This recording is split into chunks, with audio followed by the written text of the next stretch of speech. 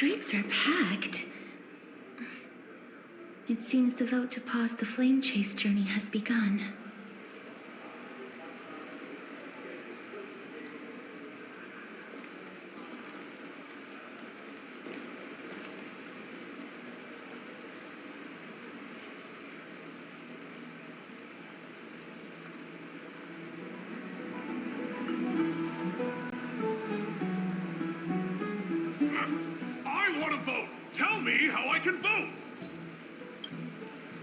Take your ceramic shard engraved with the Kefali rune, select the Council of Elders in your heart, and pray silently until the shard registers your choice. Then toss it into the Dolium.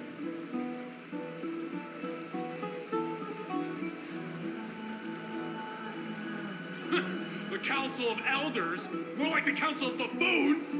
The Black Tide took my hometown long ago! Or are they kidding with bringing back Erechrysia? It's all a shame to create their own Erechrysia in Akama! The Titans are just. So long as we do not overstep our bounds again, we will not incur divine wrath. Oh, please. The time when these deranged Titans should have vacated their spot to the demigods is long overdue. You'll see soon enough, you old bogey. And I pray that Talantans smack some sense into you with their scales. We shall see how this turns out. That was quite a spectacle.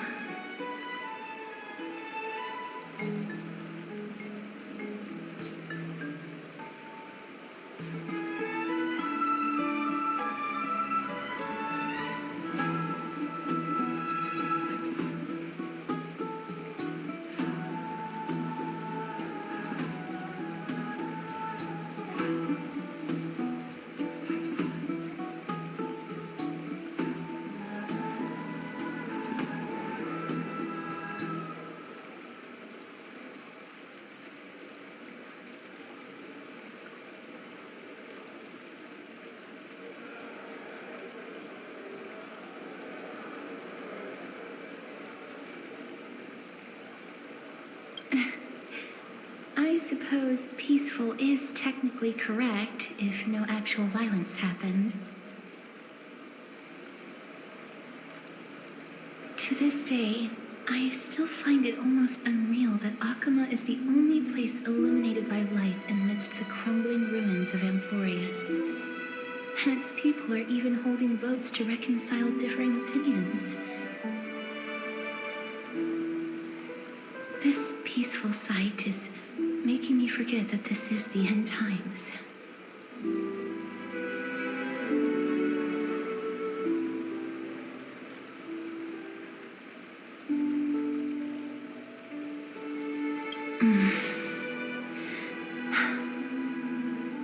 Before coming here, I had lived for many years in Idonia, a city of rime and frost. The people there were devotees of Thanatos, and were well known for their unique burial rites and traditions.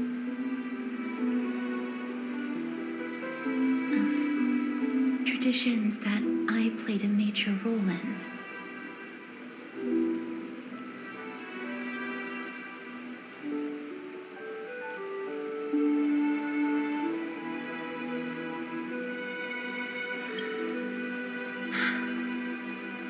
Yes.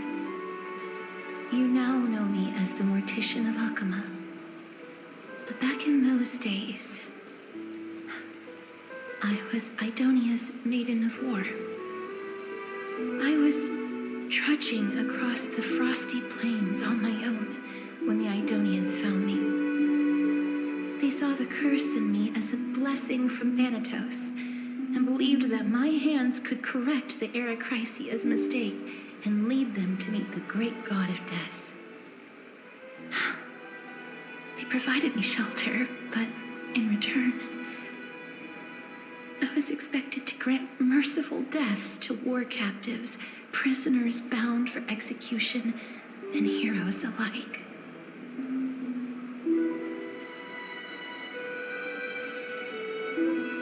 Is that how you see it too? But no matter how kind or cruel the means, Nothing can change the essence of death. Taking away someone's life is never worthy of religious worship.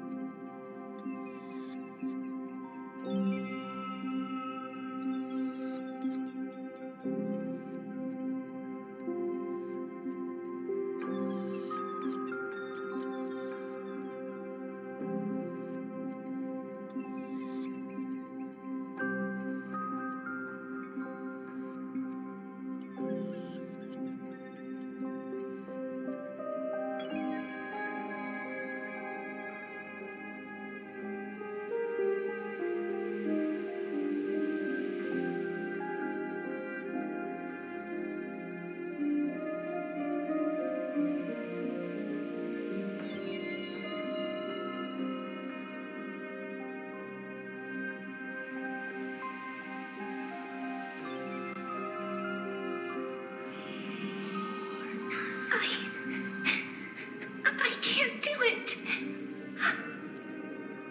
Their voices, they pierce my ears. The pleading, the thanks.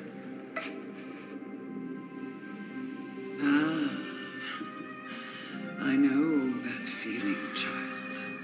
I was once as lost as you are now. But you must respect those walking towards death, just like how you should respect yourself as the Holy Maiden granting humans glory and liberation. What you're asking me to do is no better than the task of an executioner, and yet you want me to respect myself. No matter the titles, I am still taking away human lives. This won't be the first time that Edonia's fanatical nether warriors have faced death. On the contrary, recruits new to the battlefield often run away from their first fight. Death is the mightiest and gravest power in this world. The fact that you can wield it means you are deserving of respect. That's such a twisted reason. Then let me tell you a story. In Idonia, the great swords commonly used by executioners are called Draconian, in memory of Dracon, an elderly executioner. The sword has 3 air holes along its body. If the sword is swung down swiftly and accurately, the holes would make no sound, and the executed would also depart this world quickly and painlessly. But should the executioner have any hesitation, the holes would produce a piercing whistle. On that cue, the screams of the executed are sure to follow. Every executioner after Dracon is to hone their sword skills every day in preparation of future executions. Every swing of their blade must be more resolute than the last, for failing to do so will bring pain. Pain for the dying, as well as pain for themselves. No. I can never get used to this. You misunderstand, child. I am not telling you to get used to it. I'm asking you to consider the source of the dead's suffering and use that knowledge to fortify your future touches with more and more determination. Go, walk with the dead, and love them as you love life.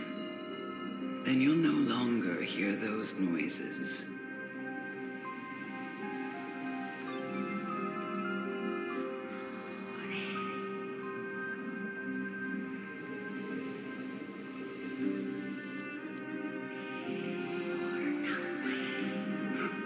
Please, don't kill me. I don't want to die.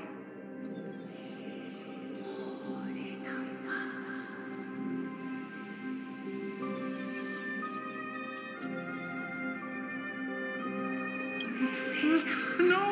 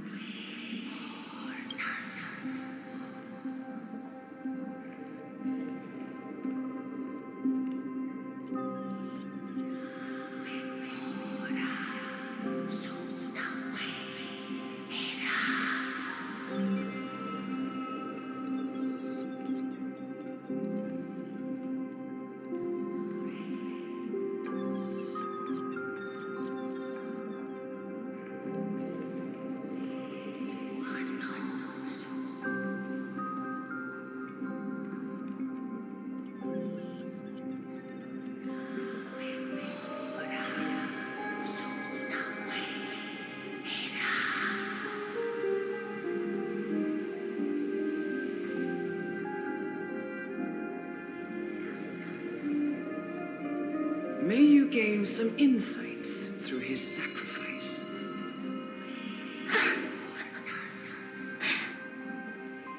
Is this all? No. Come with me. This is just the beginning of your life as the Maiden of War.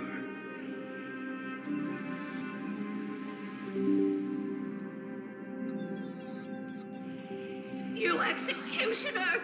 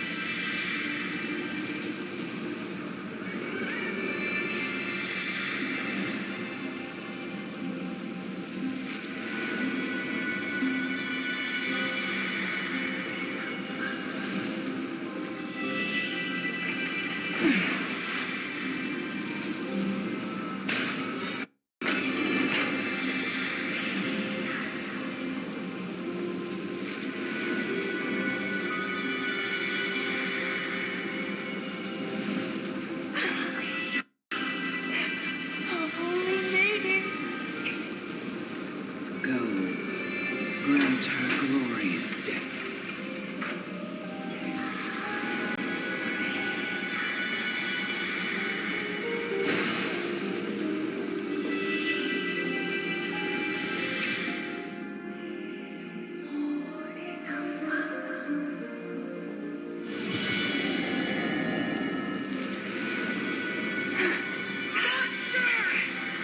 Thank you.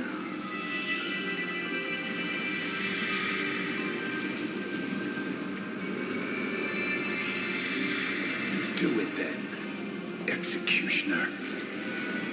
You heard him.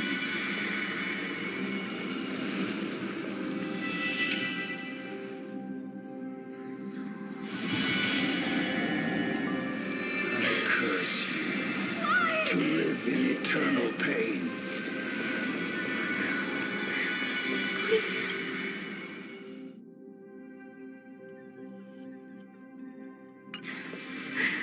Grant me release.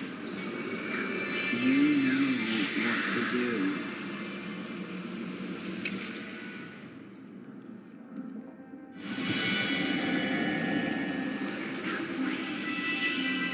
Will this ever end?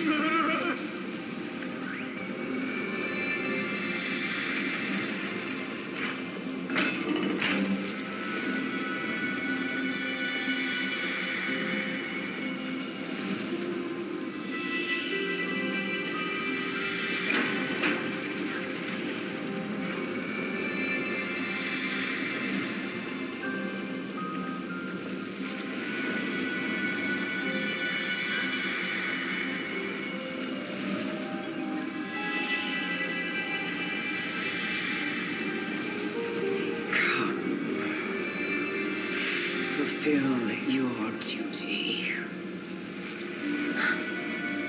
What?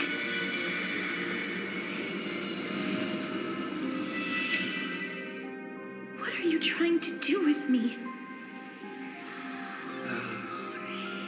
I have aged. The time has come for me to heed the summons of Patate-douce and journey to their domain. The final resting place of every Idonian. You're not that old yet. You still have many, many years ahead of you. No. I'm already dead. For I have come to fear my declining health and impending death. Castorus, will you give me one last chance to charge towards fear and prove that I am no coward? I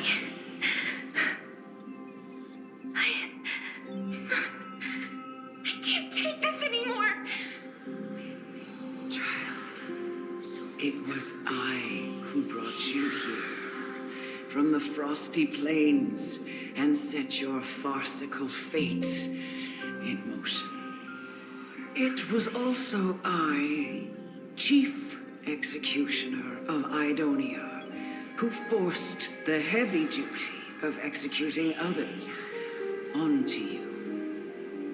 I've always known that you have doubts and even anger about my faith and about me. I never had a choice. Indeed. We essentially abducted you. Yet you can end any sinful life with just a touch of your fingers. Shouldn't it be easy for you to escape from here? I'll never do that. It doesn't matter how lightly the Idonians take death, or how readily they accept it. I simply can't do it.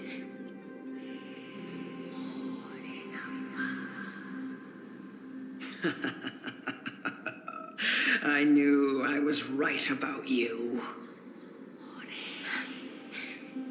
What do you mean? I've taught you and cared for you as my own daughter all this time because of this blessing that's been with you since your birth. I know no one else in the world would understand the weight of life and death more than you do. In the eyes of an Idonian, death is the end of all life. A destination we will all eventually reach. Humans should not resist it, but learn how to face it. You can only live your life to the fullest after understanding this principle. And when you do, even if you eventually leave Idonia's protection, even if you must carry the curse forever, you can live with your head held high like everyone else. No. How can I?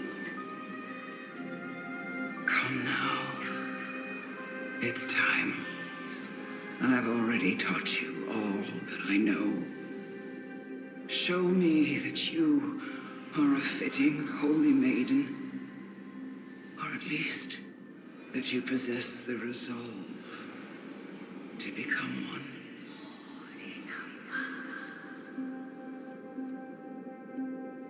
Come now.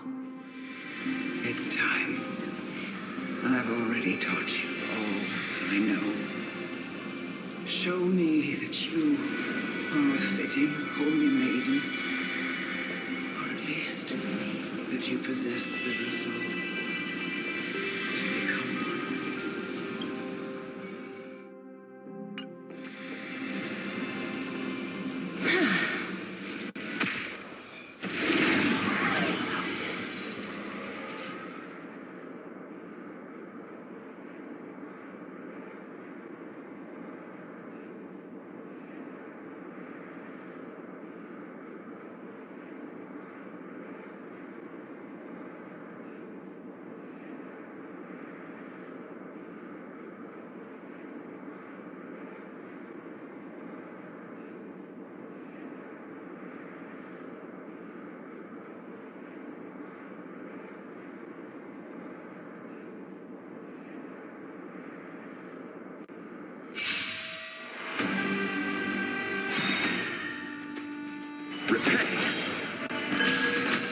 You chose the wrong enemy. Relax.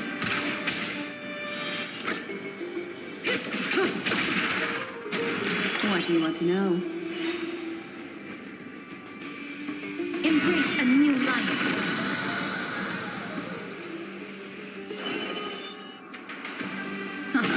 Stand still.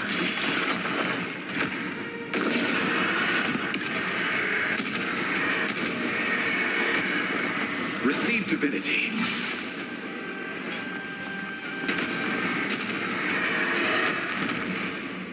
May just protect us! Relax.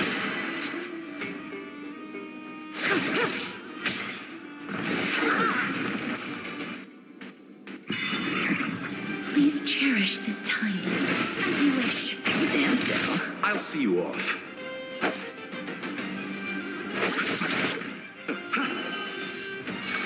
Ill-tidings manifest.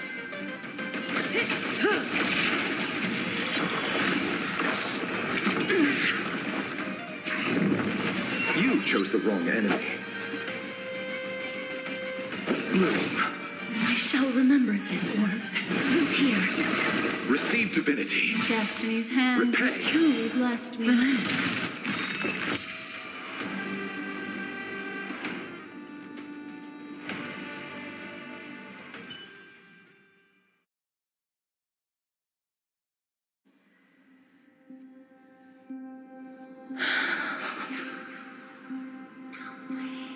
This was the last time I followed her command. I gently touched the elderly woman before me.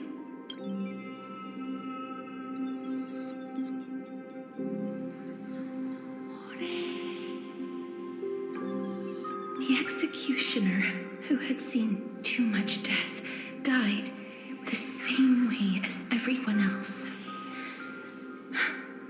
A gasp for air, a wistful look in her eyes, and a barely perceptible tremor in her fingertips. Elder Amonette, the person who tried to teach me about death, ultimately vanished like dew in the morning mist. She spent her life embodying the beliefs of the Idonians, and when death finally came, she embraced it exactly as their doctrine had taught.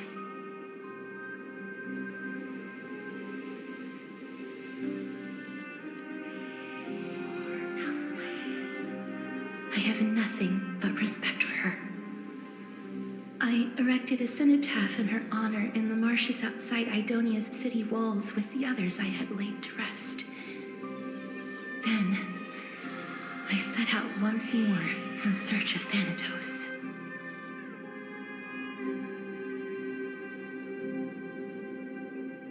It was a long, long journey.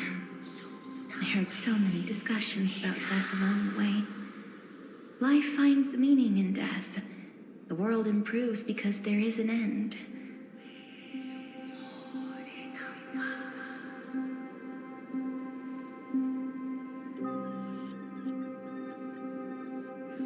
It seems the most terrible darkness in this world. Everyone talks about its heavy weight. Some resist it, some worship it, and some even revere it.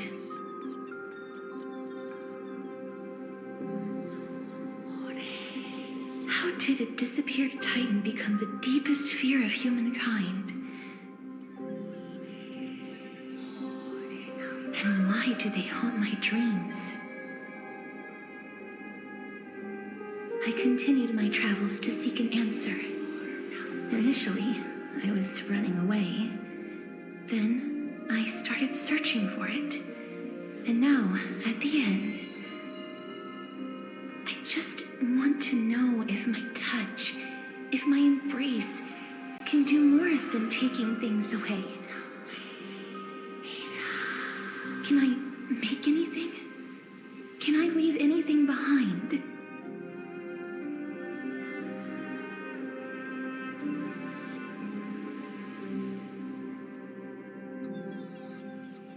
I don't want to die. Please, I'm begging you, just let me go. I don't want to die, please. I don't want mercy like this. Just let me go, Adean. I don't...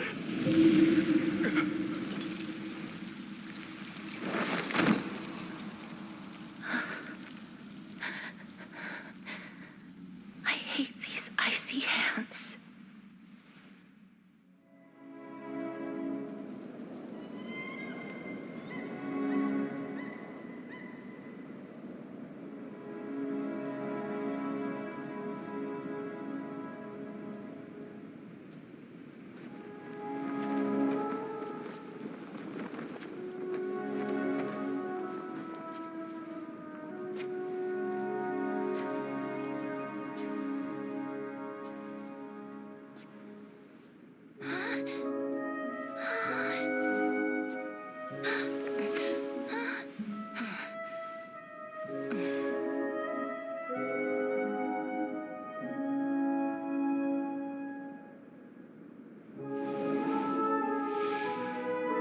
Get it over with. End its suffering.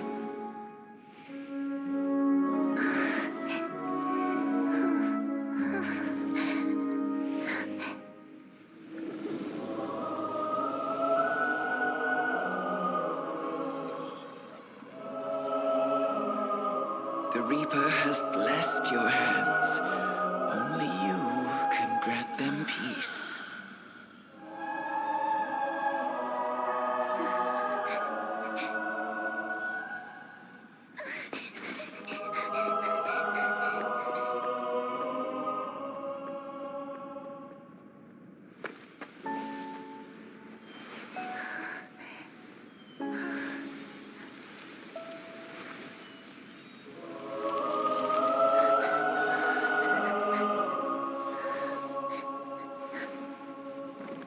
Embrace death. Walk alongside it.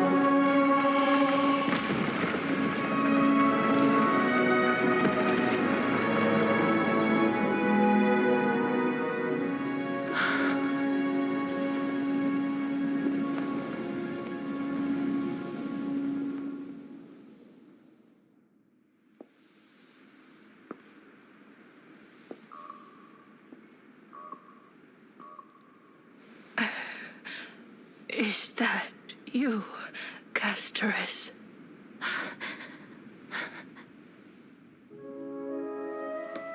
All of them have gone, heeding death's summon, crossing into their domain.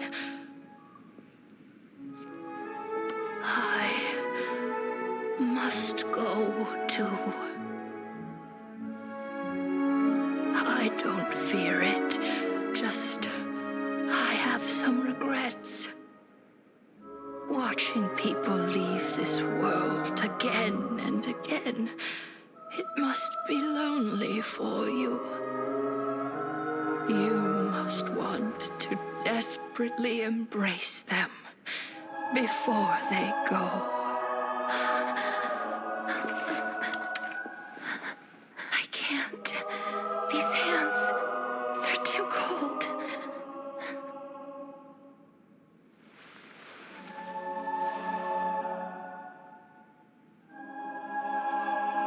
But Big Sister Castorus, your hands are so warm, just like anyone else's.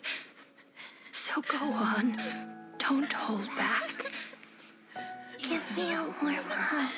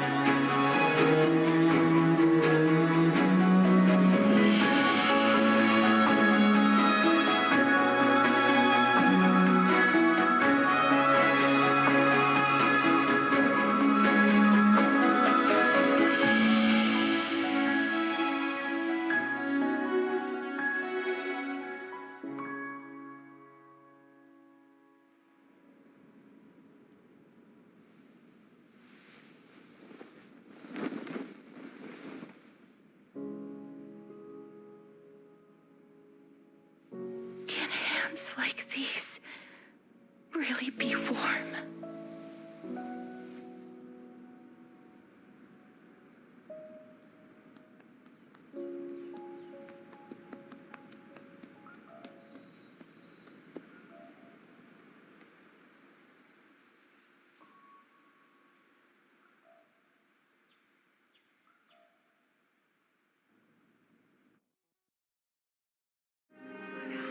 On the day that Oryx's trial ended, you must have had many questions.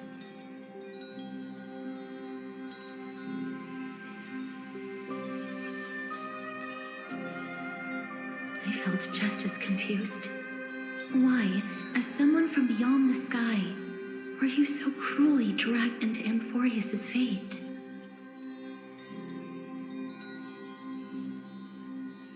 I wished I could take action, but no matter how hard I try, I cannot simply interact with the living as ordinary people do. Even when we brushed against each other unintentionally in the grove, and it was obvious that nothing had happened.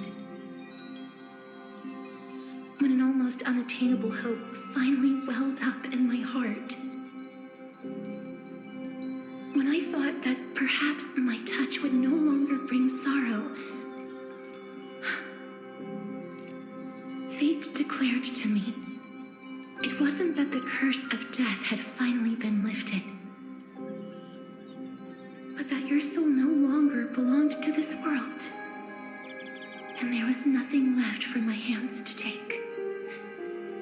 Nothing. And did I really think this time would be any different? It's not that I don't understand this reality, just that I'm unwilling to accept it.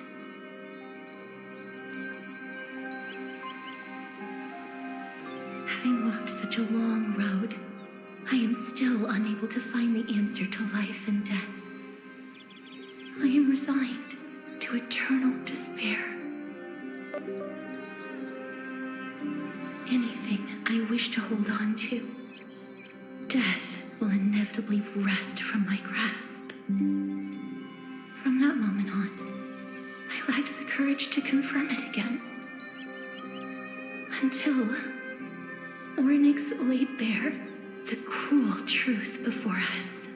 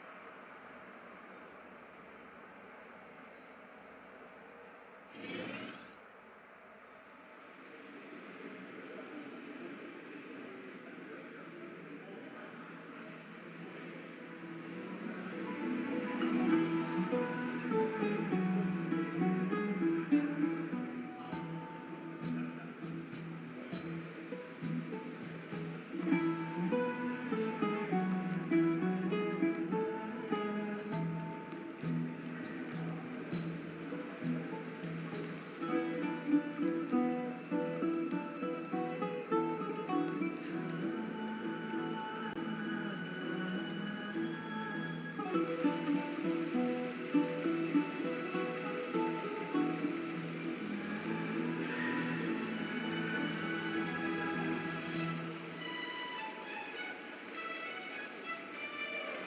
now, perhaps I might have one last chance. Long ago, Trinan read a prophecy to me. At the end of the sea of flowers, the souls of the living shall warm thy fingertips, and after an embrace, there shall be eternal separation.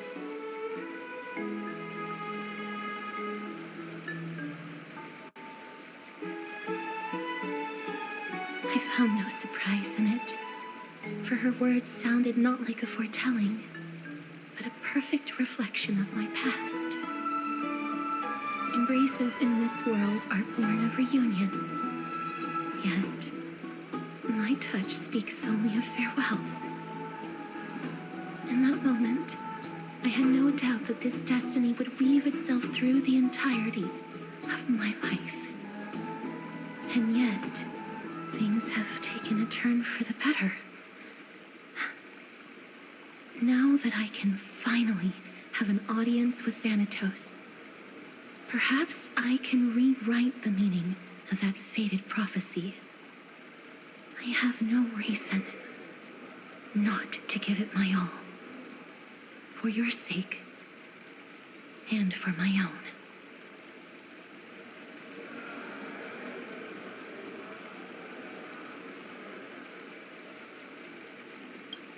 With that, I won't have any regrets.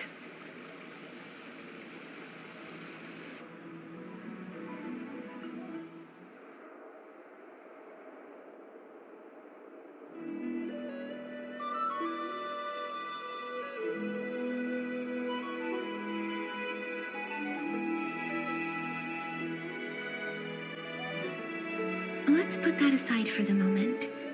We've arrived. I want to retrieve a small gift I specially prepared for you. I made it myself, like the trinket I gave Lady Trian. I want to leave something for everyone, if possible. The journey to seek an audience with the Death Titan cannot be an easy one. I want to make full use of every moment I have before we depart, so that I don't have any regrets.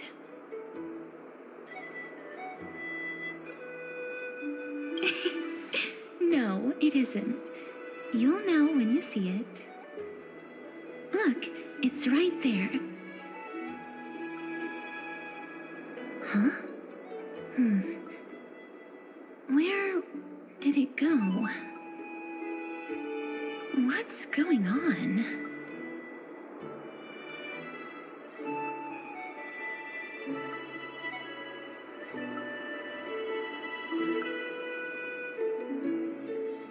This is the coin of Zagreus and a slate. So it's her. It's a Lady Cypher, the demigod of Zagreus whom Lady Aglaia had spoken of. She's a master thief who's left legendary tales all over Amphorius. So many years have passed, yet she's still announcing herself in such a crass manner. Let's just do as the slate says and look for Lady Cypher.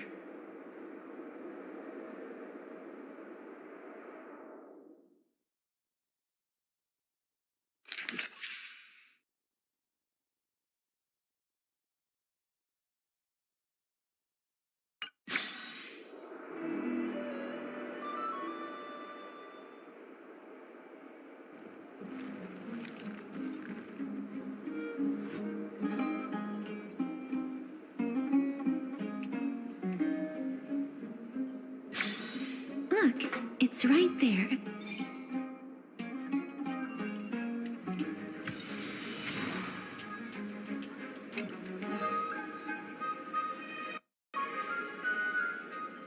I must pursue her.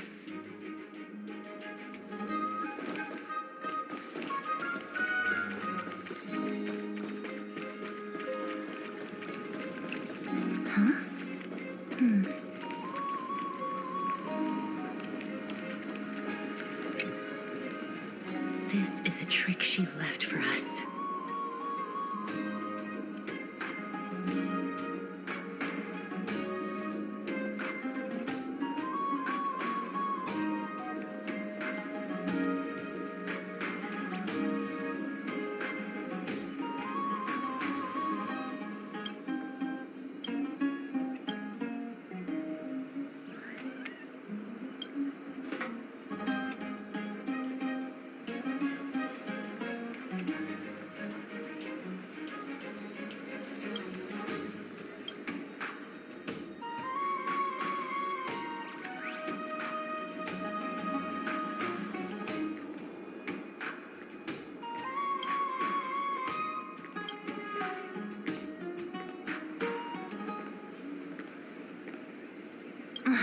She's incorrigible.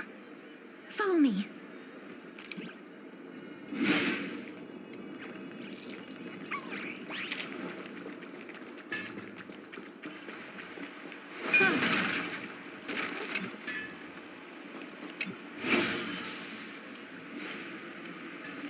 Never save for tomorrow what you need today.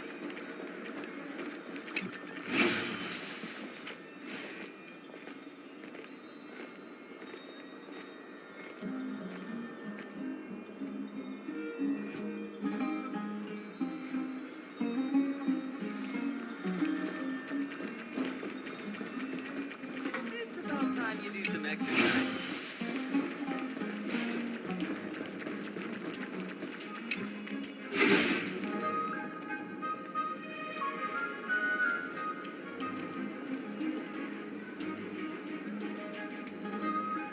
Exactly the kind of thing she would do.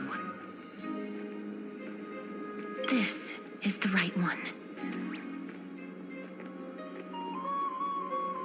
We must pursue her.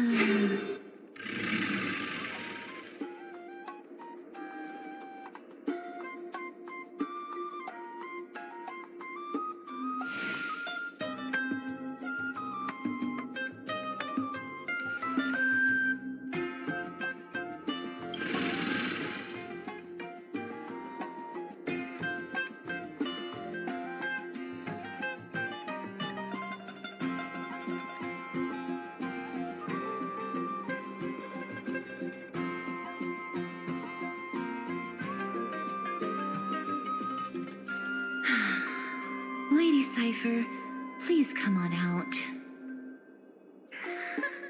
You're still careless as ever. Shouldn't you keep such a precious gift near your bosom? Since you know it's a gift for someone else, please give it back to me. Stop hiding among the people and letting the wind carry your voice. Now, since I know it's a gift, that just means I need to know if it's worth. The children of the wind never stay for long in one place.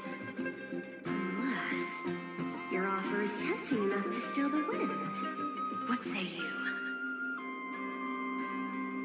Name your price. I'll give you however much you want.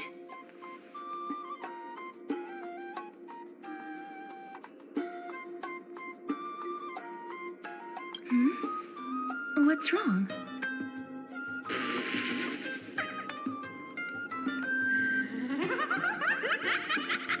No wonder they call you Princess Homebody.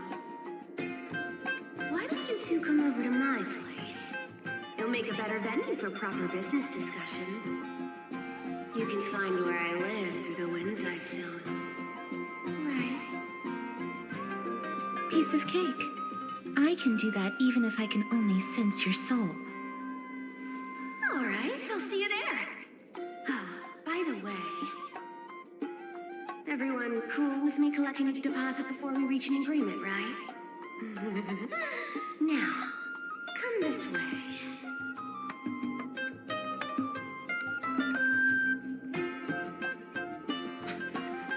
Where did my dew of divine blood go? She's incorrigible. Follow me.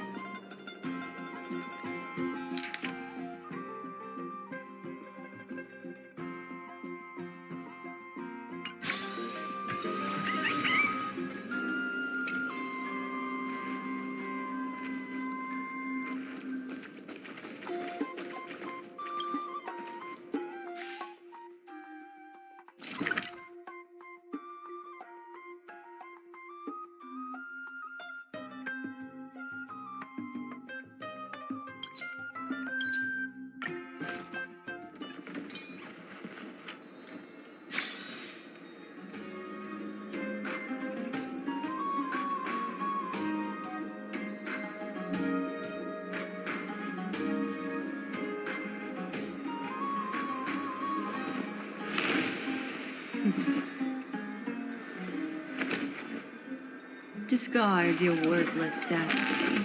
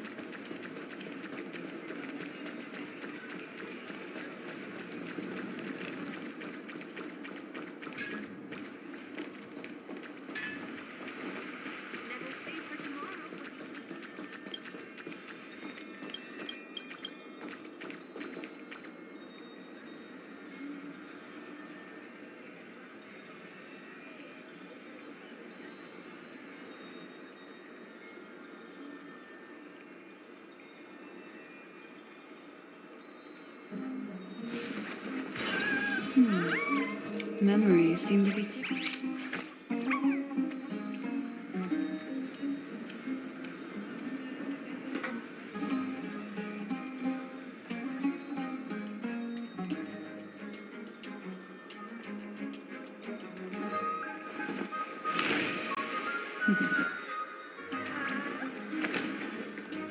Discard your worthless destiny.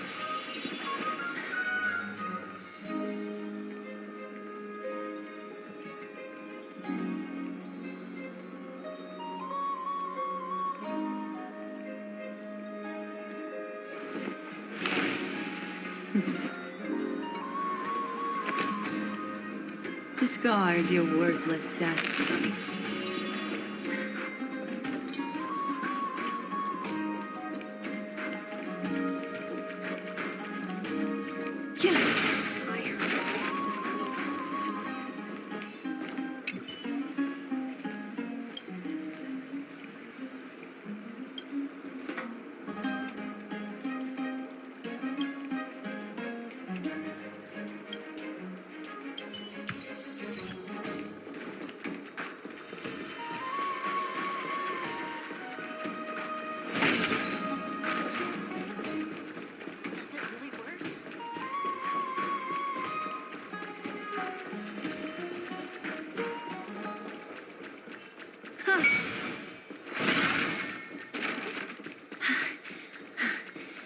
Here we are.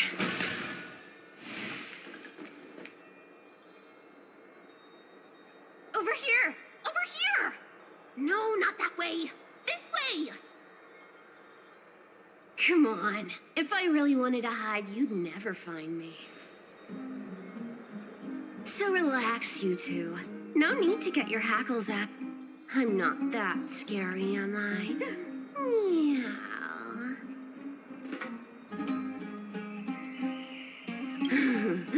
No way. Some people might have been into that a millennium ago, but it's long since gone out of style. Loosen up, buddy. Shall we get down to business? Give me the jewelry piece first, or everything's off the table. Oh, come now. Don't be so upset. Relax. Relax. Look, isn't the view here just great? You can see what everyone is doing and where they're going, and they won't even know you're here. Now that we've broken the ice, let's get to the point. Everything I've said so far has been a joke. I'm inviting you two here for 3 things.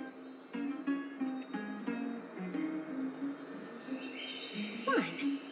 The seamstress found me and wants me to take you to Styxia to look for the Death Titan.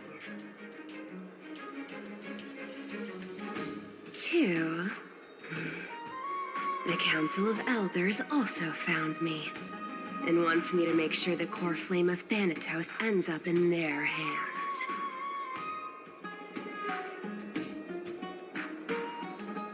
Gold Weaver, Control Freak, #1 beauty of Akuma, Aglaya the Mom.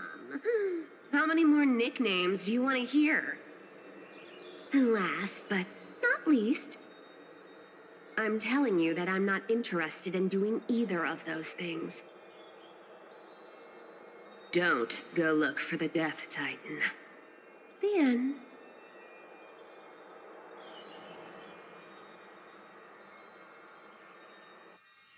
Wow, this is some high-quality stuff. And this room is full of it. How much are these worth, Did you get all this through that Aeronova gimmick?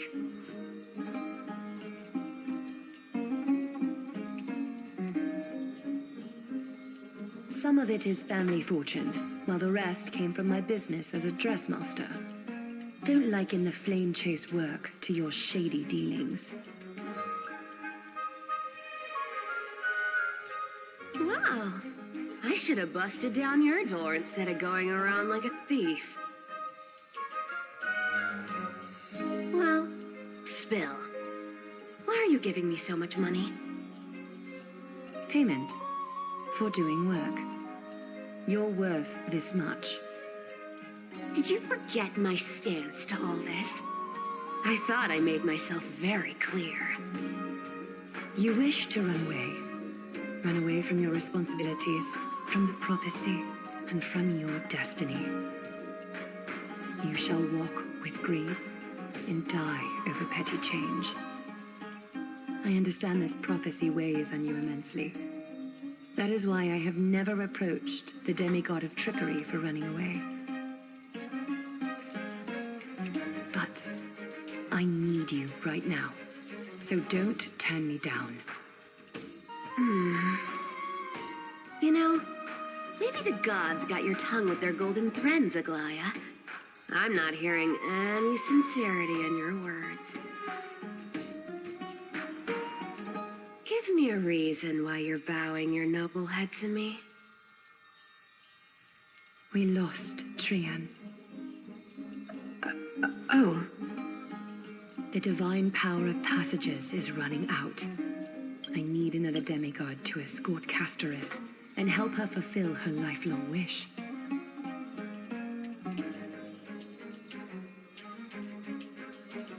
Oh, I get it now.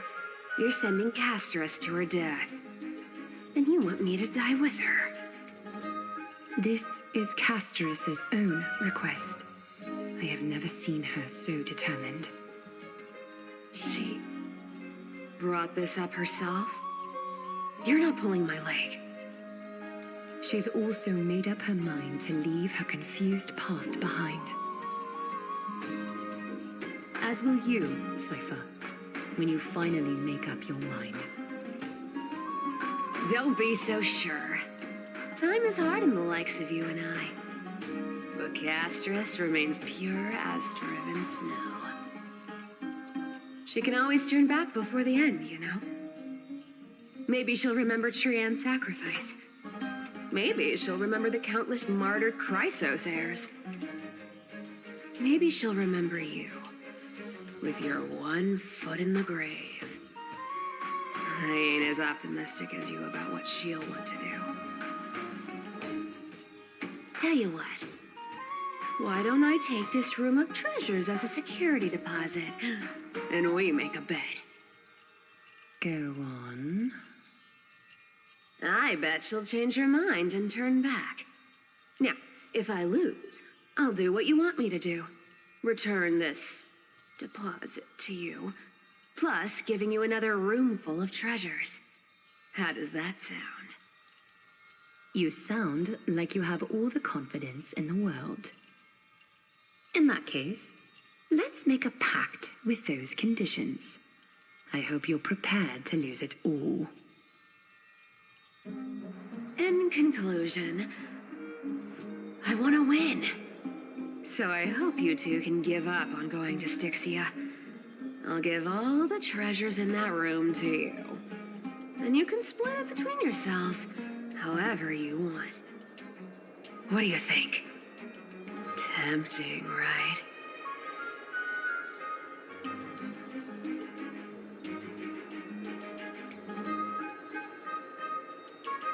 I decline. If we don't find the Death Titan, her soul will... Oh? I can't go into the details, but we have to go to Styxia. I really don't get how. Princess, homebuddy, you keep talking about needing to find Patate-douce, about getting rid of your curse, and you don't care about anything else.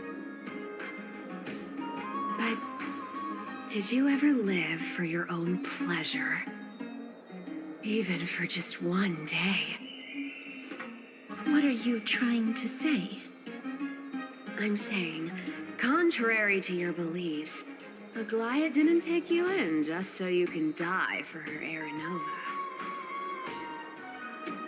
The flame chase journey walks hand in hand with sacrifices.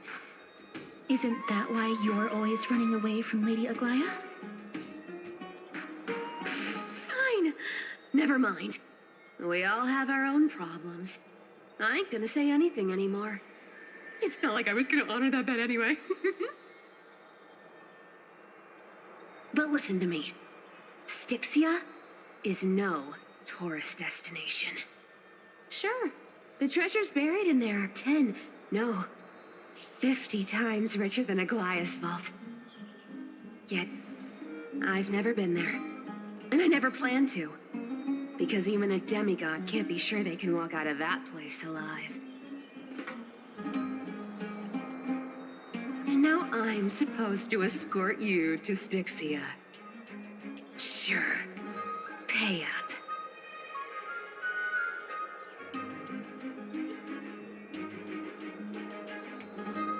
Me too. I have lived a longer life than most people. Though I'm not as good at doing business as Lady Aglaia, I still have some savings.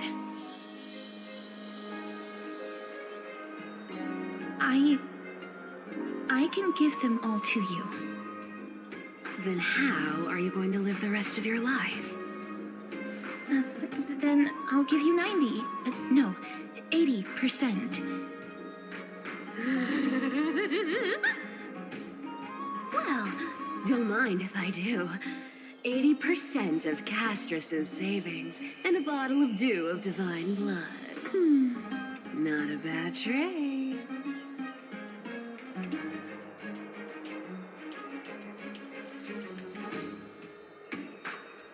I'm so scared.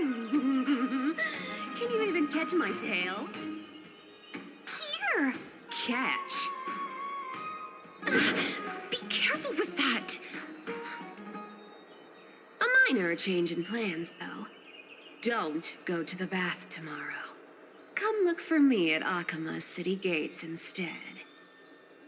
So, why are you changing the meeting place? Oh, nothing really. Just a bit scared of the seamstress's frosty face. I wouldn't stay a second longer in Akima if it were up to me. Well, now that we've struck a deal, why don't I give you guys a lift back? It's gonna be a long ride. So have a good rest.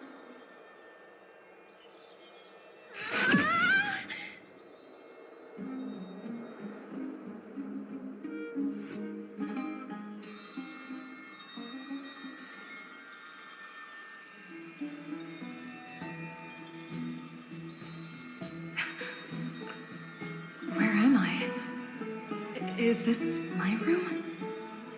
How did I get back here? This is... coin. It was Cypher. And she even tucked me in? Never mind. It's getting late. I'd better get going.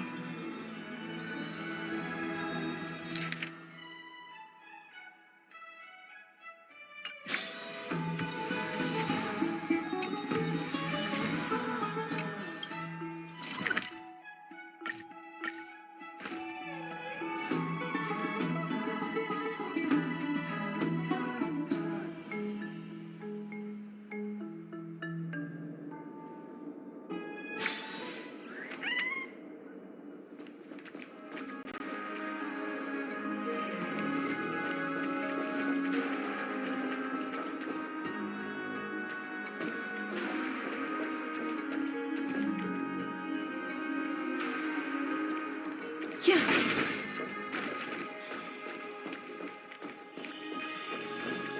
Huh.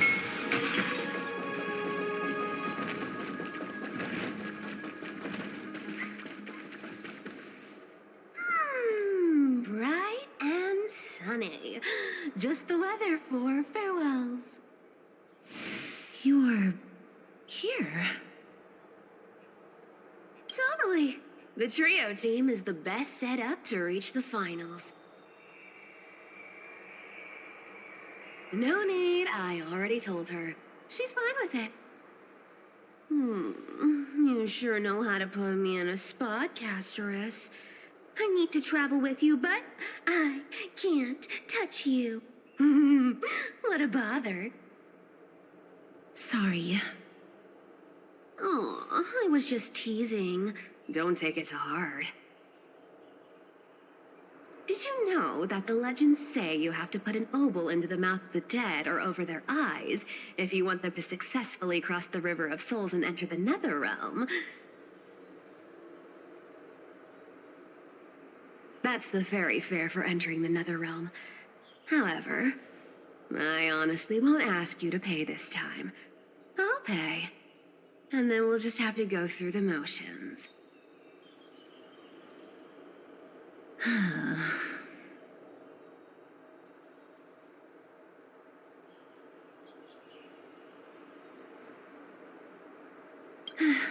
Don't worry. It's not a lot. All right, pass me the coin. It's time to get the gods' powers going. A fleet-footed trip to the Nether Realm. Here we come. Oh, one last thing before we go. I gotta give you this piece of advice. Especially to you, Princess Homebody. You can't catch the wind by waiting. You only live once. So make the most of every moment you have. Get ready. Be steady. Hi, your turn. Don't be nervous. After all, it'll be gone in the blink of an eye.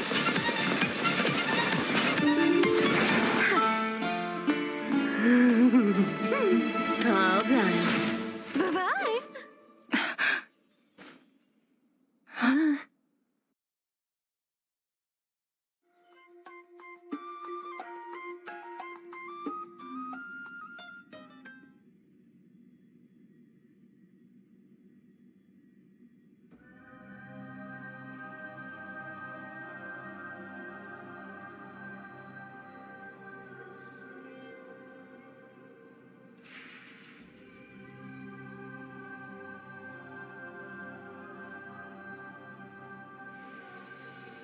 Are you feeling all right?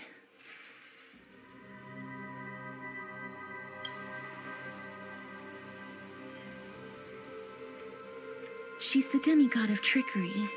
When she flips the coin of whimsy into the air, she gains incredible speed that lets her travel anywhere in an instant.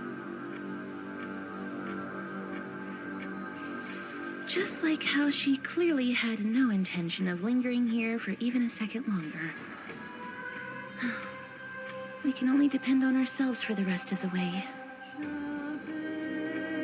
Don't worry. Mem's here to help.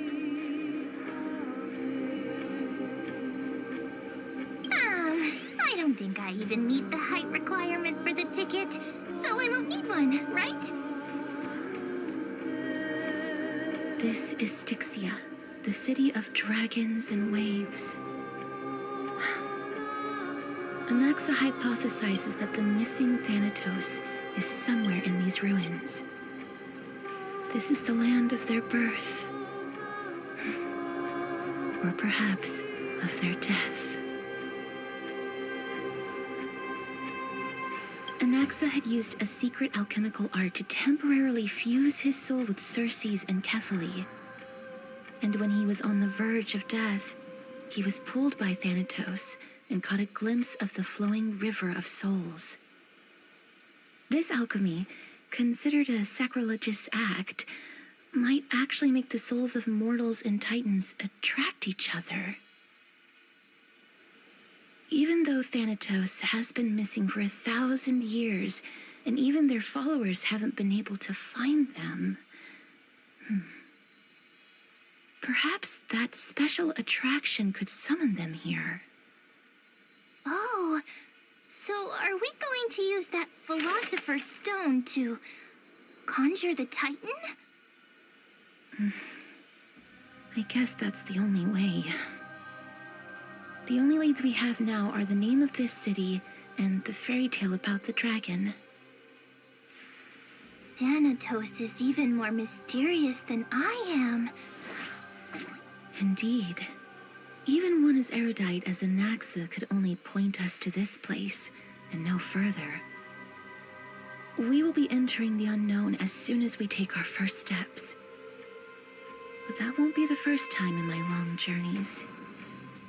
I believe that, rather than standing still, taking action is by far the better option. Perhaps fate might take pity on us today and show some compassion.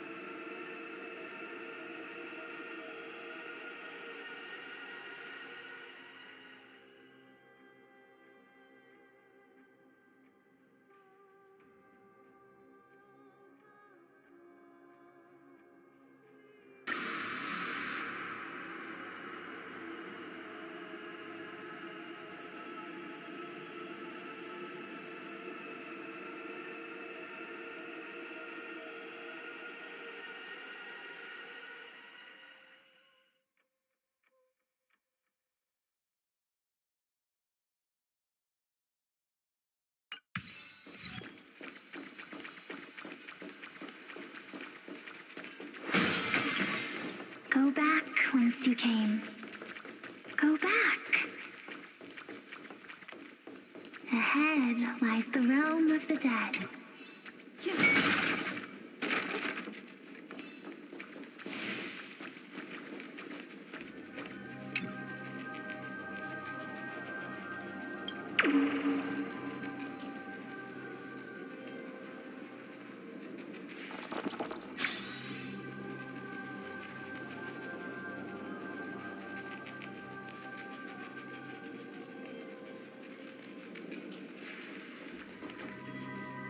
What a beautiful butterfly.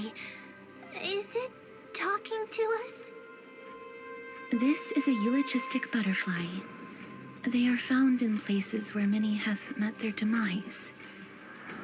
In Idonia, some think of them as manifestations of Thanatos' benevolence.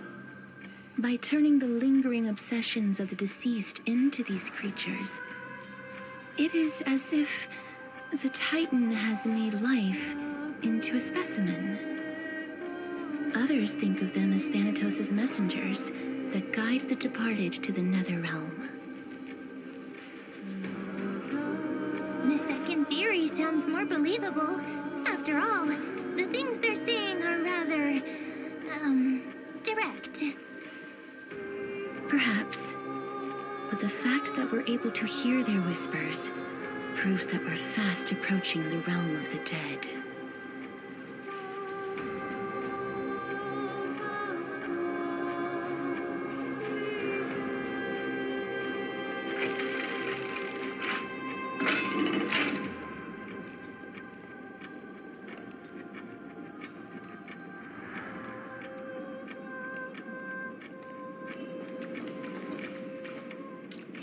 Let's wait.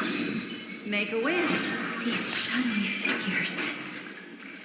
Are they illusions reflected by the River of Souls?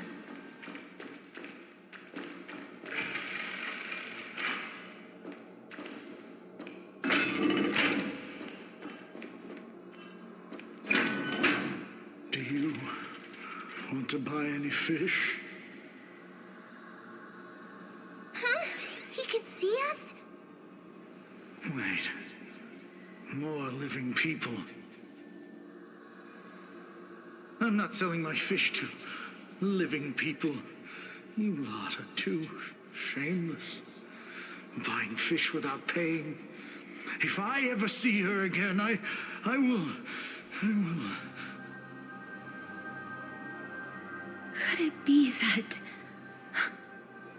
you're all dead souls that never achieved rest?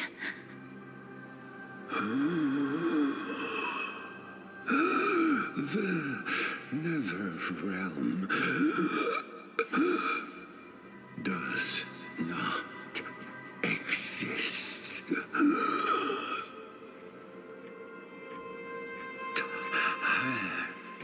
Titan rejects you. Me.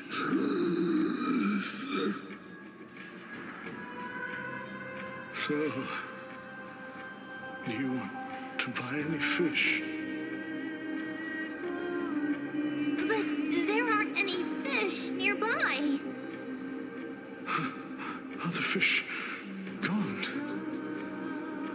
The people are gone too. I can only keep selling fish. So, do you want to buy any fish?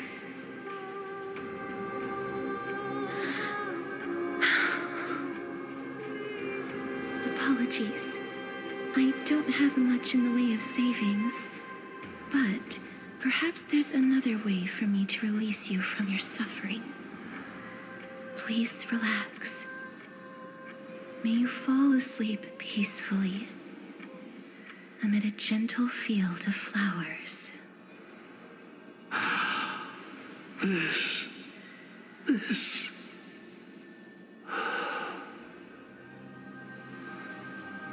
I knew it. These people aren't illusions. They're the souls of the deceased. They're supposed to reach the end of the west wind by floating down the River of Souls. Yet, they have floundered upon the shoals of the stream, unable to move forward. Did Thanatos reject them? Or perhaps they didn't really die at all? Why are you identifying as a dead person now? Don't give up on yourself! I have no idea. This circumstance is completely unprecedented. Hang on. Didn't he say more living people? So that means he's seen other members of the living apart from us? Could it be that these souls are stuck here due to someone's deceit? If something is done out of goodwill, are you really gonna call it deceit? Goodwill? I can't see anything good out of Wait a minute. Lady Cypher. That's me. Could it be that you are the living being that those souls met? Ugh, I couldn't take their behavior anymore. So I stole some things here and made up some lies there. Just trying to give them something to look forward to, you know? It's because of vile living creatures like you that we're being misunderstood by all of them. What else am I supposed to do? You can see the mess this place is in. These poor souls are denied by the Netherrealm. So now they're stuck in a few brief moments of their life, unable to move forward or back. Did you see those two blacksmiths on the way? They've been here for as long as the sun's been around, wailing over and over about casting a shield. Styxia is so freaky. Then why have you come back, Lady Cypher? Hey, I'm not here to aid your adventure. I hate water more than anything else in this world. Especially that stinky river of souls.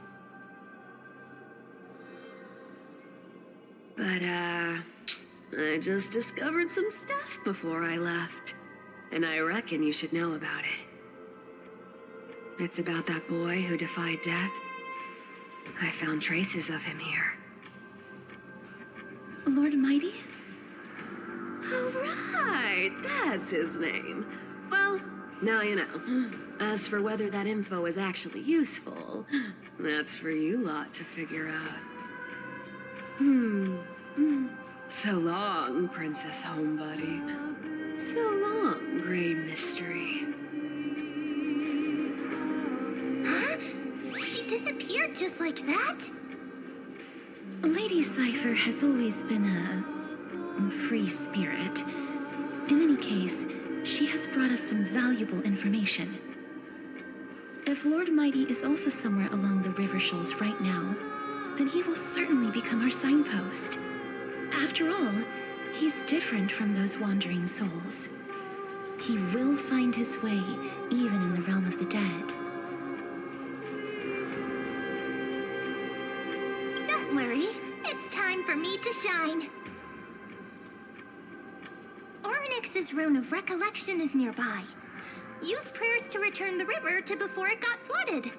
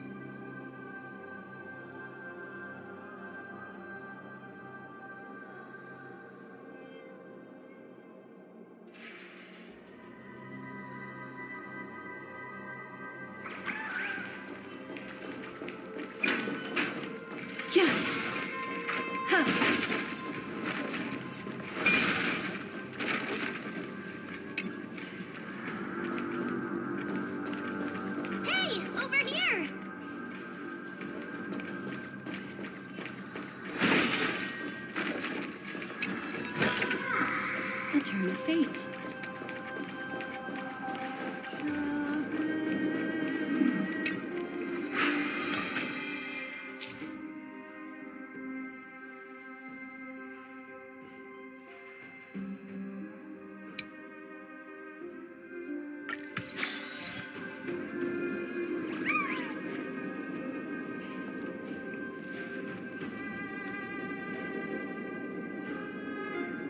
Orinix's miracle has appeared. Amazing! It's like we're inside a giant bubble. Even the river got parted.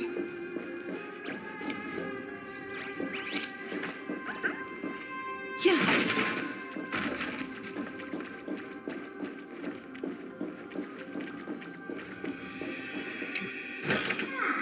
A sincere heart prevails.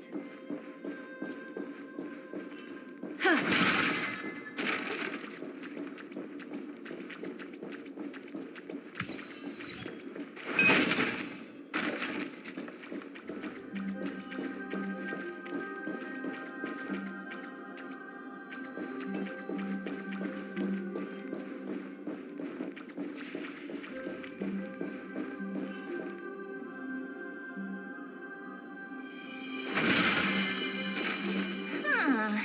So this path actually didn't exist back then?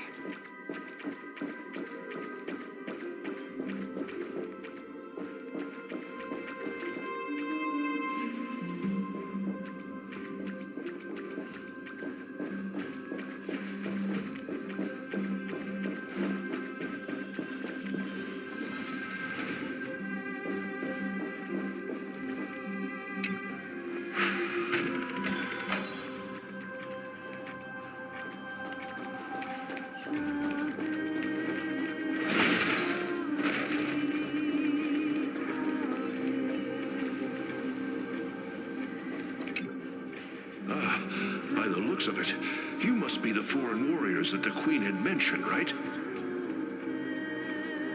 Since the current campaign requires the utmost care, I wasn't able to make time to welcome all of you. Please, forgive me. Foreign warriors? A priestess, a warrior, and a divine beast. You look identical to the blessed saviors that the Queen described.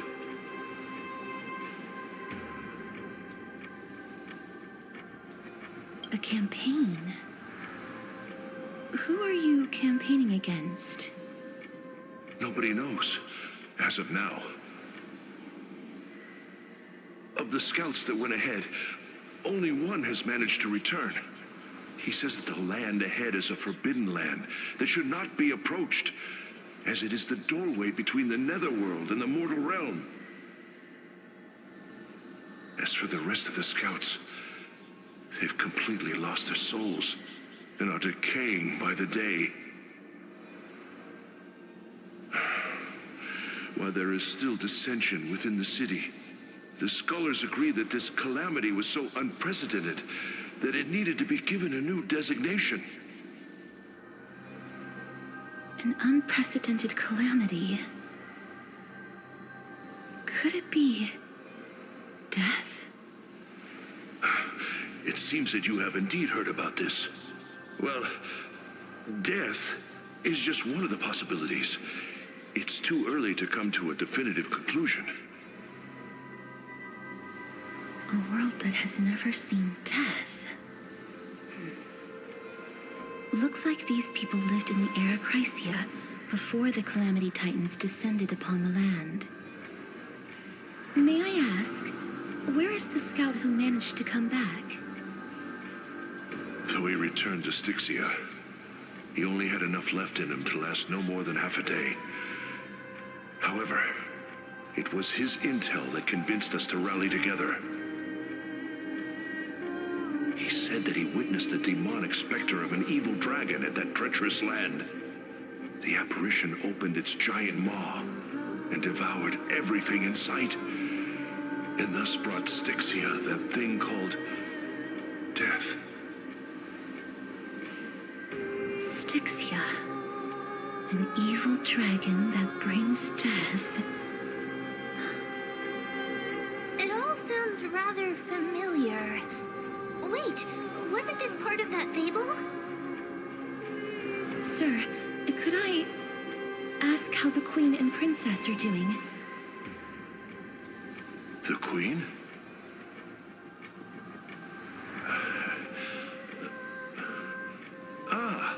By the looks of it, you must be the foreign warriors that the Queen had mentioned, right?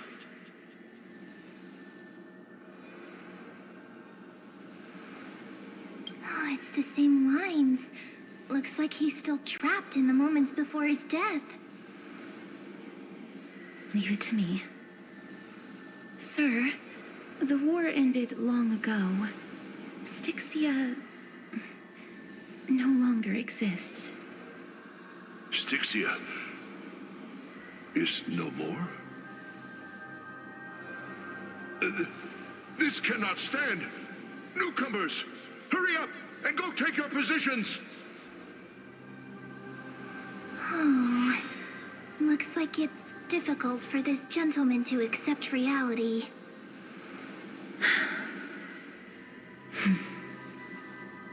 Sir, I am the Maiden of War, sent here by the Queen herself.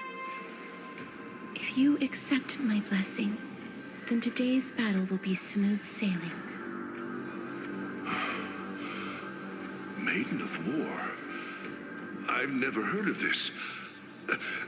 There's little time to waste. Please don't take too long. Don't worry.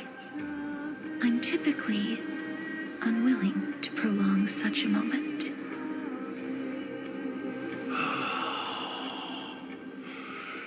Is it over? Have we won?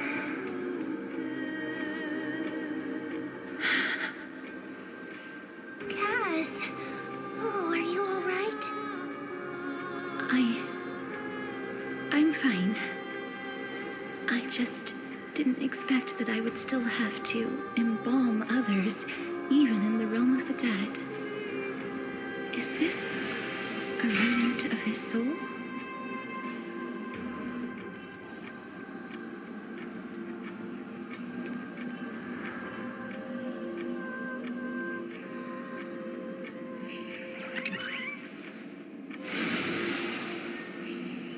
Well then, why should I place my trust in you? Holy maiden from afar. Wait, this is...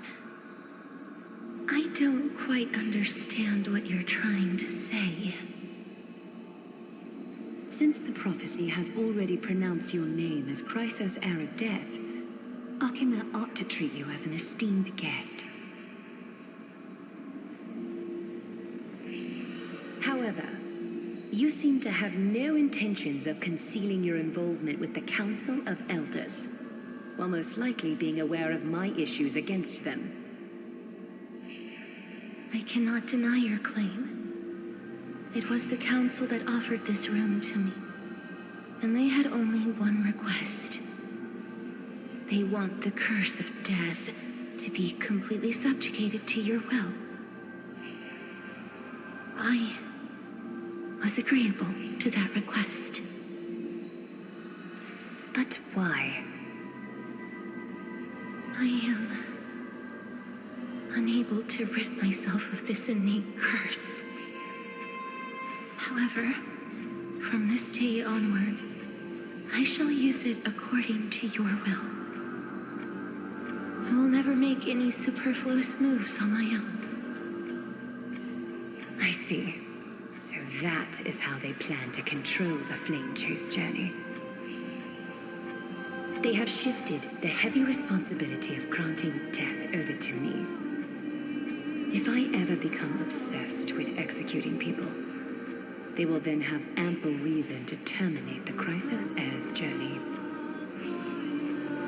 And yet, you seem to not mind. This is quite surprising to me. That's because the fate that we were born with is a burden far heavier than that of an individual's life. I've woven many unforeseen events into the tapestry of fate. This is but one instance. Tidy up your precious garments and come with me. Akima welcomes you, Casterus.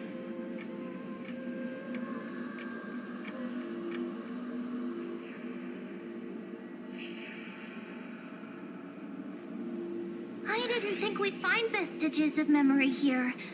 Maybe they've got something to do with Orynyx's rune? Perhaps, but I do not need a reminder from them. This memory is one that I will never forget.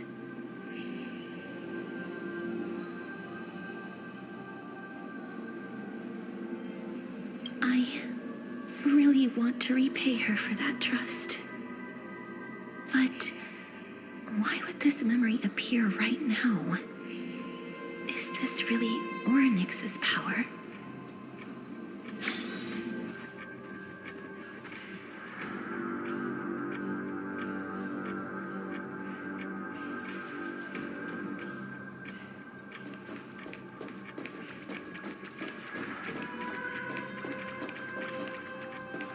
Could these dead monsters actually be... If Lady Cypher is to be believed, this could be the handiwork of Lord Mighty. He's still fighting against the Black Tide, even in the Netherrealm.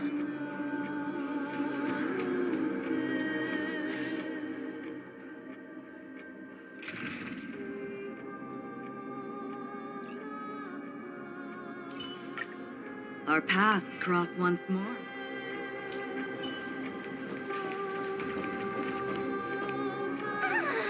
Why are the Black Tide monsters here too? Can they swim in the River of Souls?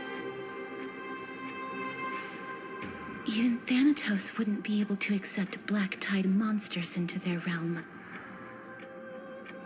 These traces seem to suggest that anybody who trespasses upon death will pay a heavy price. Since the realm of the dead must remain peaceful, it's imperative that we rid the place of such discordant noise. Please stay back. Let me deal with these enemies.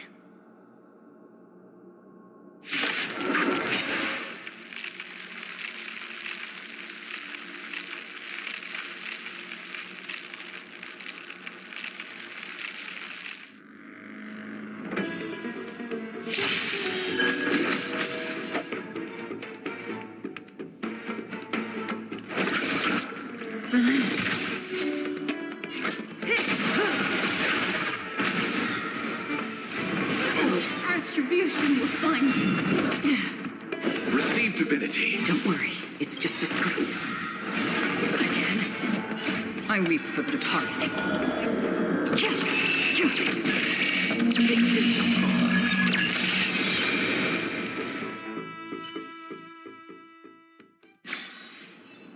Another blood debt repaid. The path ahead is blocked by the River of Souls again. In that case, let's go back to the past. This miracle sure is handy. This is yet another aspect of a Titan's divine power.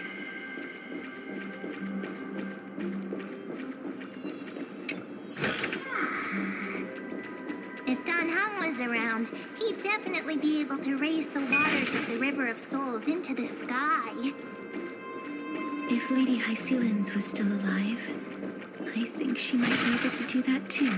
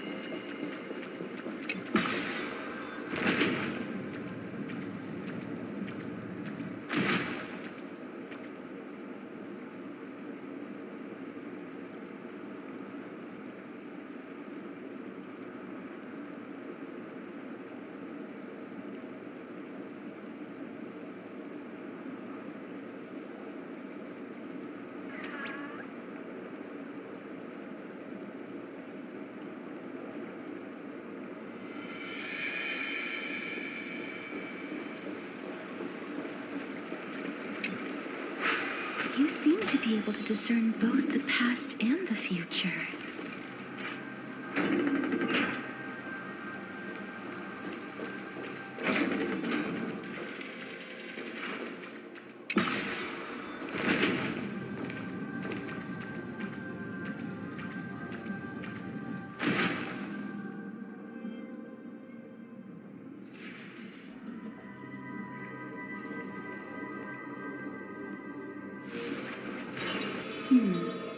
Memories seem to be different again.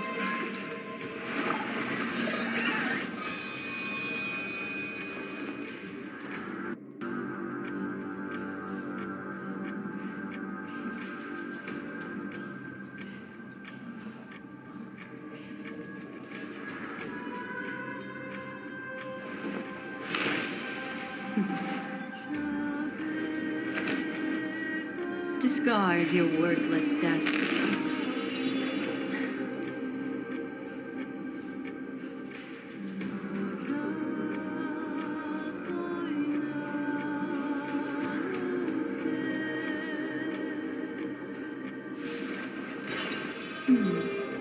Memories seem to be different again.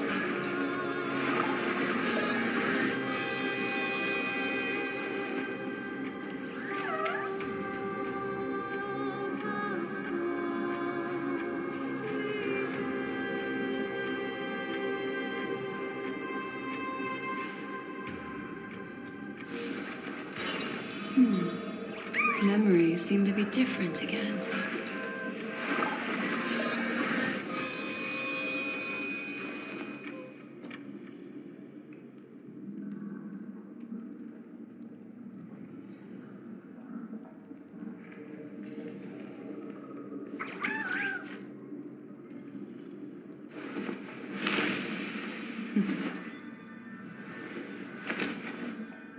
Discard your wordless destiny.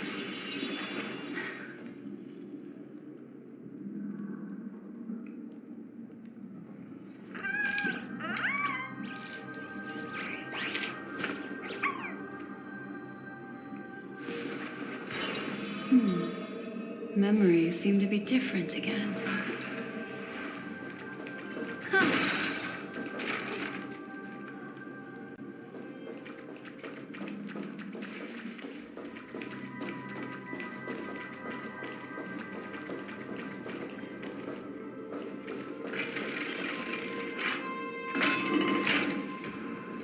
Oh, this place must have been a beautiful courtyard in the past.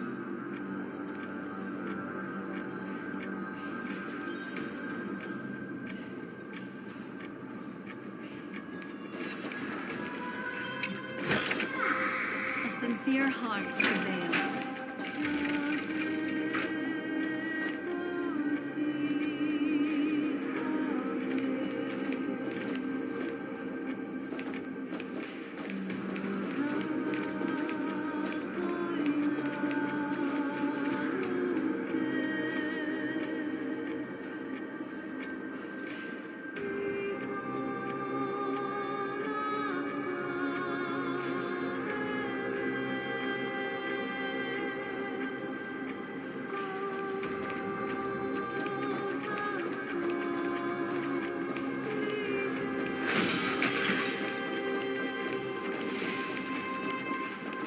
Make a wish.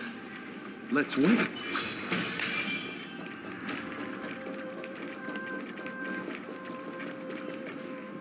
Please excuse me. I am but a scholar from a distant land who had the misfortune of falling into the River of Souls and turned into a member of the dead. Huh? This one seems to know that she's already dead. Oh, I was merely speculating, but it seems I was right. And you, I recognize you. You're the Holy Maiden of Death from Idonia, right? I'm sorry. I cannot bring you back to life. However, should you desire it, I can end your prolonged limbo. I'm well aware of that. Even if you were able to revive me, I would never choose that option. That's because I didn't fall into the River of Souls by accident. Instead, I leaped into it to seek my death. Why? If you could see the life I've led, then you would not reproach me so. My life was far too miserable. But I did not expect things to stay the same even in death. What a joke. In escaping my mortal life, I've entered a millennium of pain instead. Circe's above. What cowards humans are. For we fear both life and death simultaneously. I'm sorry. I am also powerless to answer that question. That's all right, Holy Maiden. At least you are able to respond to me. Please, grant me death. Circe's above. Does this count as thinking till the moment I die?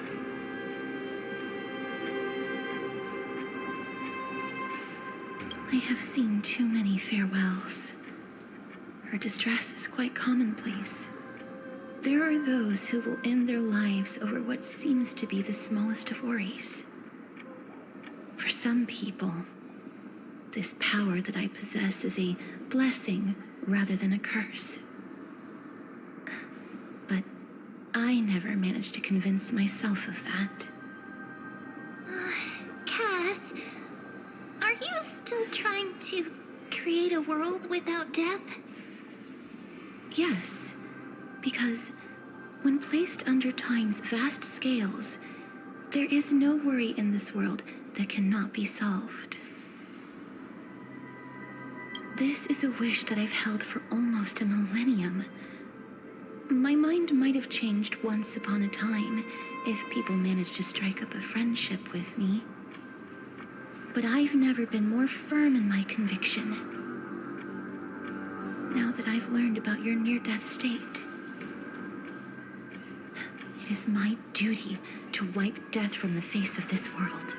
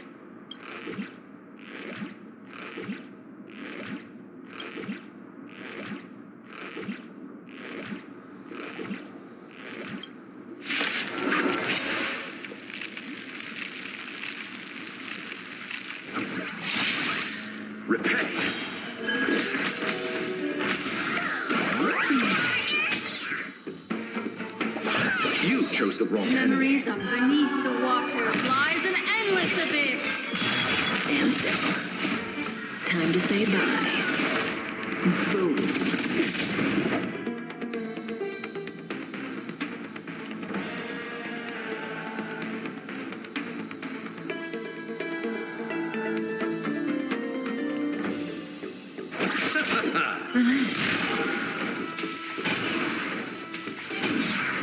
May as well kill them all. What do you want to do? Stand still. Free will, or was it fate? Still water's uplifting.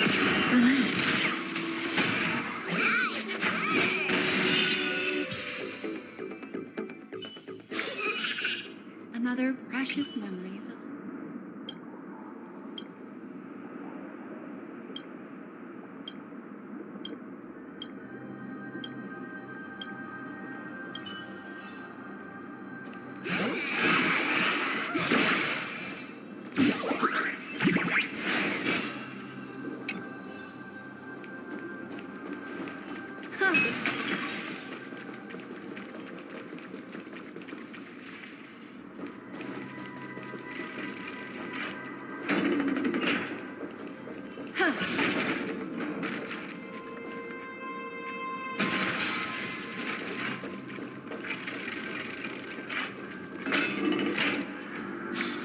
Wow. This place is so spacious. Is this the kingdom's vault? That's fine and all, but we need to lay down some rules. We're not gonna return to the past to steal things.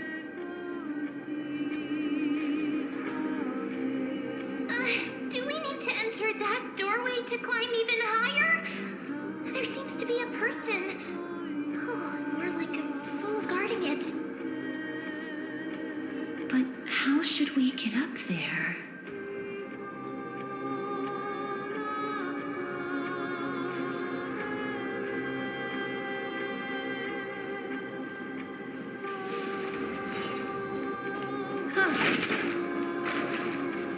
Make a wish. Let's wait.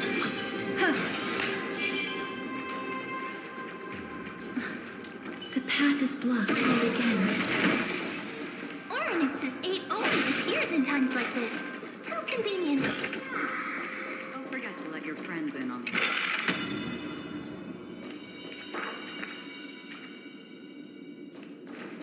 Stream forth. Gleam.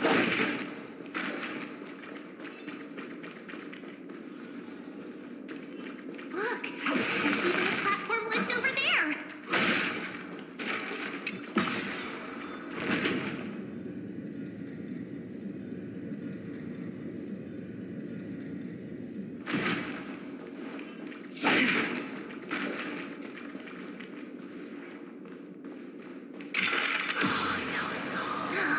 A chest of the past has been left behind, but none of its treasures remain inside. I'm crying. Seek, and you will find.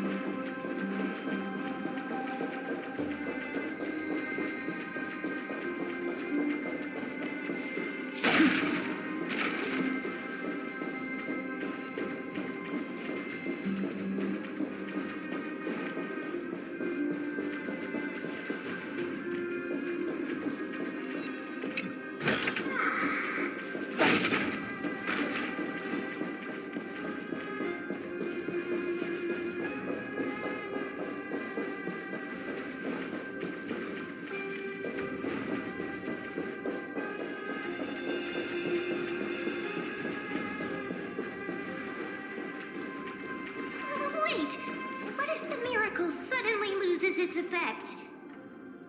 Mem, do you really want me to answer that?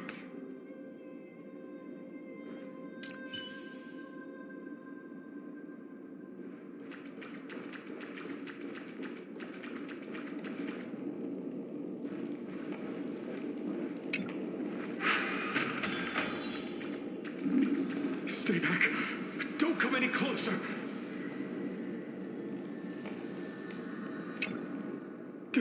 Don't come near me. Huh? Why does he look so panicked? Did the black tide monsters frighten him?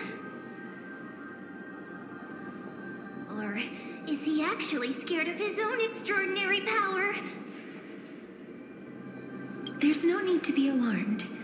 We're just passing by the area. See? None of us look threatening.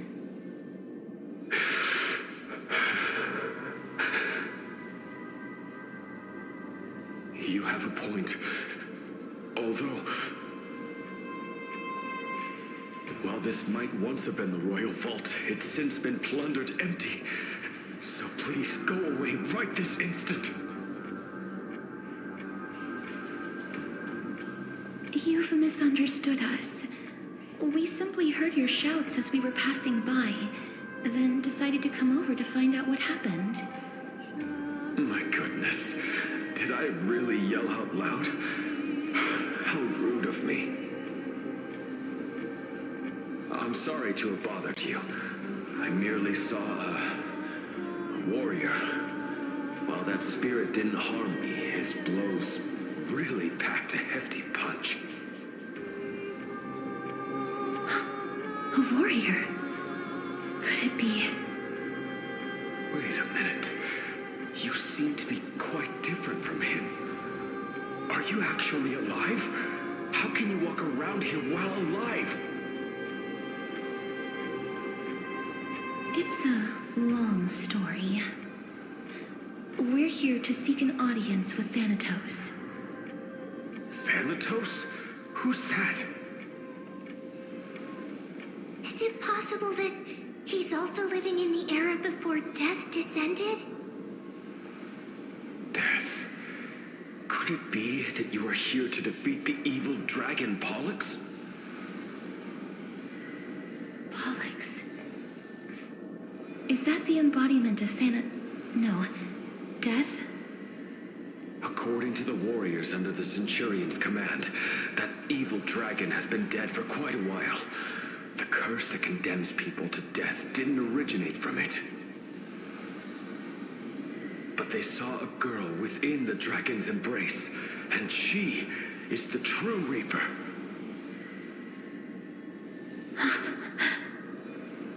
Pray tell, where is that girl right now? I've heard that the Queen spared no effort in bringing her back to the castle. Her Majesty intends to control all of Amphorius with his unprecedented power. As for whether this rumor is true, well, no one knows. You have my thanks for the invaluable insight that you've given us.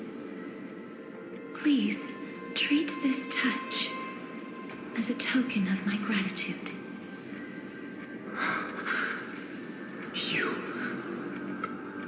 Are you?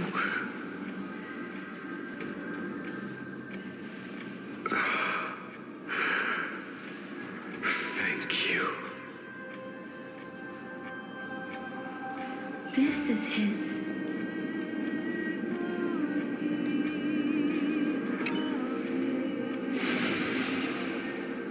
Then you granted him death. That isn't like you. You would have refused even if I commanded you to do so. I don't know. I did it out of sympathy, believing that I wouldn't be racked with agony, but I am still in a state of turmoil. Sympathy? Sympathy for that youth who triumphed in every battle? That young man was favored by Talantin, who taught him a move that will defeat any mortal enemy with a single blow and emerge victorious every time. He could rely on that move to always achieve victory during Era Chrysia. However, now that death has descended upon the mortal realm, that divine swordplay also means he can send others to death at will. In other words, you feel that he's similar to you? yes. Since he can never be inferior to others in martial combat, death would be the inevitable outcome every time he strikes. That's why he approached me and pleaded for me to put an end to all of this. You are perhaps feeling lost from making your peace with death in so abrupt a manner. I have not made peace with death. I've seen the people of Idonia stand tall and proud in the face of death. Even before the fated finale arrived, they were already content with the lives that they'd lived. They had such proud expressions. Expressions that made me believe death would be an insult to these mortals if the concept is truly a power that a god had carelessly cast down upon the world. Perhaps death's authority was never meant to exist in this world. Just like how I shouldn't exist. I won't refute your beliefs for now, but would you be interested in listening to a story of mine? It's a fairy tale from foreign lands, told by the person who brought you to me in that ice field long ago. A tale told by the Queen of Styxia. What? Wait a minute. That means the girl born in the dragon's embrace, the personification of death these souls talked about. That's you, Cass? I've already had an inkling for a while now. But I honestly have no memories of Styxia. My memories only begin after Aminet brought me to Idonia.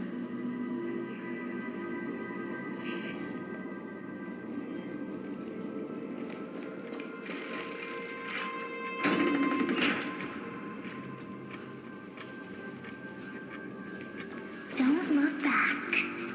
Keep moving forward. Always. It's yet another eulogistic butterfly. Are we getting closer to the nether realm?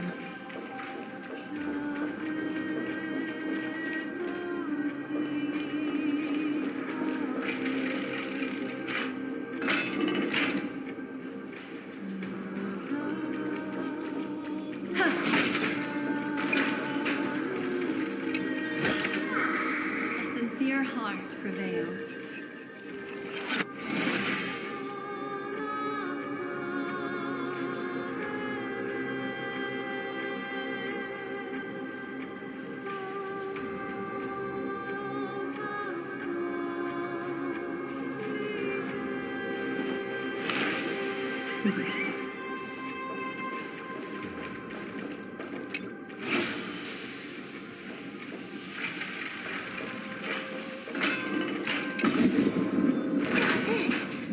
This is...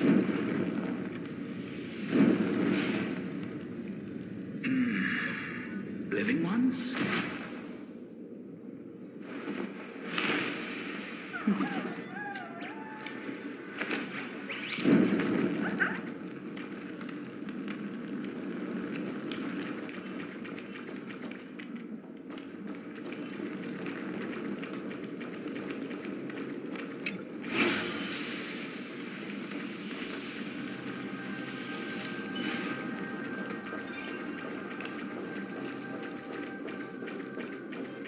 Stream forth.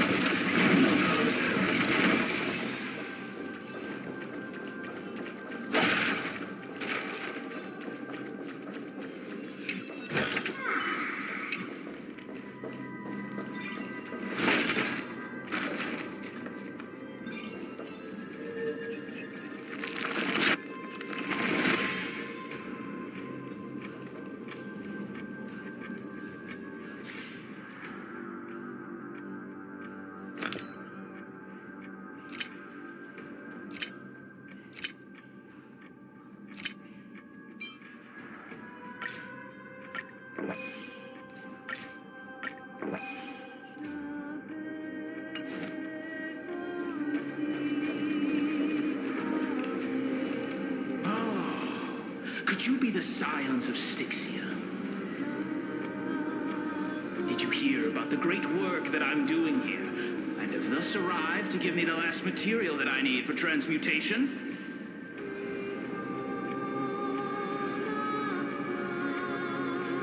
Great work? Have you heard of the great name of Pollux, perchance? You don't have to describe it like that, miss. You have? Then that's good. During the age of myth, a time likely before your birth, I was the unsurpassed zenith of alchemy that none could reach. On the shoals of the River of Souls, I shall make Pollux soar again and bring death back to the world. But didn't that dragon already bring death to the world? Oh, looks like you don't know the whole picture. Well, it's true that the missing girl can grant death to mortals. Pollux, the one who delivered her onto this world, makes it so that humankind cannot die.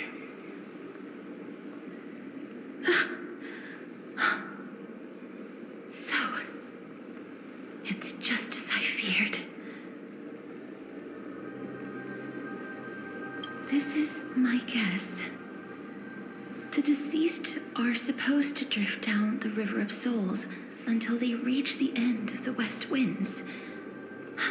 But this River of Souls was blocked by Pollux's fall.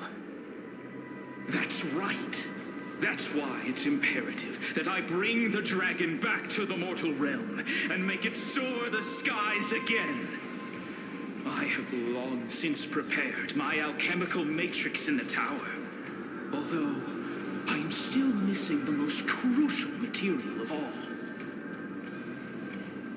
That final ingredient, the final sacrifice, is none other than the girl who lives out her days with death. What's going on? You didn't touch him, did you? I know that I am no longer capable of carrying out that task. Take this, all of you, and please fulfill that great undertaking on my behalf. This. We had been inebriated in Fagusa's feast too long before we began to seek divine bestowed death, so that we could be freed from the whims of fate. However, that brought doom upon us. Instead of summoning a supreme god, we encountered a monster that cut off the River of Souls. That detestable dragon Pollux denied all the dead from the gates of the nether realm. Unable to rest in peace, these departed spirits engulfed Styxia like a roaring tide. As a result, my city and its people no longer exist. That child is the only person whom I managed to save. Born within the evil dragon's abdomen, she has possessed the talent of death since her birth. She must have been granted to us by the gods as a chance for us to atone for our sins.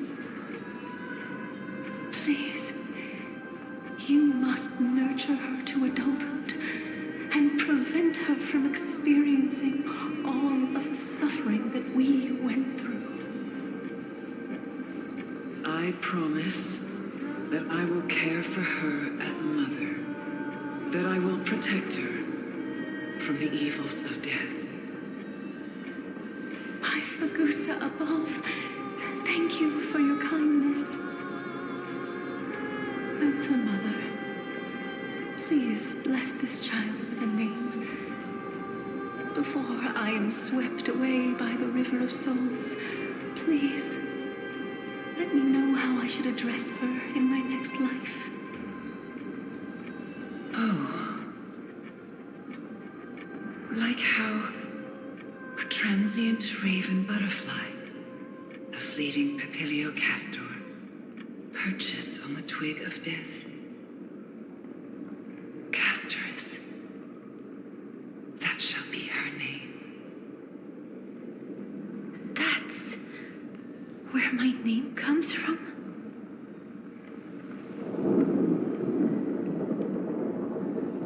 The sound's back. What is making that ruckus?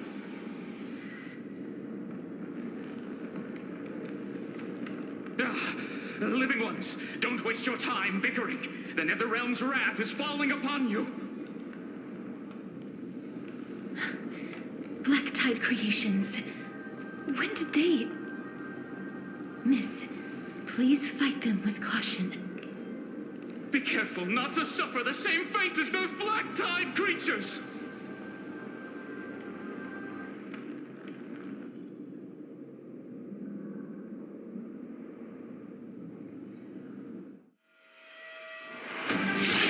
Hide behind me! Stand still.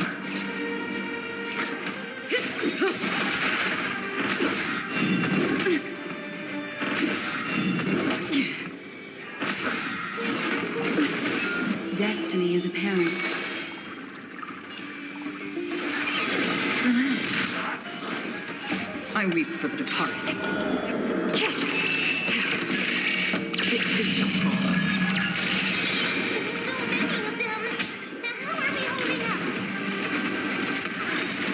Receive divinity. Don't worry, it's just Don't a get scream. complacent. Stand still.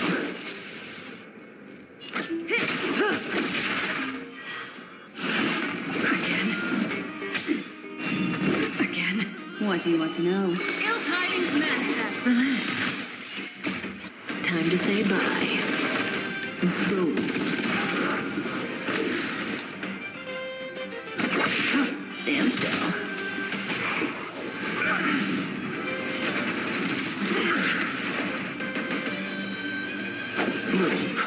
Don't worry, it's just a breathe. Receive divinity. Repent. Death. Relax.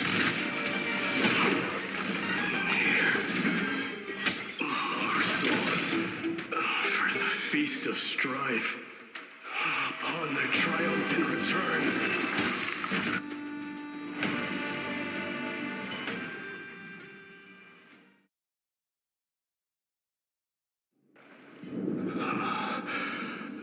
You? Lord Mighty?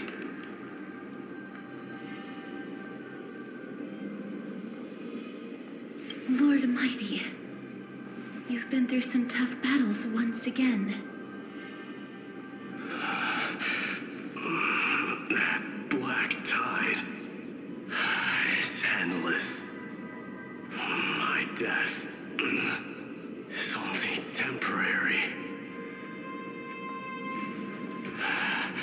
I will find my path of return and go back to the world of the living and continue my protection.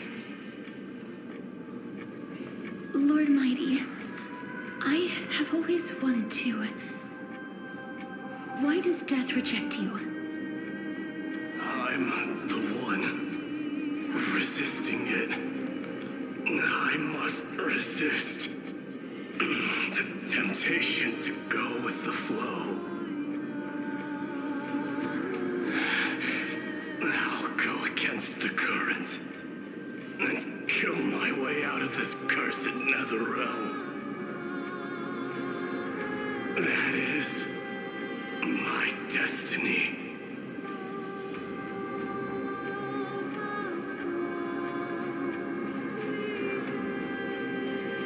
It seems like he's completely focused on resisting the temptation of the dead's whispers. He's working hard every minute to deny death. It seems his battlefield is not limited to the world of the living. Lord Mighty, are you willing to travel with us? We're headed for the Matrix inside that tower to summon Thanatos from their prolonged concealment.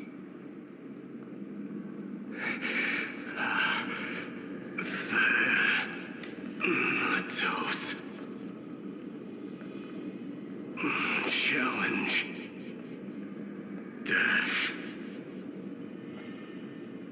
That's right. If we can work together and defeat them, you won't have to be troubled by the curse of immortality any longer.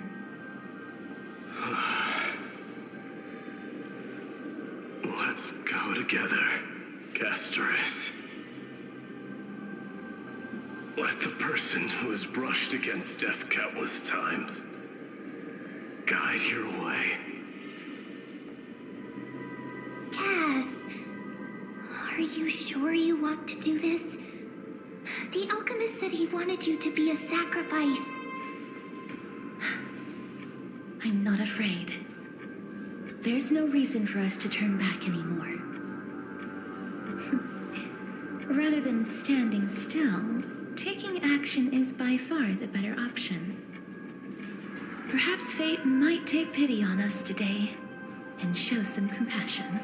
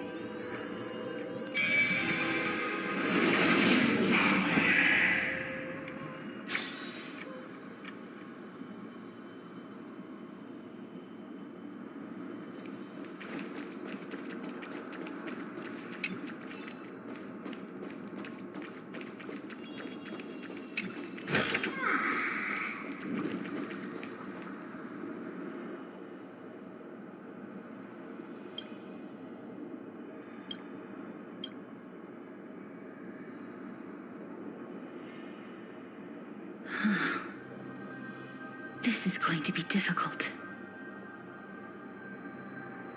Please calm down. If you were to fall into the icy cold river of souls, I'm afraid that you really would die here. If I was more powerful, I would be able to carry one person with each limb and fly the four of us to the other side. The Rune of Recollection is here, but I can't find a miracle orb anywhere. So weird. Oh, could it be in that collapsed tower in the distance? That sounds so weird. Forget it. Just leave it to me.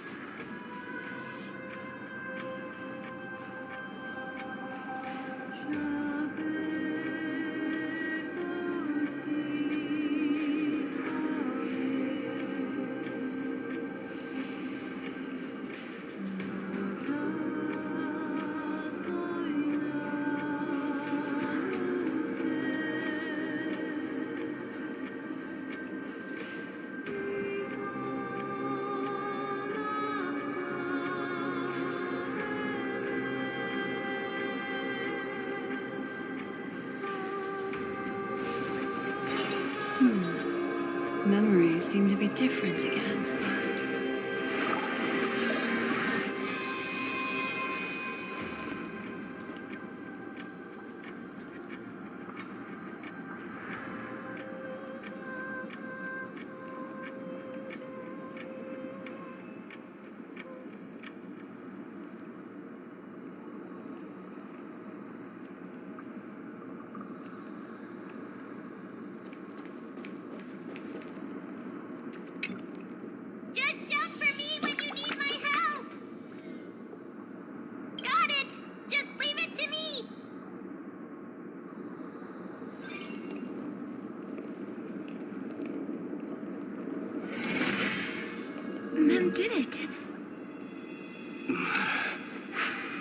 The pink squirrel is very smart. Why am I a squirrel now?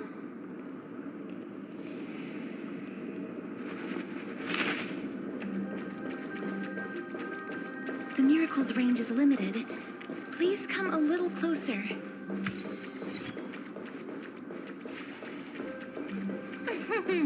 Aren't I a good fit for Orynyx's priest? Of course. You're the most competent priest ever.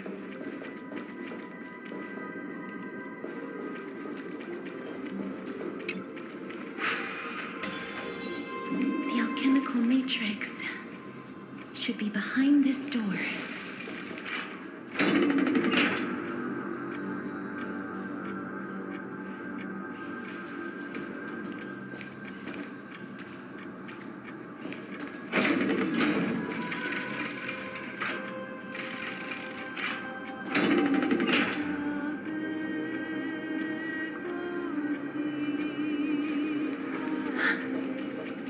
Is that...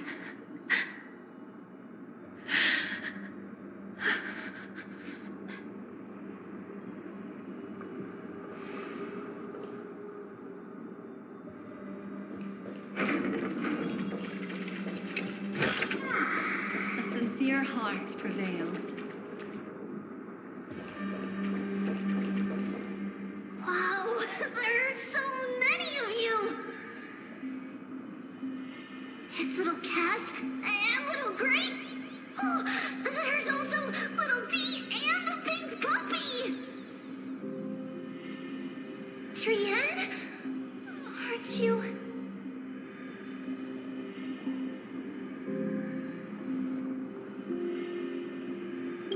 Get what? I'm getting even more confused.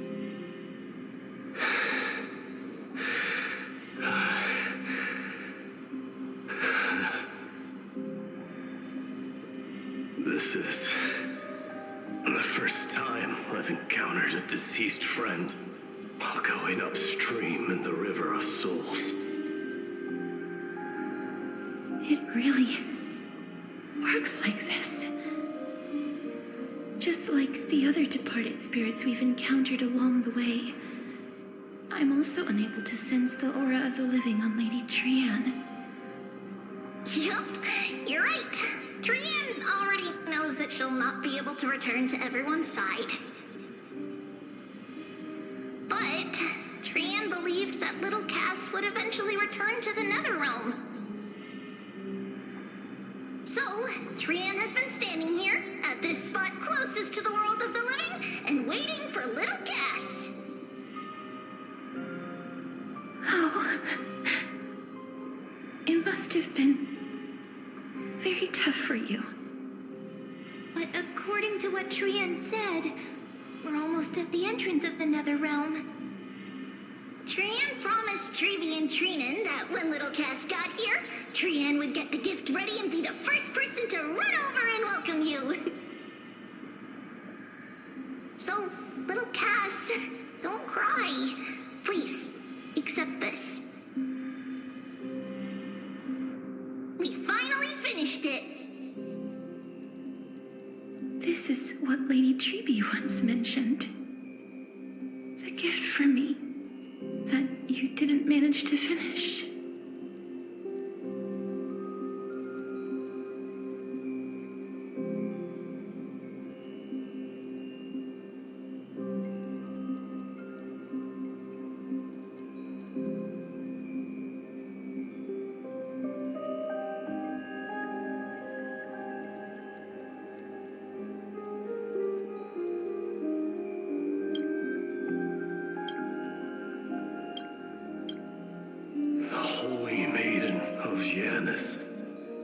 Even when separated by life and death, their thoughts are still connected.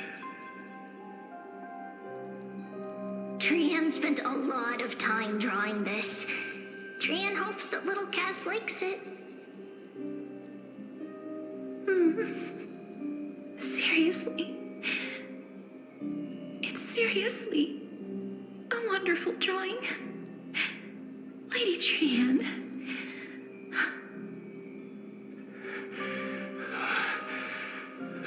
This is our flame chase journey. Little Cass, we don't know what your journey was like before. Trevi has always said that it must have been a very harsh and frightening journey. But little Cass no longer has anything to fear now, because everyone is here with you in this flame chase journey! That's right. Only now, when I see Lady Trian's gift, do I realize that I've already obtained so many things I would never have dared to dream of since I embarked on the flame chase journey. It's the first time I've gained so many companions. The first time I picked up the hobbies of crafting and photography. The first time I had dinner with someone else. The first time I went to the market to buy the Chimera doll I'd liked for a very long time and hugged it to sleep. The first time I wore a dress personally made by Lady Aglaia. The first time I went for a walk with Lady Trebi, Lady Trian, and Lady Trinan. The first time I enjoyed the night breeze and looked up at the stars with Miss Hyacinth. The first time I took care of Dromasis with the trailblaizer. Looking back at all these experiences I never thought were possible, it feels as though the scales of my life had shrunk from centuries and decades down to minutes and seconds. And all of them are so precious. I took countless photos in the past, but they're all black and white landscapes. I don't have a single one with friends. If I had known, I would have taken more pictures.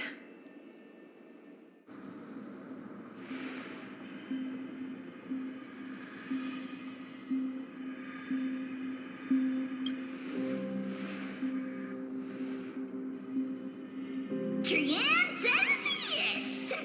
Trian likes little Cass and would love to take a picture with little Cass. Sadly, being departed souls, our images cannot be captured in the world of the living.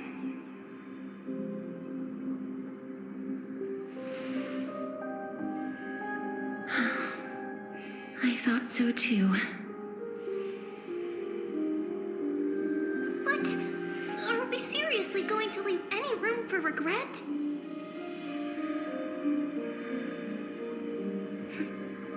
There won't be any regrets. This vivid drawing surpasses any photograph from the world of the living. Little Cass smiled. Trevi, Trinan, and Trian's wishes finally come true! I remember you once said that fate is not the flowers that bloom at the end of the road, but where people tread beyond the gate. Now, the path that belongs to me is about to reach the end.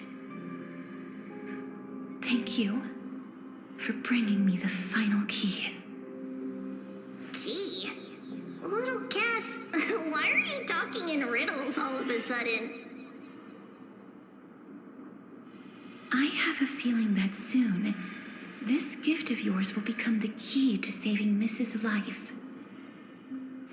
Wow, that's amazing! Then keep smiling and carry on bravely! Little Cass, Little Gray, everyone, see you tomorrow!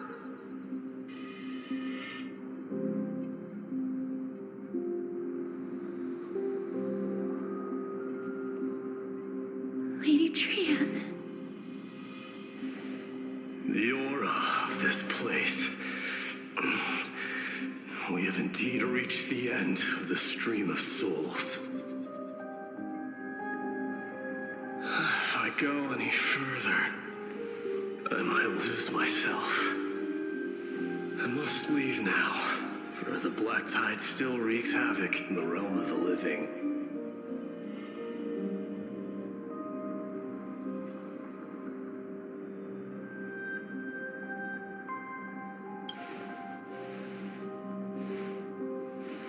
I seek not to enter the door to the nether realm.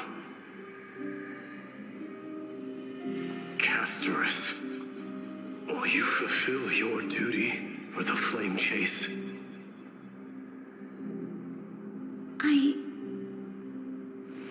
I have yet to make my decision, Lord Mighty.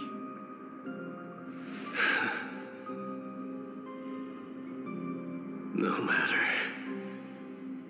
Make the choice your heart desires. Even if it takes 1,000 years of waiting. I will continue to fight till I die. Then rise from death. Till the miracle descends.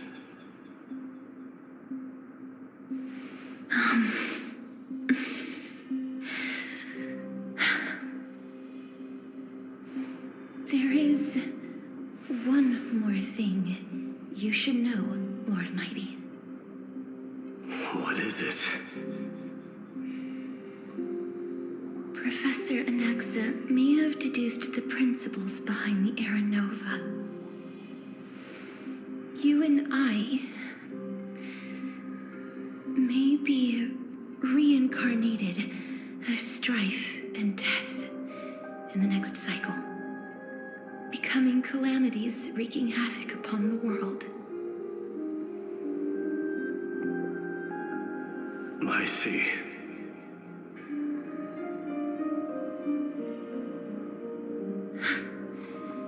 Is that all? Are you going to accept such a fate without complaints? Do you have a strategy to shatter the shackles of our fate? I haven't found it yet. Perhaps I never will. Then, cease wasting your thoughts on futile matters. Control what little you can. And when fate's inescapable grasp comes,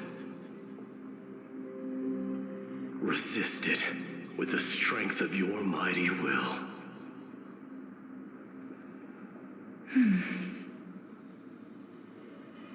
Thank you, Lord Mighty. I will find the right decision.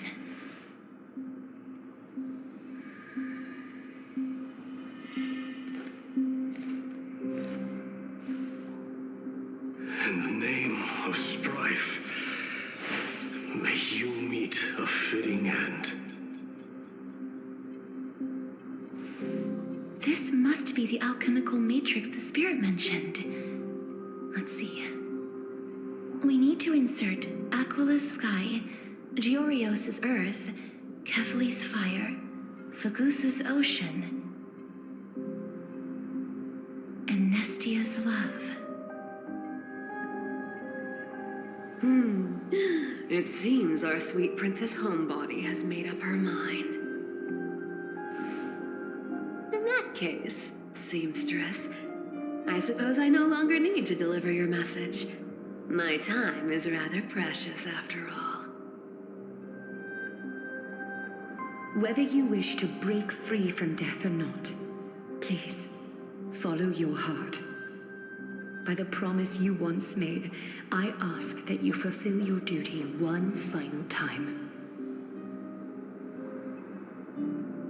Castorus, please, live as a human, and die as one.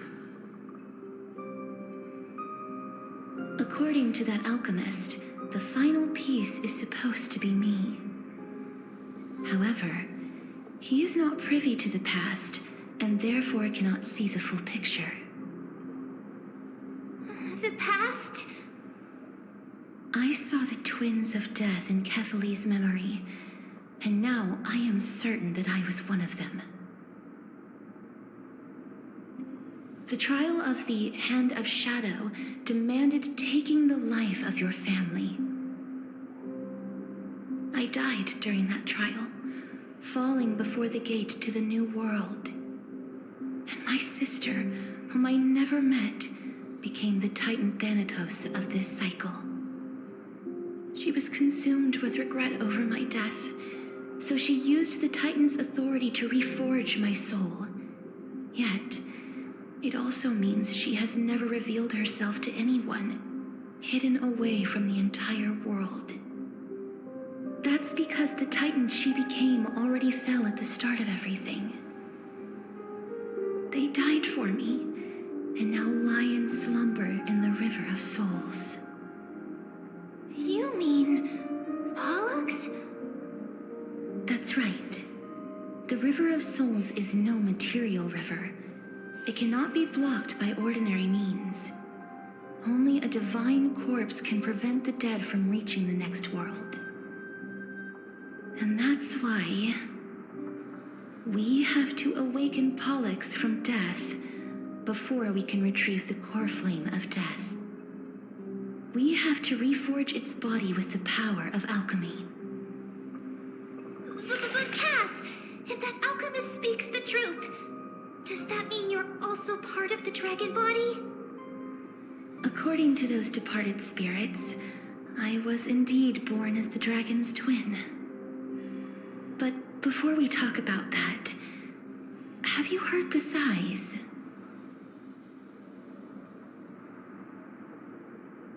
No, not from me. The sounds that come from the memories when we were collecting the souls. I heard them too. So what are those? I think it's probably the sign of Pollux's wish being fulfilled. They must have realized how heavy a price they'd need to pay when they used their divine authority to resurrect a dead woman. That's why they exerted every ounce of their strength to send me to Styxia, a city that called for death, a land where none is hostile to death. They never saw their wish fulfilled and fell so prematurely, all because they wanted to give me a new life. Pollux must really want to know how their sister has been after giving their all to save her.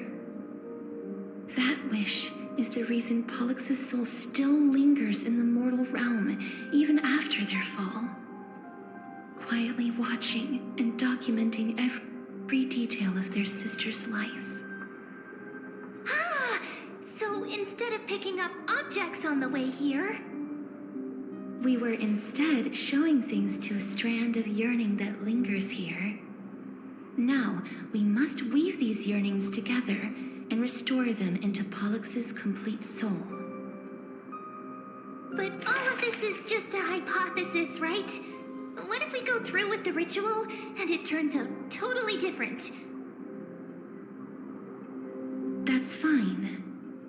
As Professor Anaxa often reminds us, such is the nature of alchemy. The true outcome can only be known once the process is complete.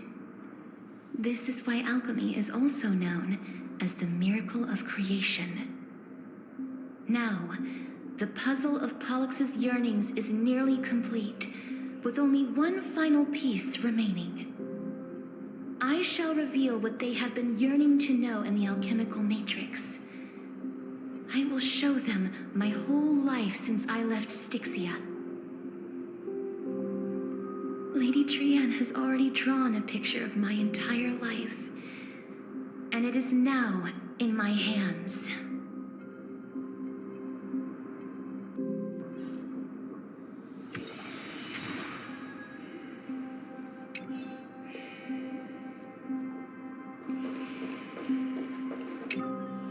Then, let the ritual begin.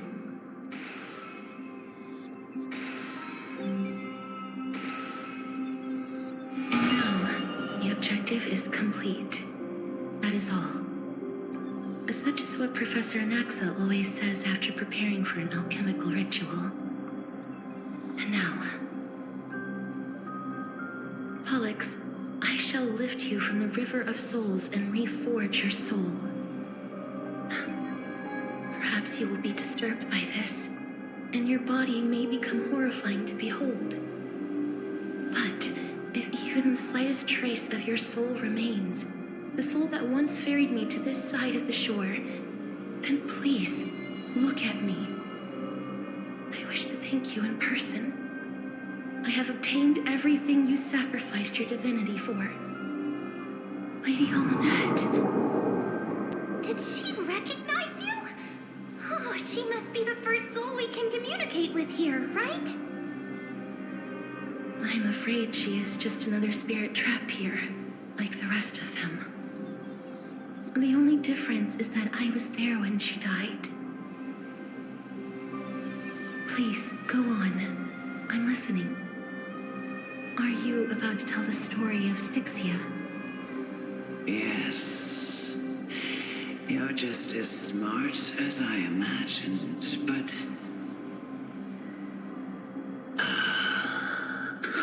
never mind. Now's not the time.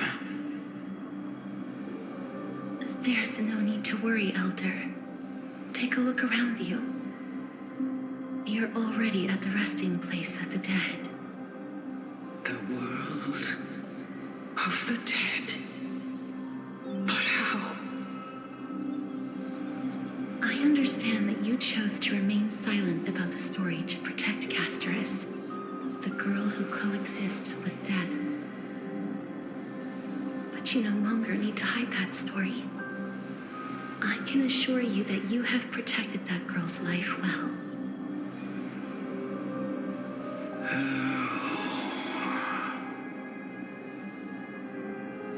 Well, in that case, let me begin.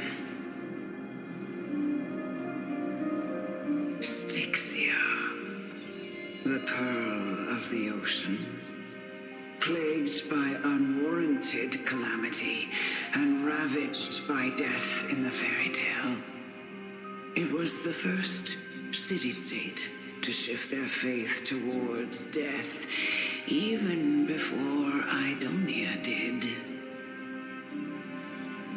From where you stand now, I suppose that's a bit hard to believe. Right? Indeed. I cannot imagine that those from the era Chrysia, blessed with eternal life, could ever yearn for death. I have pondered the same question, child.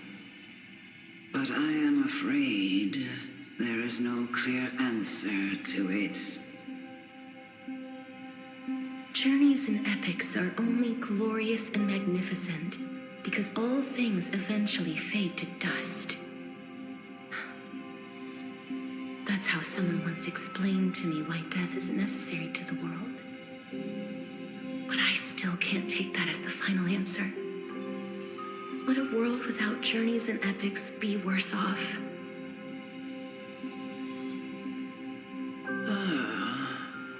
I take it the one who spoke this line was a general, or perhaps a warrior.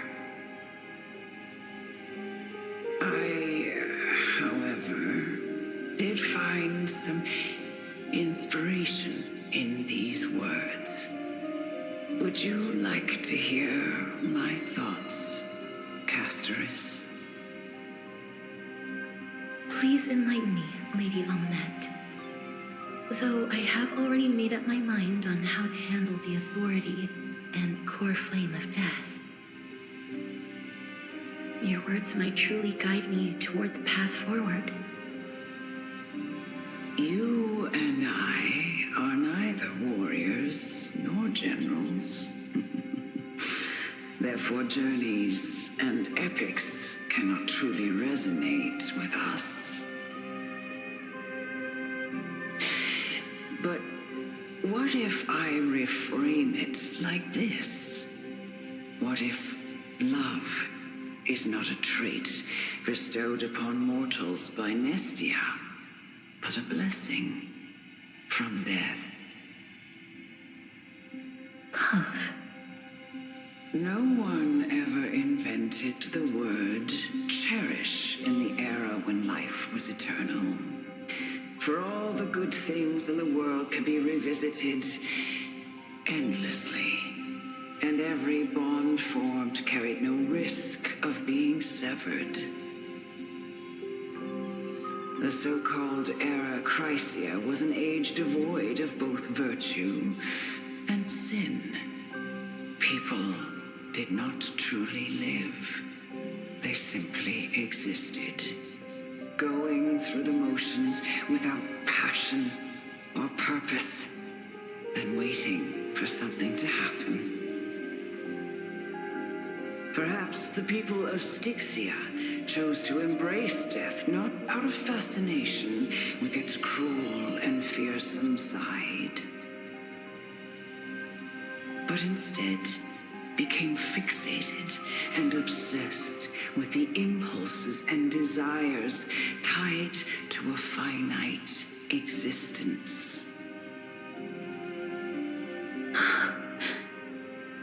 Therefore, death is not a thing of fear and desperation, but... That's right, Casterus.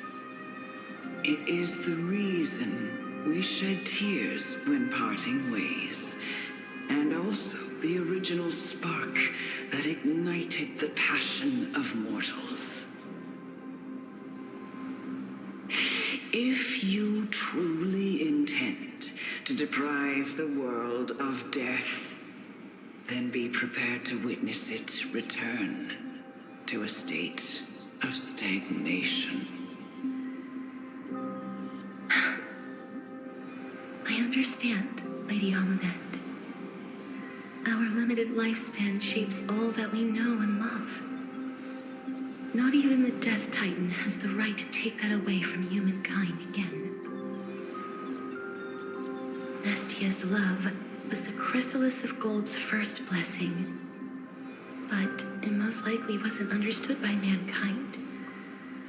We only learned to interpret this wonderful gift after Thanatos' arrival. If the world was bereft of death, then the Queen of Styxia wouldn't have played midwife in delivering me into this world. You wouldn't have welcomed me into Idonia, and Aglaia would never have invited me to join the flame chase journey. None of these stories would ever have happened, and I would never have lived, let alone found happiness. Thank you, Mother. I will use all the love I've experienced in this long life to complete the final miracle. My teacher, Anaxagoras, grant me the wisdom of all things. I call upon thee, the stripped dead dragon's corpse.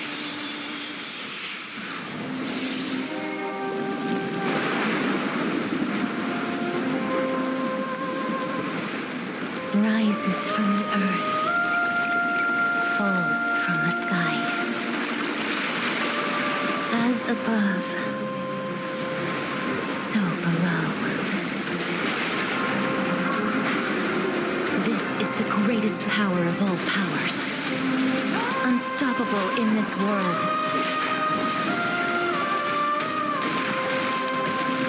The great work that commands all death.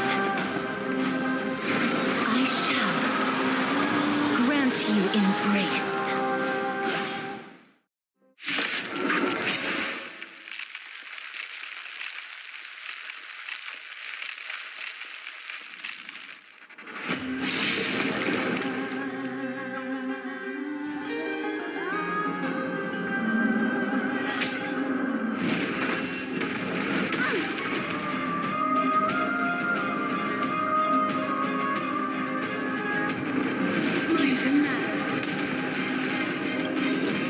flower, bloom. Destiny's hand Eternal is truly sleep. blessed. Return! Stand still. Is the girl who once saved my life truly gone? Or will you show yourself again once we eradicate this hatred and regret?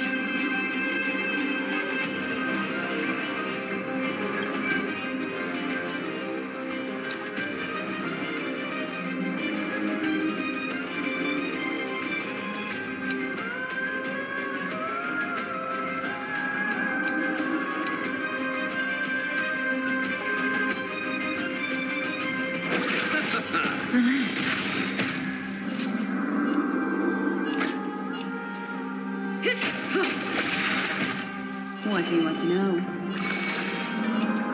Ill fate descend. Stand still. Free will, or was it fate? Memories of beneath the water lies an endless abyss.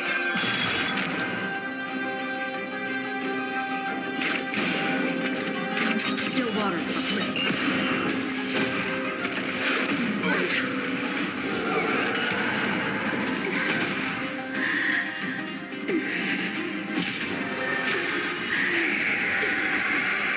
I know you're anxious. Shh. Don't be afraid. Receive divinity. Don't worry, it's just a scrape. Good times. Now time to say bye. Boom.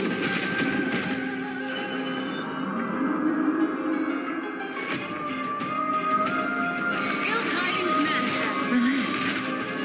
I weep for the departed. Big fish shall fall. Stand still. Another journey begins.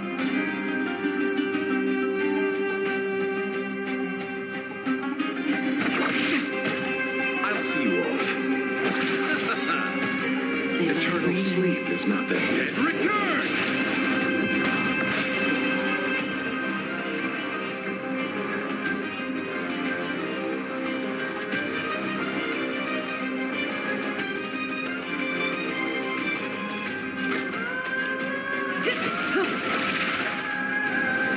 There's no one to weep in grief.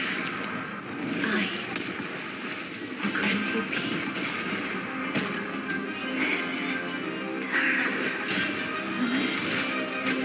Yes, it's me. I'm back.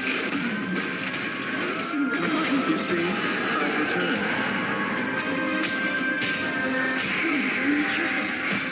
They may be moving by instinct, but there is fear growing within them. Repay. Receive divinity. Thanks. You're too good to me. Ill fate descend. Stand still. You chose the wrong enemy. Eternal sleep is not that dead. Return!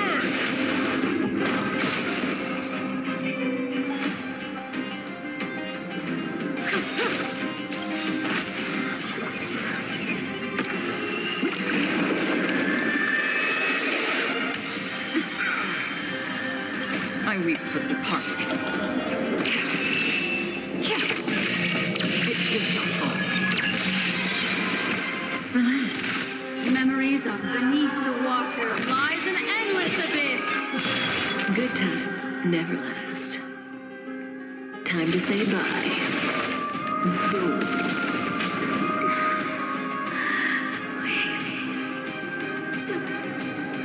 Turn back. Netherrealm.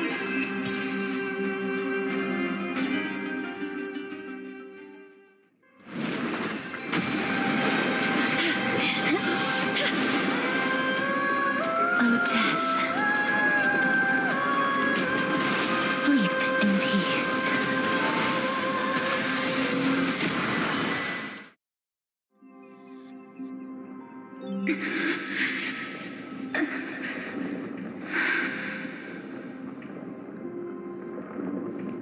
I'm sorry I have to wake you up from ancient death.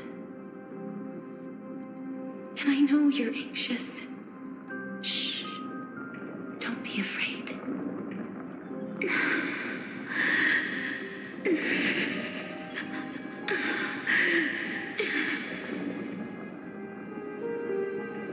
Do you remember me? I'm the girl you once carried across the Sea of Souls. I'm sorry I wasn't able to remember you, but with the help of many people, I was finally able to pick up these broken fragments of my past. I'm back, Pollux.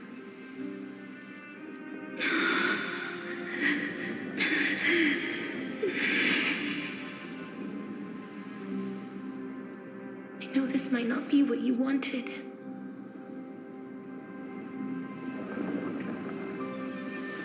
But I have to do this.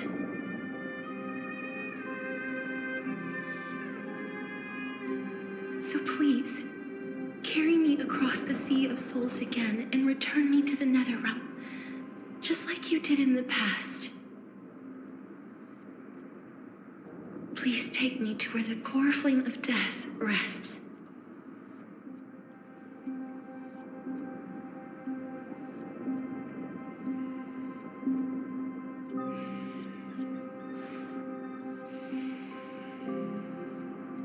I'll be going now.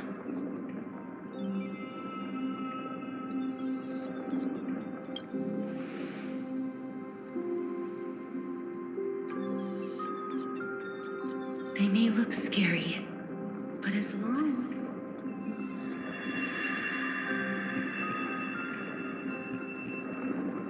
as... What's happening?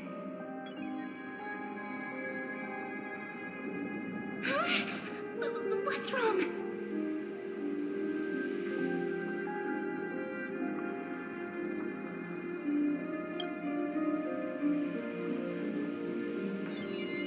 Are you...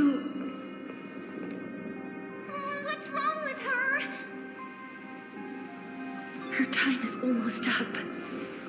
If I don't go now, I'm afraid her soul will return to Thanatos' embrace before me.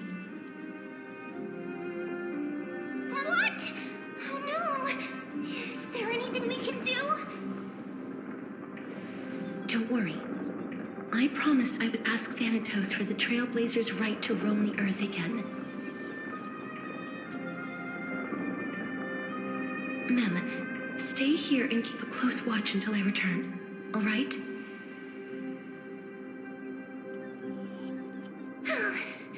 All right.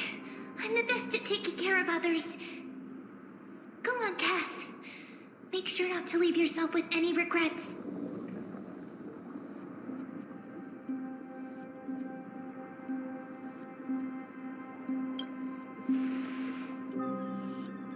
That's not funny! It's a deal then.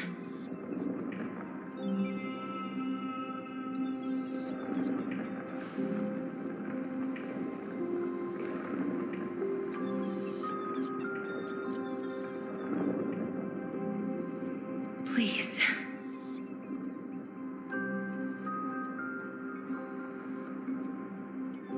Wait for me.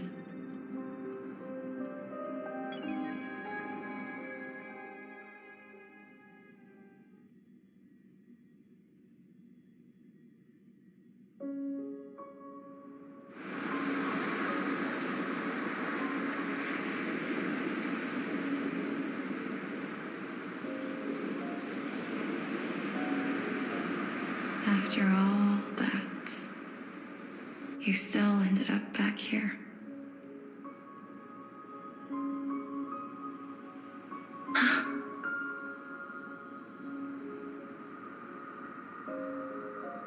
So the legends were true. The Netherrealm really is a sea of flowers. Yes. Just like the flower fields we tended to back then.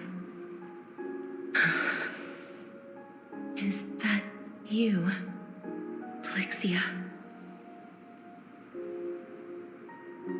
Do you remember me? I don't have the memories from that time, but I've seen you before during an experiment. I see. Call me Patate-douce, then. It'll be easier.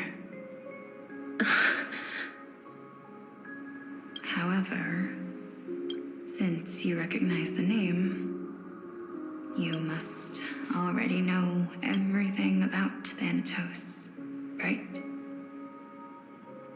Yes. I'm here to reforge the order of life and death in Amphorius.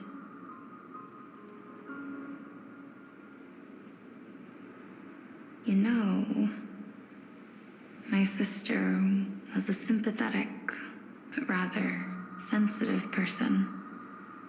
Whenever she didn't want to say what was on her mind, she would avoid eye contact and look off into the distance. Just like what you are doing now. Can you tell me about the last Era Nova? What did you do, Polixia?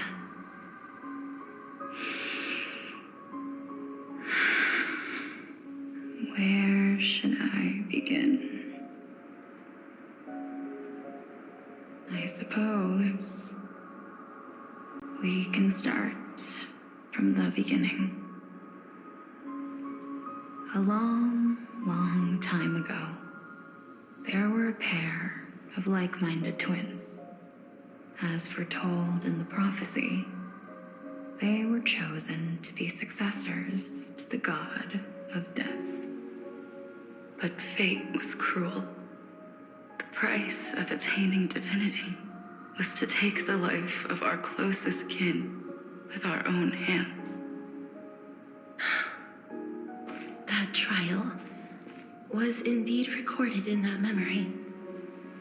Then you should already know that my sister voluntarily gave up her own life so that I could ascend as the demigod of death. But I couldn't accept that.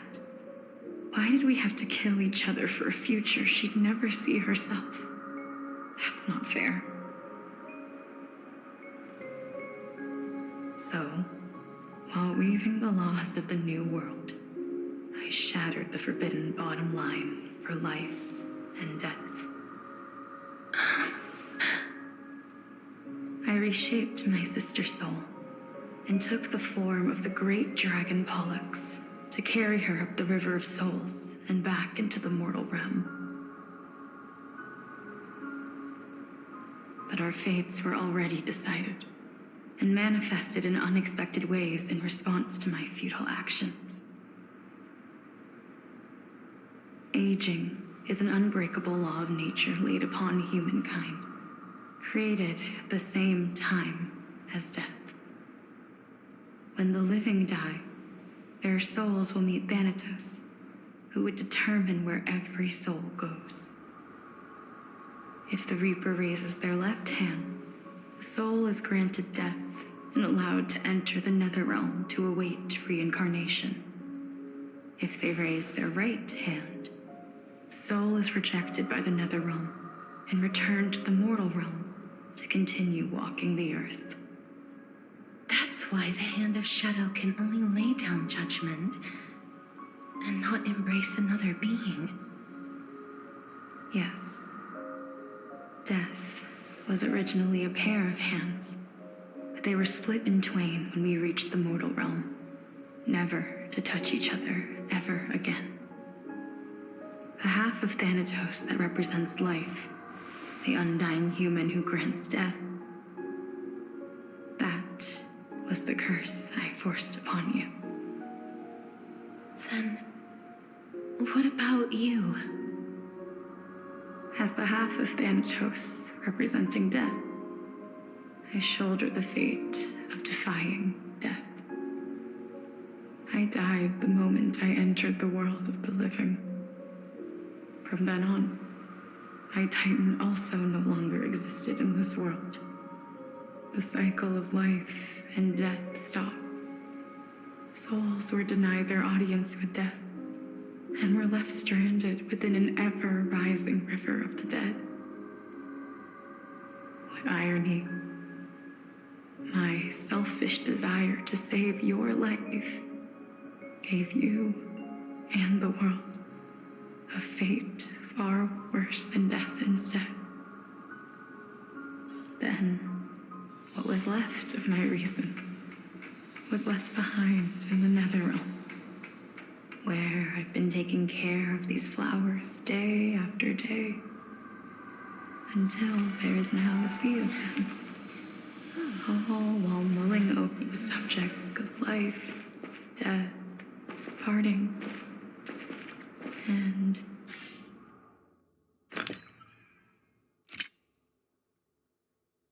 enduring an endless loneliness.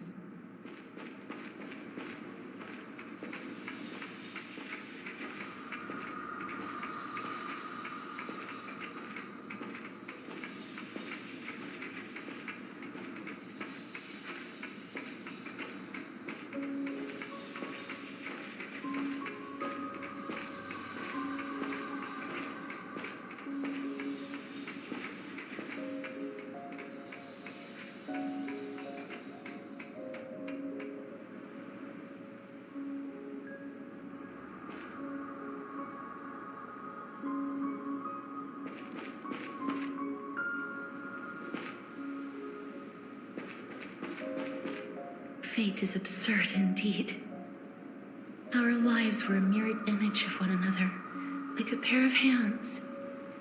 Even so, we arrived at the same destination. We walked different paths, yet experienced the same pain. I had hoped that maybe you would at least have a good life in this cycle. I'm sorry. I lived my life well. It didn't go to waste. As far as I'm concerned, you did nothing wrong. Even though I forced the authority of granting death to humanity upon you, a total stranger. Too many responsibilities were forced upon me in the course of this long journey. I was once lost, even upset. But I realized recently that if it weren't for your blessing, I wouldn't have understood the source of these emotions, nor would I have realized my purpose. I wouldn't have made it here to reunite with my missing half. And we wouldn't be discussing our past while sharing the same view of this landscape. I wouldn't have understood the meaning of our existence. The meaning of our existence. This sea of flowers blooms on dead land because we sowed it with the seeds of our separation and watered it with our tears of loneliness. Yes, the only thing death is allowed to create are flowers that bloom from blood and tears. That's why Thanatos cannot create living beings at will, nor can the hand of shadow determine a person's remaining days.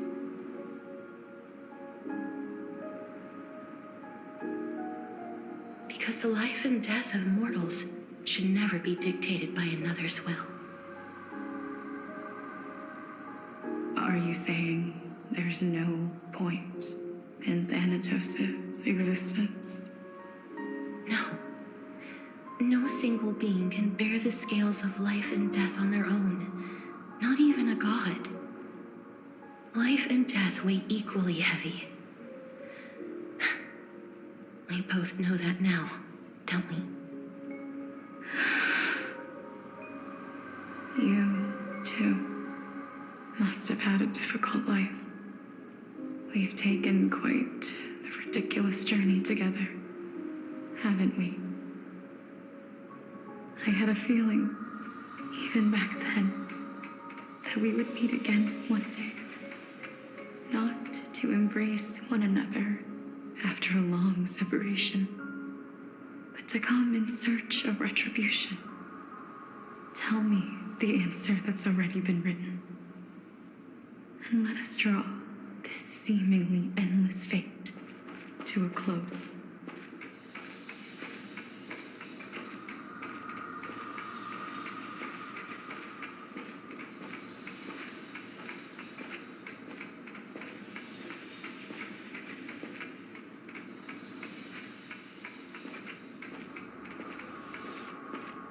It's been far too long.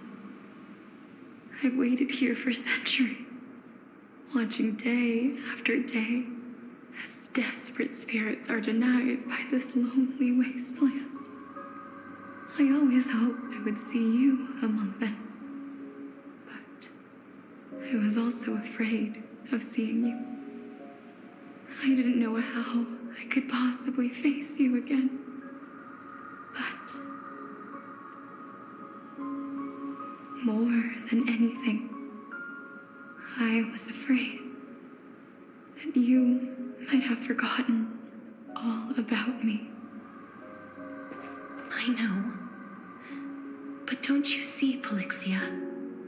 I made it back anyway. You don't have to shoulder death's authority on your own anymore. It was always meant to be held in two hands anyway. So, let's give our core flame to her and have her take it back to the mortal realm. Give humanity back their cycle of life and death. Our responsibility as Thanatos was never about picking out favorite souls. We were only meant to watch over life. Let's tend the field together and create a warm sea of flowers for all the souls to come.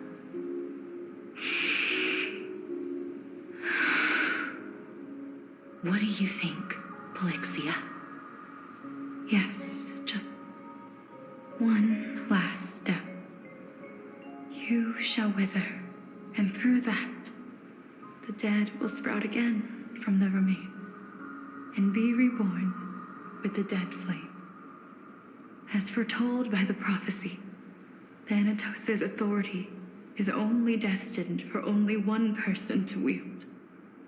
As the Chrysos heir of death, as their demigod, as a titan, our fated moment has arrived once again. Just like before. Yes, just like before. But unlike that time, the ones undergoing the trial this time are prepared. You've made up your mind? Yes, as dictated by fate. But I won't be afraid, as long as you're here with me. Complete your trial in this life. Grant me the embrace of death, and light the spark of life ablaze. You've been tempered by life and death. I know you'll be able to give this wasteland its first breath of life. Like a raven butterfly, flying swiftly into the netherrealm, perching on the twig of death.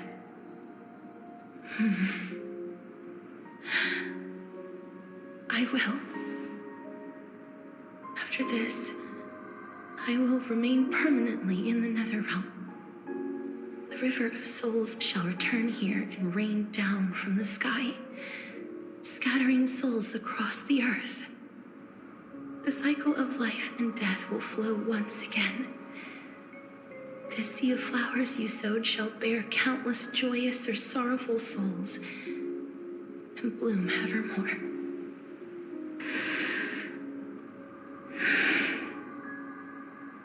Thank you. Just one last thing. Can you grant me one wish? Of course. What is it? Please, don't forget me. I promise you, when we meet in the next world, even if I have endured another reincarnation, even if we do not know each other's names, I will still hold you tightly in my arms, just like what I did when we were born. Castorus. Castorus. You're as beautiful as a fleeting butterfly.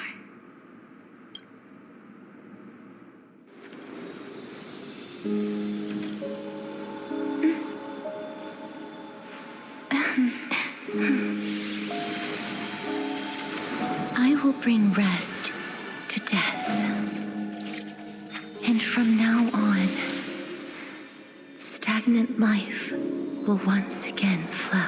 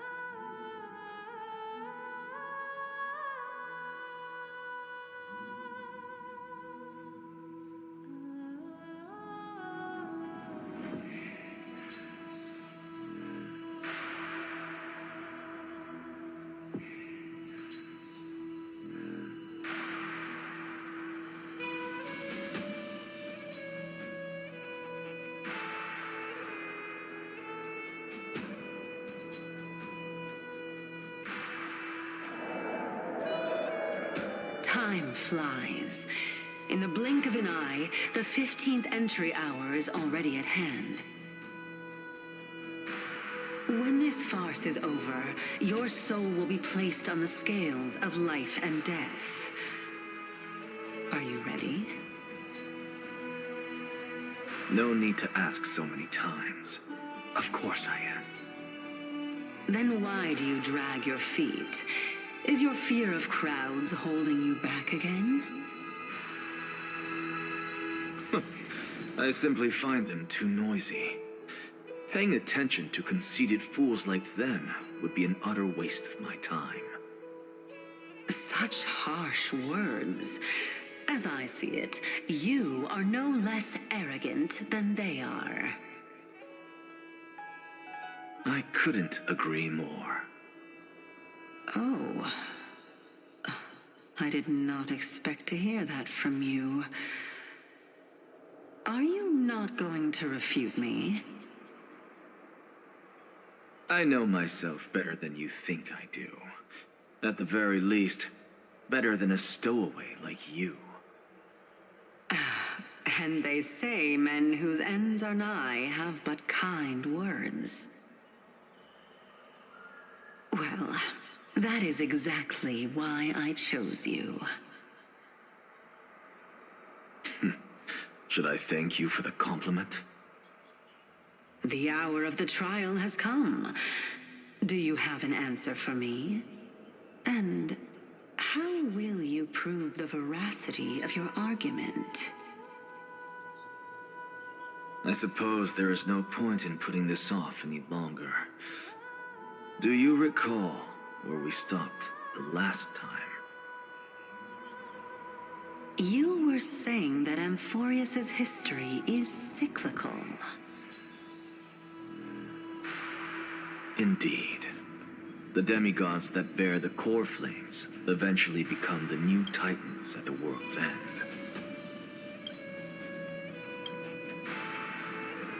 Remember what happened on the Holy Mountain?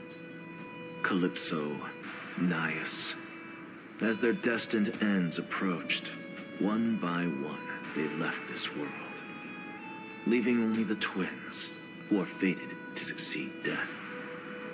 Unfortunately, while their journey is consistent with ours, You and Calypso, as well as Nicodor and Nias, act as supporting evidence. I can only come up with a rough sketch for my theory of a cyclical history. For all the pains I took to reach this point, I had already lost hope of ever obtaining definitive proof. After all, the past is in the past. Proving that we are the legacies of heroes of the past is a hopeless endeavor. That is, until I met a girl named Polixia and her sister. If Castorus was truly sent from the past to the present for the Titan's self-serving reasons, then having lived through 2 cycles, and with Styxia as the pivot, she will no doubt be the link to connect all of this together. If the Twins of Death can bridge 2 cycles to reunite at the shores of the Sea of Souls, then my hypothesis will no longer be just a hypothesis. And you too will get the answer to your question. Well, that is all well and good, but how can you be so sure? If there is even the slightest error in your hypothesis, the girl will be shattered. It matters not. The most important quality a scholar must possess is foolhardiness. If you are overly cautious, then you'll never have the gumption to make the first step, and change will never come. Besides, I, Anaxagoras, am destined to overturn this farcical world. Come, let us go and teach those pathetic worms one final lesson.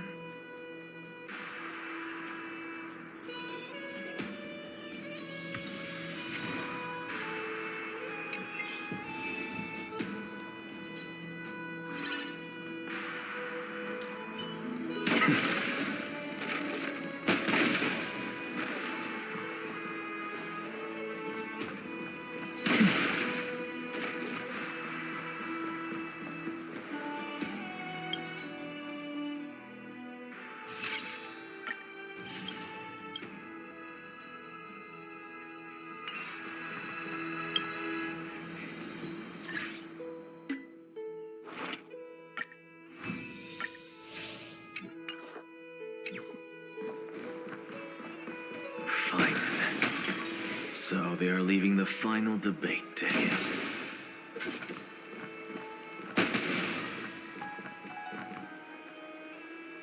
Let those Chrysos heirs who started this terrible war hear you.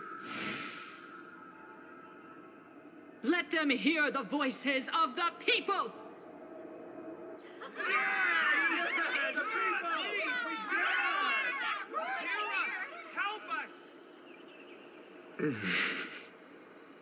As always, that woman knows how to stir up a crowd. Professor Anaxa, I thought you'd pass on this. Everyone must cast their vote, or this assembly would serve no purpose. Prof, do you truly think it's wise to entrust the fate of the world to an assembly like this? Akama has stood strong under this system for 1,000 years.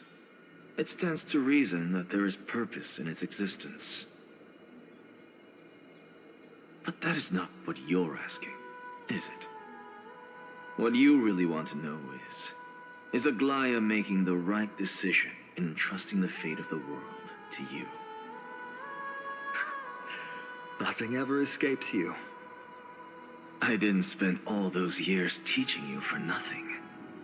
Most people only take 4 years to graduate, if I recall.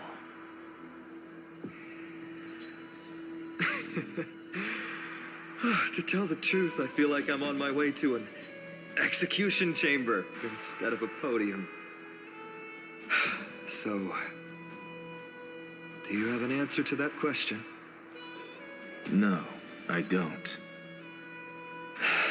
I thought so. Because that question is not yours to ask in the first place. Is Aglaya entrusting the world to you the right decision? Don't make me laugh. That is a question that woman must answer herself. Why are you fretting about this on her behalf? Or have you been seeing yourself as her pawn all this time? Listen up. I'll say this only once. Flip your perspective around and ask yourself this instead. What should I do to ensure that the world doesn't stray from the correct path? That is what you should be thinking about. You still have time, so give it some thought. Oh, and don't bother telling me the answer. Tell it to those begging for salvation from the gods. Got it. Thank you, Professor Anaxa. That's Anaxagoras to you. Who will you be voting for? That'll depend on how well you perform. May Circe safeguard your thoughts.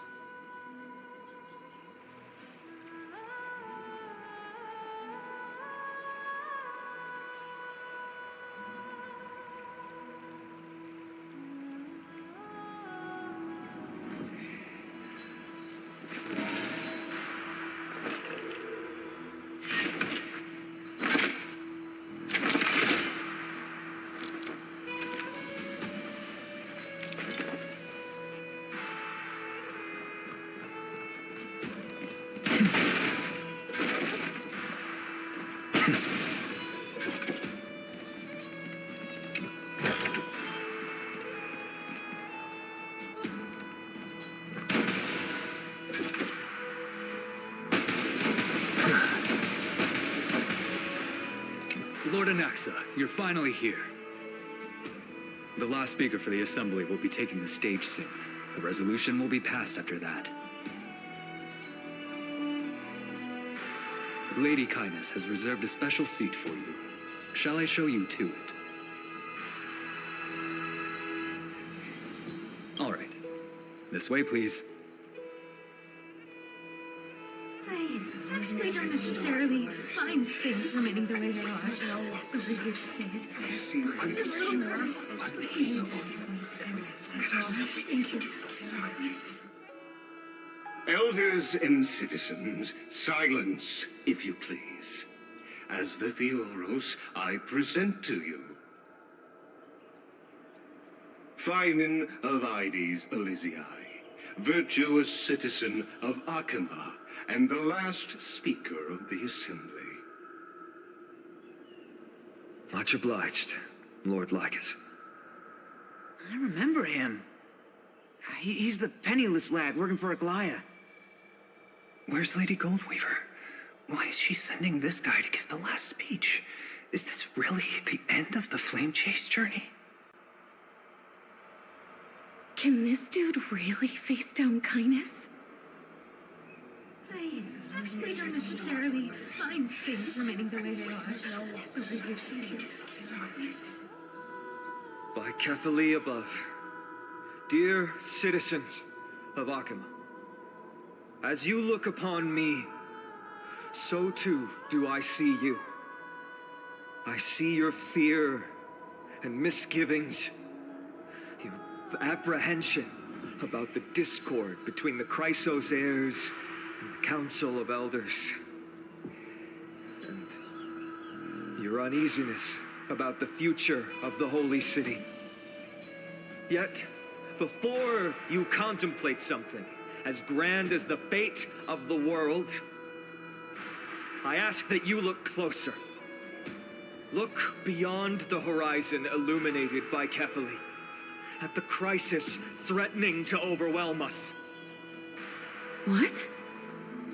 Ides Elysiae, my beloved hometown, is a village forgotten by time. It is a place with the most invigorating breeze and wheat fields that spread all the way to the sea. I once thought that there I would enjoy a lifetime of peace and quiet with my friends and family. How I wish I could invite all of you to that paradise, far from the noise and chatter of the world. Alas, I can't. Because she, and all that she nurtured, all that I loved, they have long been devoured by the black tide. My beloved home is no more.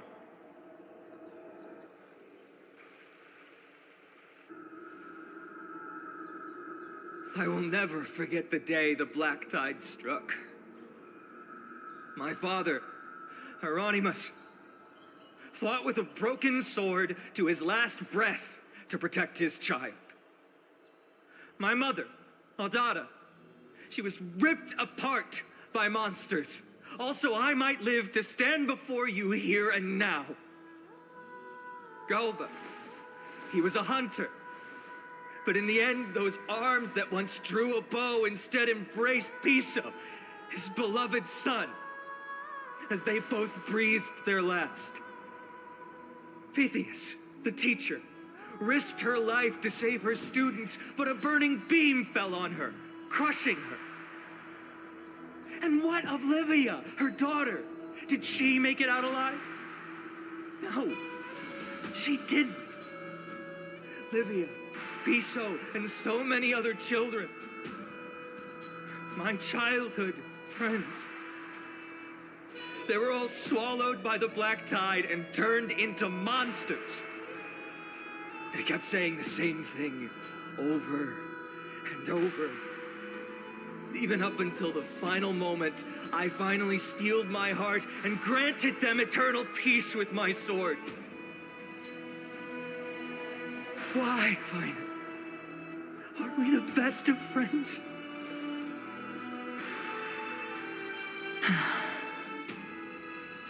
That is the black tide. A looming threat that can bring Akuma to its knees any time. Kindness may have promised that with the 3 titans of Calamity Con, Akuma will return to an era Chrysia once more, but much as it pains me, I must disappoint you. While the demigod of strife has done everything in his power to hold them back, they are still coming. By now, the name of that black-robed swordmaster, the Flame Reaper, has likely echoed throughout the city already. The roaring thunder is a message from the strife demigod. The Flame Reaper has risen from death, and they hunger for the core flames of the gods.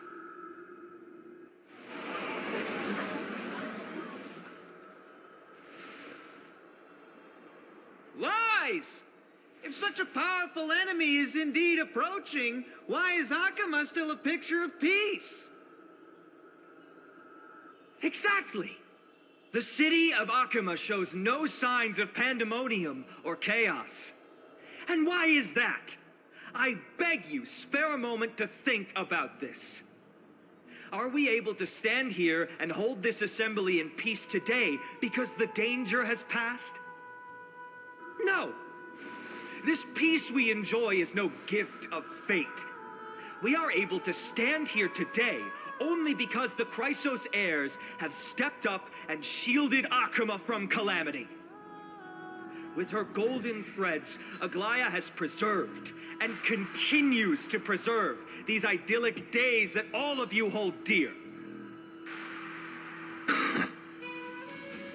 Council of Elders claims that Aglaya will one day forsake the people because her divinity is eroding her body and soul. But ask yourselves this. Rather than offering her aid and support, why do they choose to watch and push Akuma away from the flame chase journey? The answer that no one can bring themselves to speak of. A truth stained in blood and buried in greed, fear, and vanity. Allow me to lay it bare before you. It is because the Council of Elders, which bears Akuma's history and honor, along with this citizens' assembly we once took so much pride in, are now infested with vermin.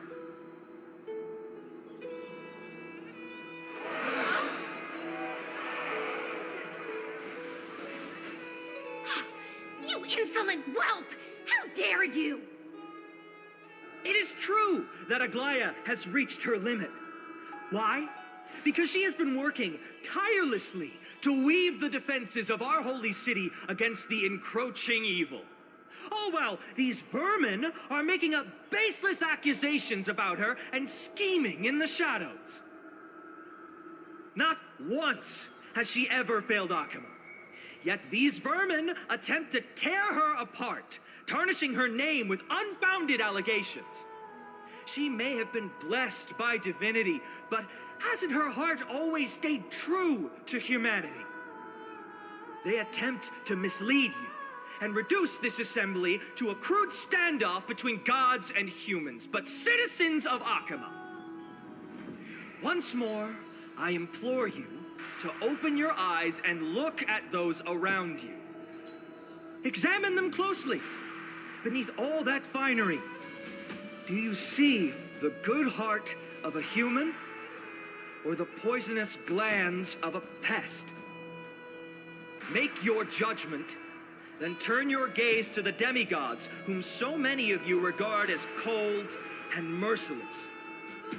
Do you not see the light of humanity in them? And those who wear the mask of humanity yet utter only hurtful, slanderous words, can you not see that their souls have been corrupted by power?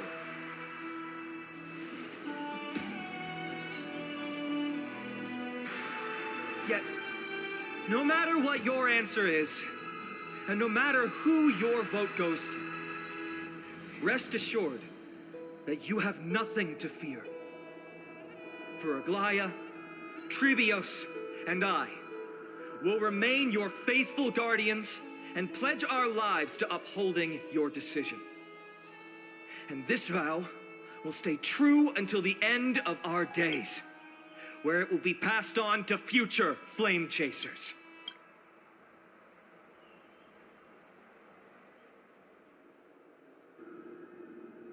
A steadfast and unwavering promise that shall endure through the ages.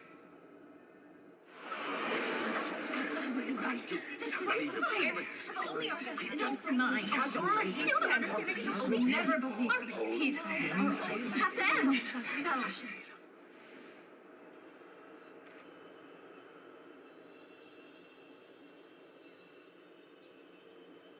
At the present time, on the scales of Talenton, those who call for the continuation of the Flame Chase journey, and those who demand its suspension. Each faction holds an equal share of votes, resulting in a perfect balance. As expected. This is the moment when the Flame Chase journey is the closest to its end. And now, it's your turn to vote, Lord Anaxagoras. Is there anyone else who hasn't voted? No, you're the last. Cast your vote with care, for your decision will break this impasse. I have long since made a decision. Very well. May you bring much needed change to this farcical world.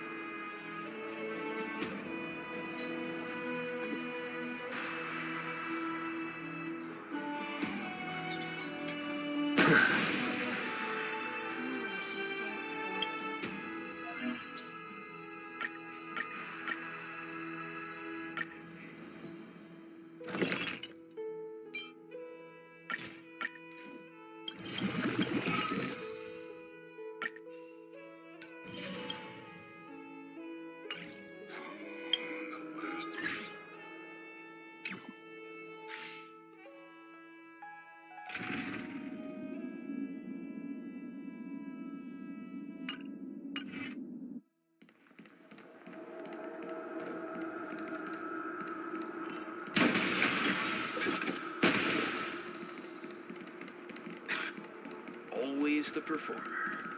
Talk about a grand entrance. is cast. Who will he vote for? I trust you haven't forgotten the world we've envisioned together. The die is cast.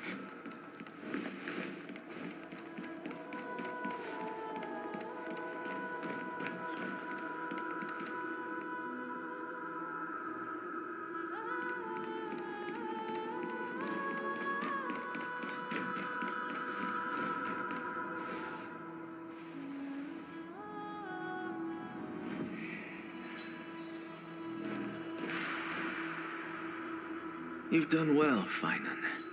Given the circumstances, delivering a rousing speech to stir up emotions was a prudent move.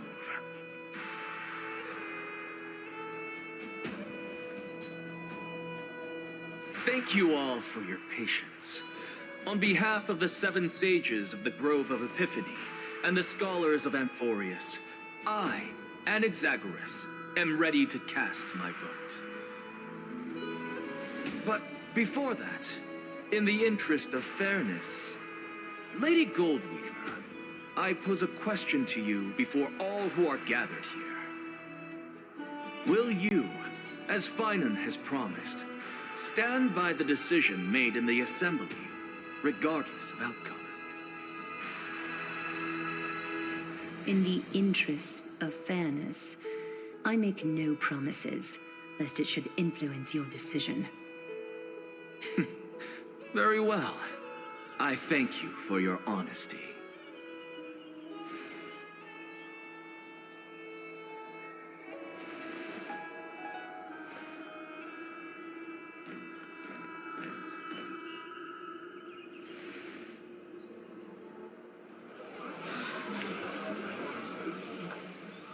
What's he doing? The stakes are high. Let's be patient. Cut the act! Who do you think you are, wasting our time like this? Lord Anaxa, please do not forget that I... Rule number 1, do not call me Anaxa. Rule number 2, never interrupt me. Silence is golden.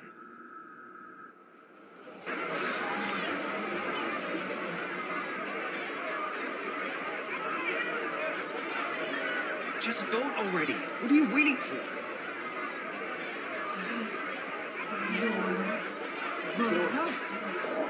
Cast your vote. Cast your vote.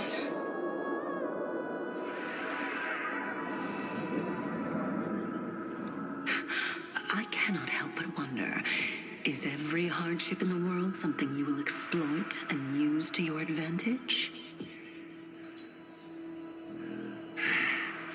How else am I supposed to make use of this situation where my body and soul are separated?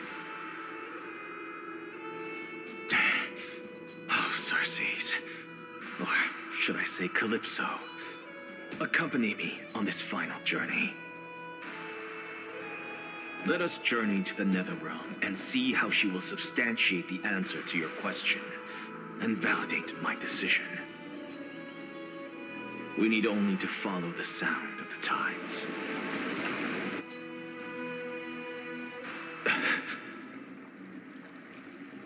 You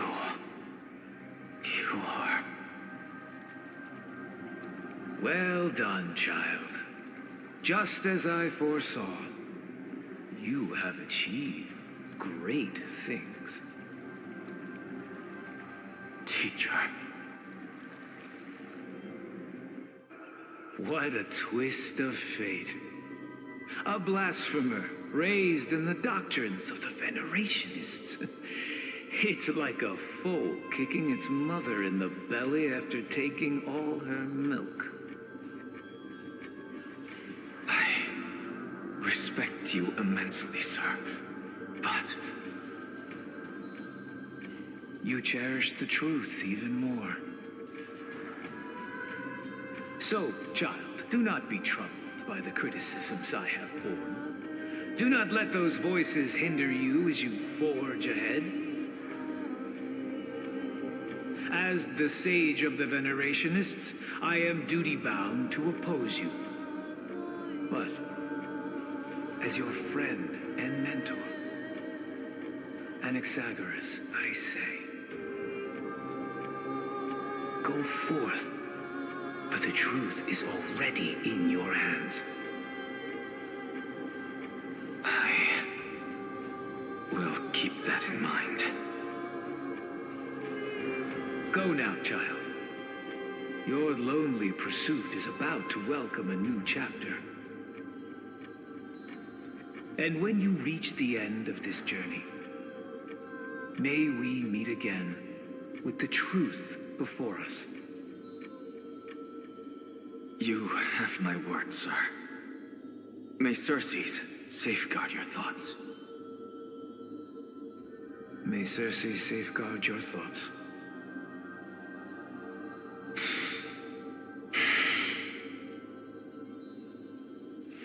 You are right, Empedocles. My lonely pursuit is about to welcome a new chapter. I must be on my way now. May we meet again with the truth before us, Empedocles.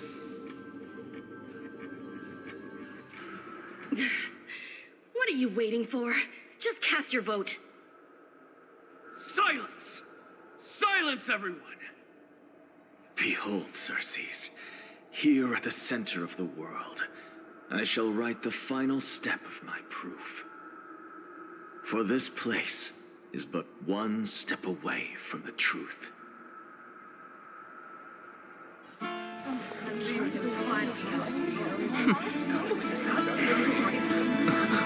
Professor, I completed the proof you wanted.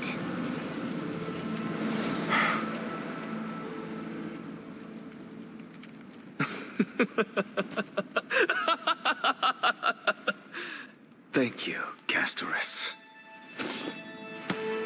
The answer is plain as day. My vote goes to the Flame Chase Journey and nothing else! Elder Kindness, I have deciphered the truth of this world!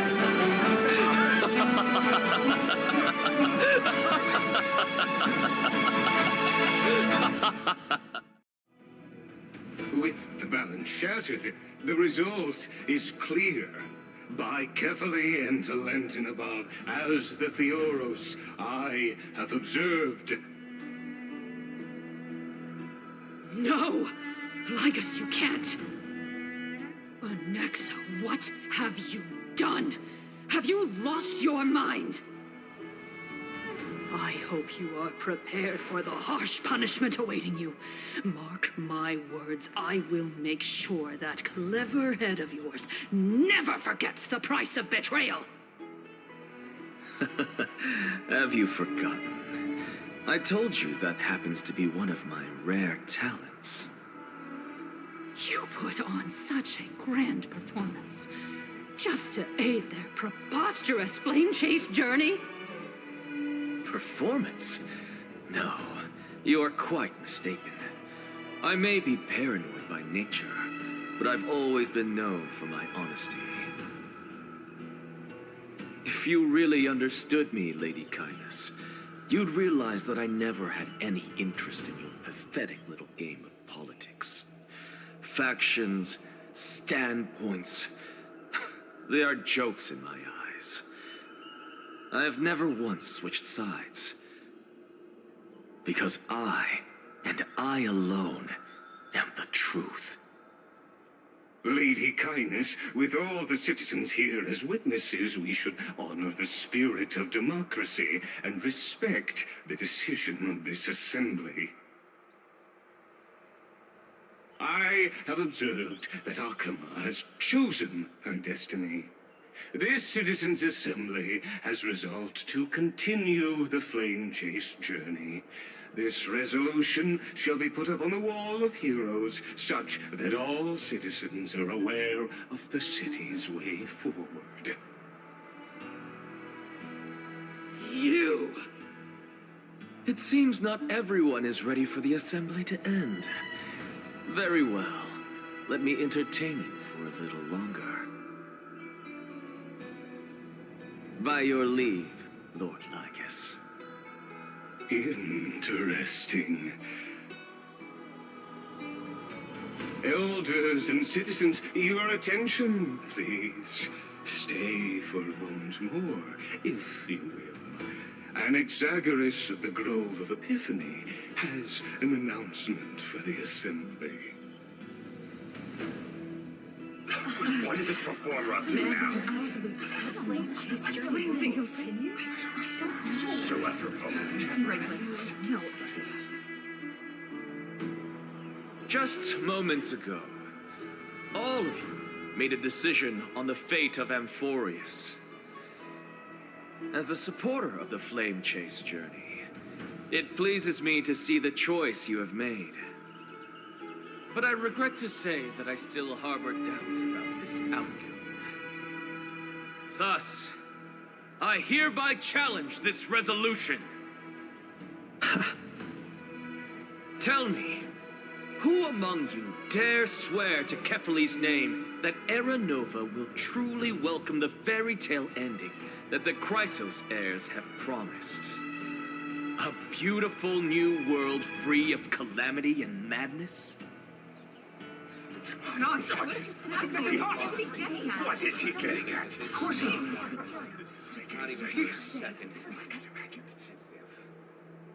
No one? Must I pick somebody to answer? Very well. You, the one acting so wise and profound, in front of all present here, do you dare swear that it will happen for sure? No? Fine. Next. You, the one with ignorance written all over your face. Yes, you. Do you dare swear by it in front of the Titan? What are you trying to do?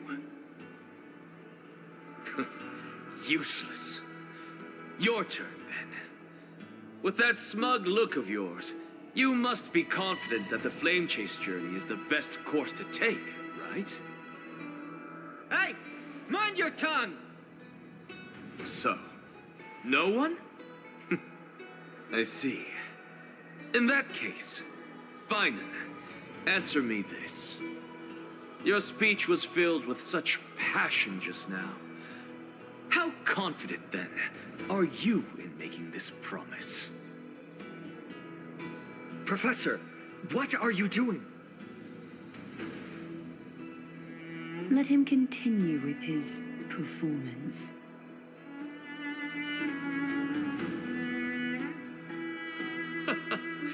Will you look at that? Even Finan and Aglaya lack the courage to make such a promise. And what's even more absurd is that no one but I can promise you this new world. And yet, the Assembly passed the resolution anyway.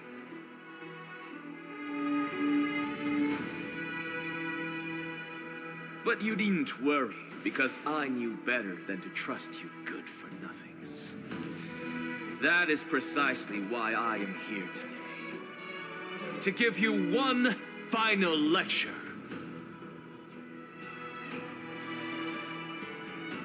Now listen up and listen well. I, Anaxagoras of the Grove of Epiphany, hereby declare everything that the Flame Chase journey promises is true. Finan of Ides Elysiae, the prophesied demigod who shall succeed Kephalli, will reforge each and every one of us in the new world with his complete, intact memories. What? The core flame-bearing titans were the Chrysos heirs of yesterday, and the Chrysos heirs who carry the core flames today will become the titans of tomorrow. All of our souls shall endure for eternity in the miracle of the World-Bearer, and all under Kephalli's protection shall step into that new world.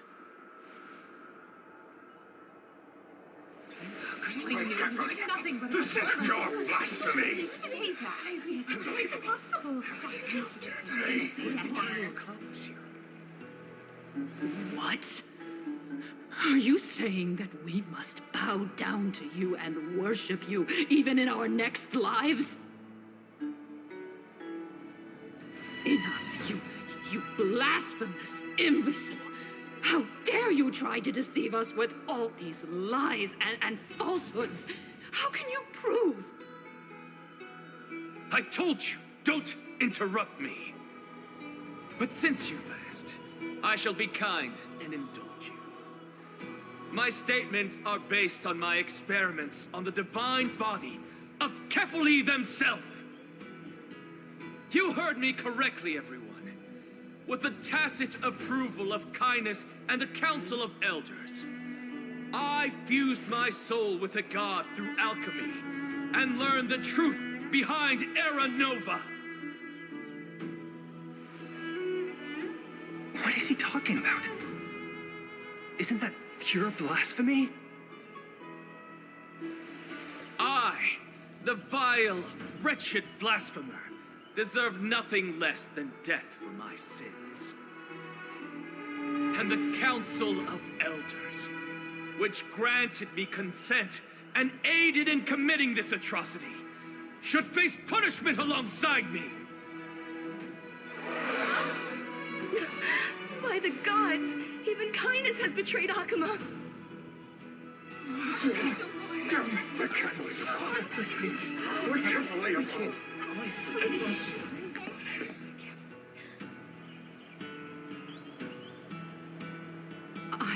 I had no knowledge of his transgressions. He did that on his own. The Council of Elders bears no responsibility for his actions.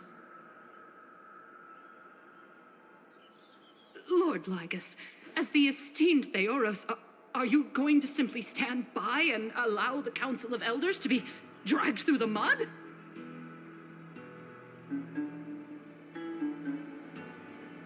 If the accusation is true, I will acknowledge it. If not, my conscience stands unburdened.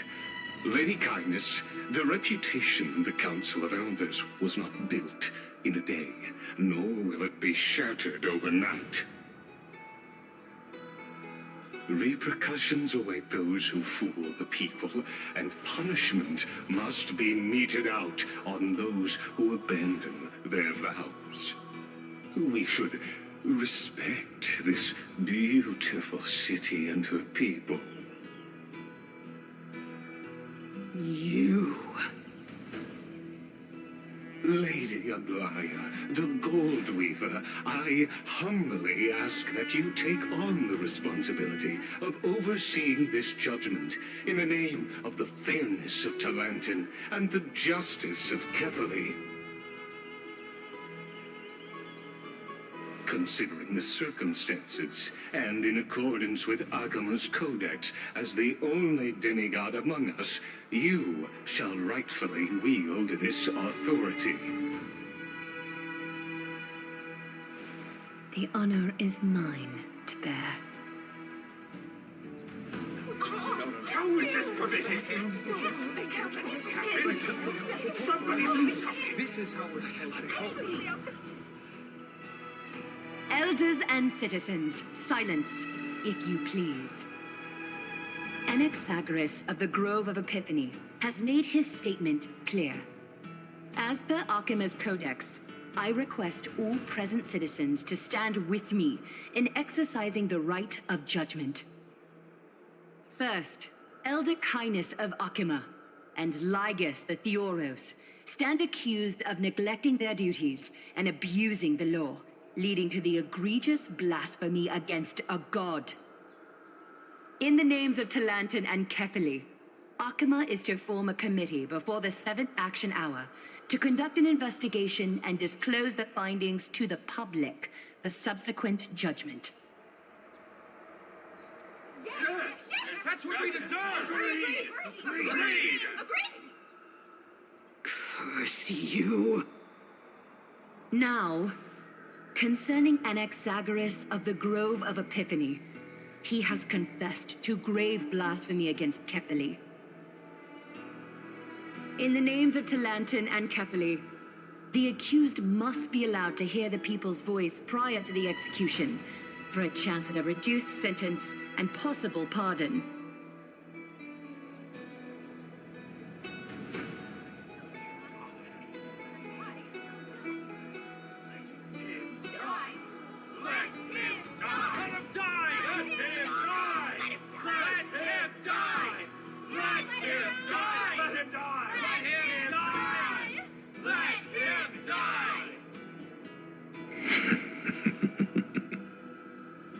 Professor.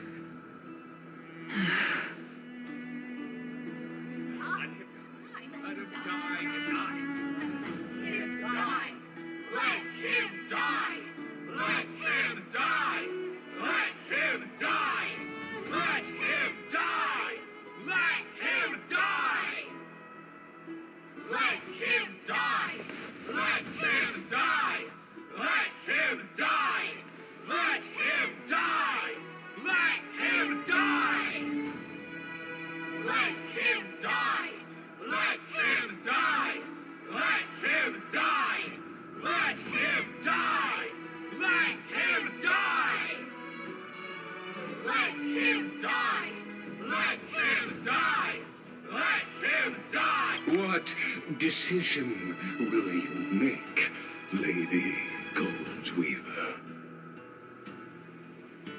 Enough with the hesitation, Aglaya. This is not like you. Let him die! Let him die! Let him die! Let him die! Let him die! Let him die! Let him die! Let him die! Let him die! Then, in light of the people's voice, O Talantin on high, may you bring death upon him.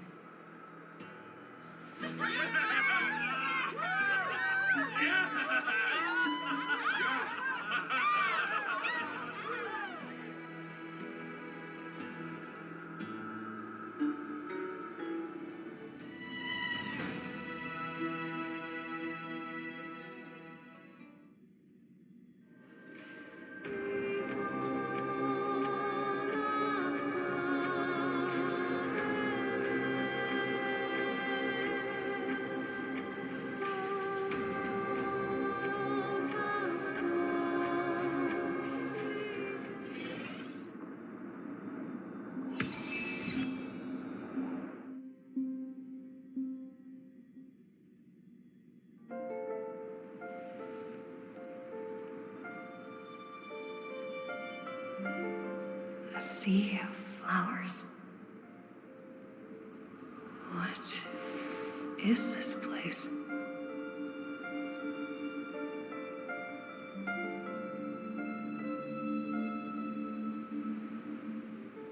Allow me to reintroduce myself. I bore the name of Castris while walking among the mortals. And now, I stand as the demigod of death, the living side of Thanatos. Welcome to my realm, where the west wind ends.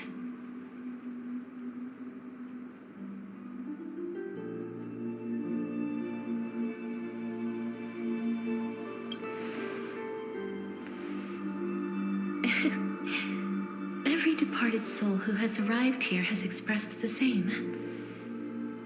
Did you know? Every flower here was planted by Thanatos themselves. These flowers were originally both lifeless and immortal, but in the first rain brought by the River of Souls, they were given new life, flourishing as the bearers of countless souls. And it is my duty as the Master of Death to tend to their well-being and foster their growth in this serene haven.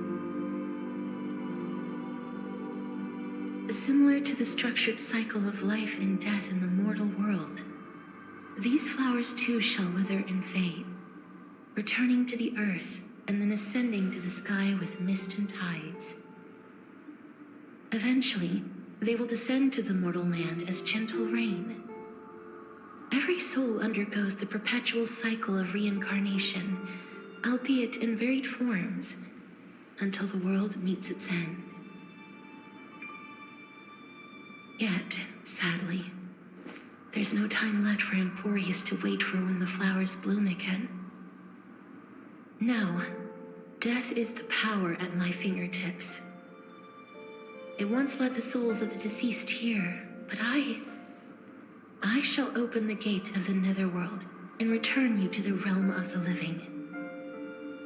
In exchange, please, take the core flame of death with you and complete the flame chase journey. Do not let our work thus far be in vain.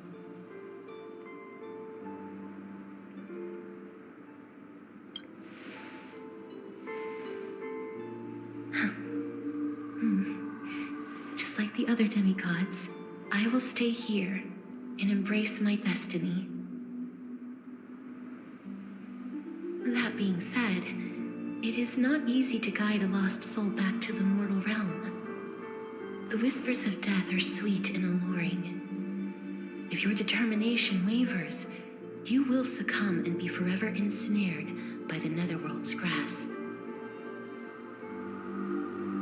Please consider this a one-time exception. I will do everything in my power for the flame chase journey. And for your life, the only life I can save.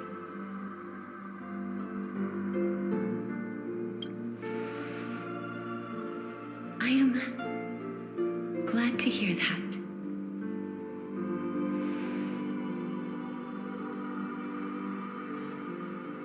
Over here!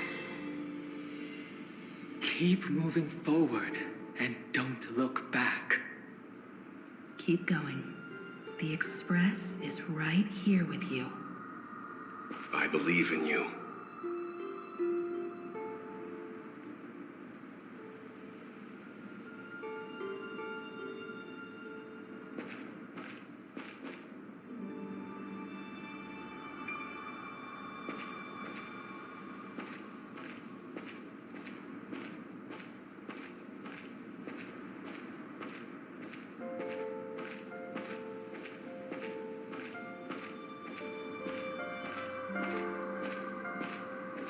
Listen. Just keep moving.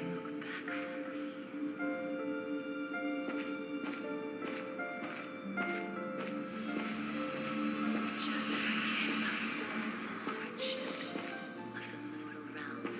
Death is such a sweet joy. Listen. Your home is not there.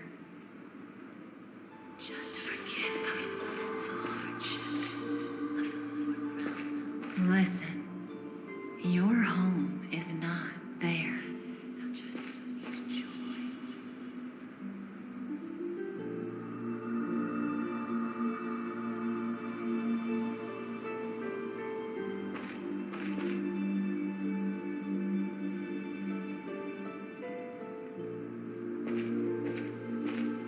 Lift your chin up high. Step forward with us toward tomorrow.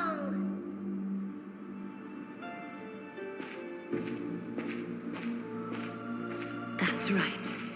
Keep your eyes on the dawn.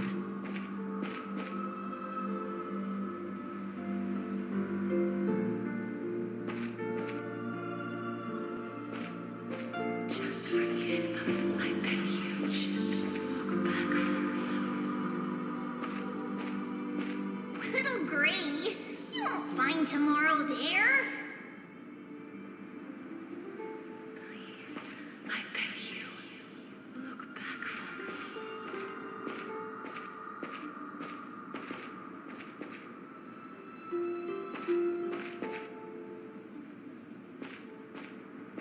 Death is such a sweet joy.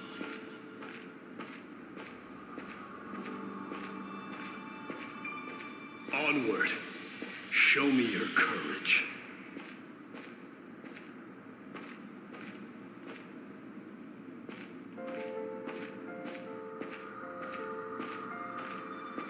partner. We shall become heroes together.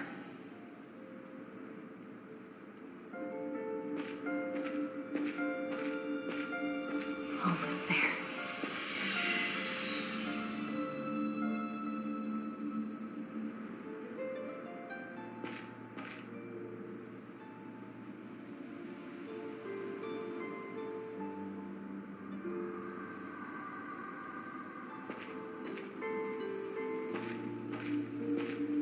Partner, don't you dare lose to the shadows of death.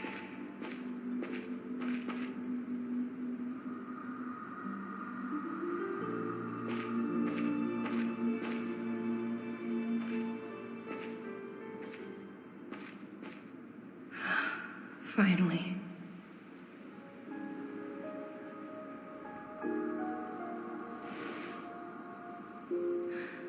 Thank you, Castris. Since I've already made it to the end, maybe I can have one last glance at that sea of flowers.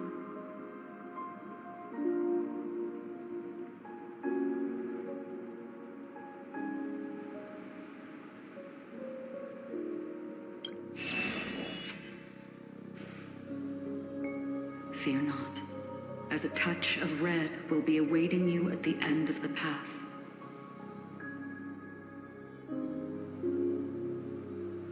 It'll guide you and illuminate the way out. By doing so, you'll eventually reunite in the warmth of the sunlight.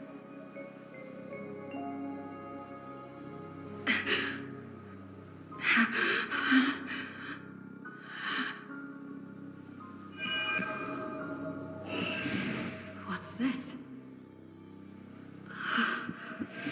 What in the world are these shadows and voices? All of this is proof that you once lived. Your soul, your memories, the years you've journeyed through, and the path they revealed, leading you back home. So, continue onward. Do not stop moving forward, and do not let her sacrifice and the support of all who have stood by you be in vain. Over here, friend! Take my hand. Let's go home.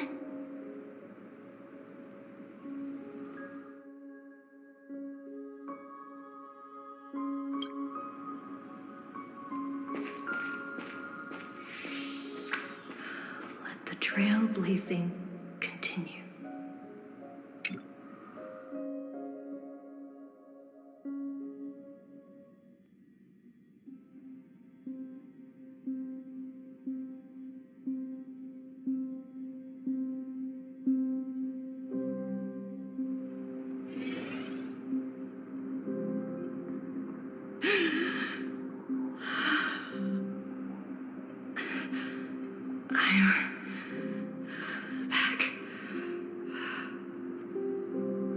At last, I knew you could do it. Your soul is still perfectly whole, as if some kind of force is trying its best to keep it together. Is it Ornyx's final blessing? Or is it a miracle of your own? It's truly incredible. Such a strange surge of familiarity. So hard to describe. Perhaps it is fate, once again fulfilling its own design. Or perhaps it is the laws from beyond the sky, so familiar to you, that intertwined our fates long ago.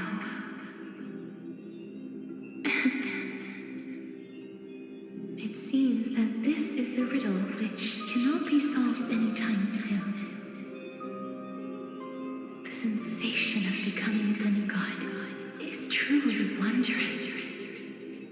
It's as if the souls is winding its way through the depths of my spirit, transforming with each breath into a fine rain that nourishes the world. Do you recall that prophecy? At the end of the sea of flowers, the souls of the living shall warm thy fingertips, and after an embrace, there shall be eternal separation.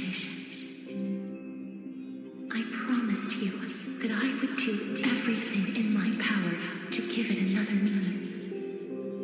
Now, as I stand as a demigod and destiny draws to a close, I can finally end it in a way that is as beautiful as it deserves. The wish I once sought but could never grasp is now within reach. In this brand new world, every blooming life will lift its arms in celebration and recount the profound meaning of this very instant. Every touch, every embrace we share will never again be an ice-cold loss. They will radiate with an intense warmth, sowing love far and wide throughout the land.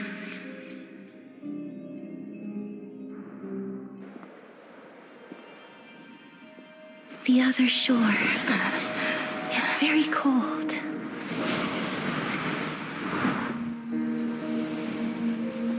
May I borrow your warmth one last time? Thank you for fulfilling this wish of mine.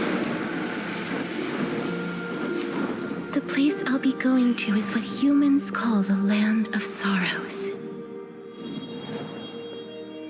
But with this heartbeat and the residual heat of this embrace, I shall turn the nether realm into a gentle place of rest.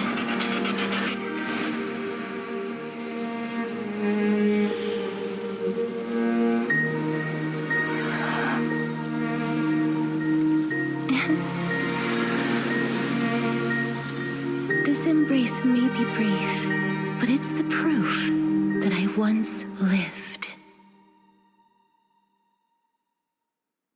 Farewell, then. May we reunite in the new world.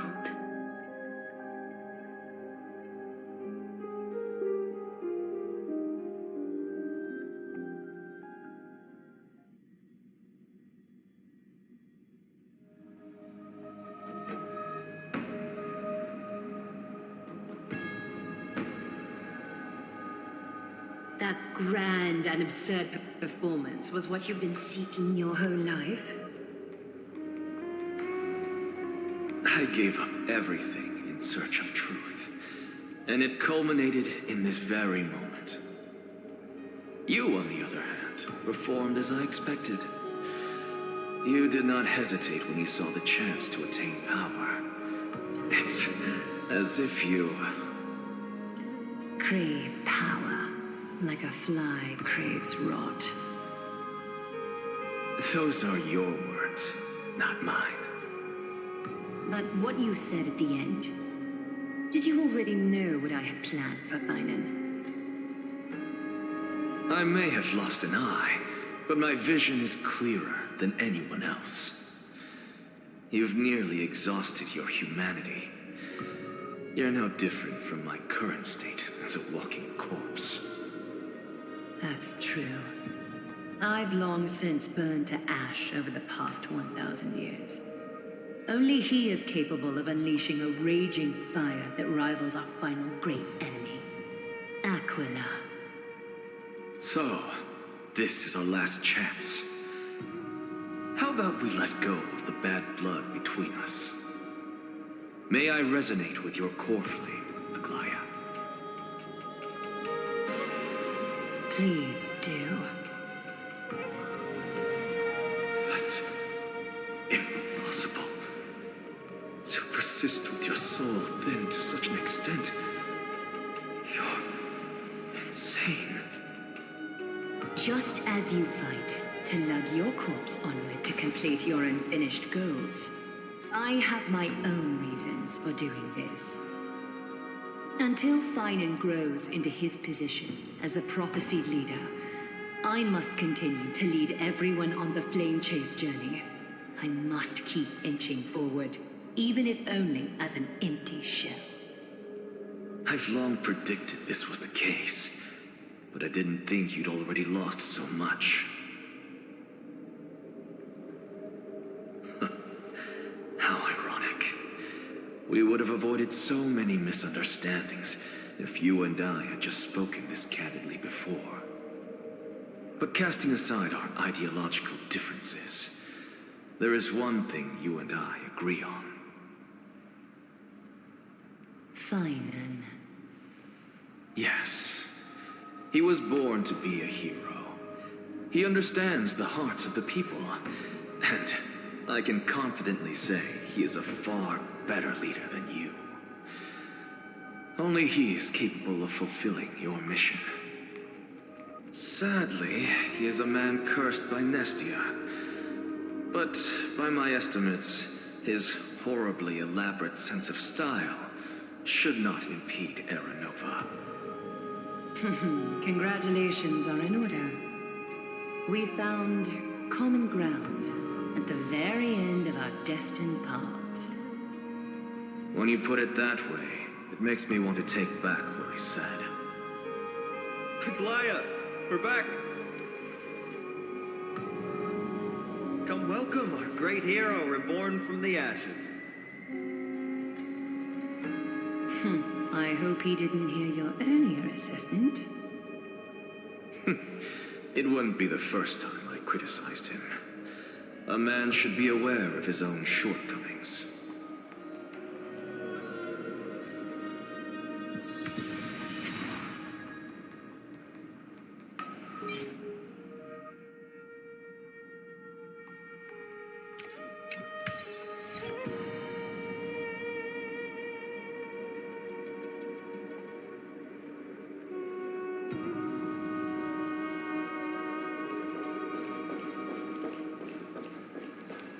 I'm gladdened by your triumphant return.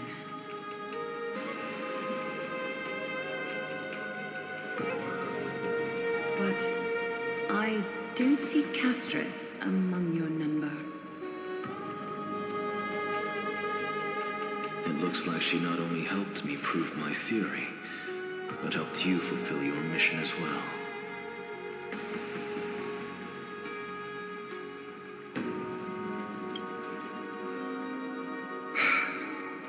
I agree. She might not have been able to change her fate, but she still wrote the final verse of her epic herself. Trinan, please recite the prophecy for us. Trailblazer, please surrender that scalding cool flame for us as well. You are the only life she ever saved by her own hand in her 1,000 years on this earth. I believe no one is more qualified for this noble task.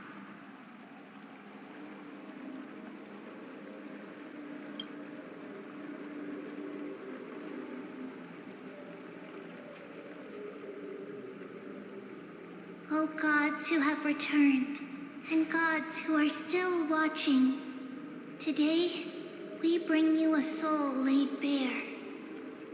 The hand of shadow, Thanatos, remembered their name from the past. From daylight they came, and to their fragrant dwelling they return, to walk now among your ranks. And there was one who joined hands with the Titan, a traveler risen from the dead, and reborn among mortal kind. She is the everlasting night, and shall now proclaim in her good name,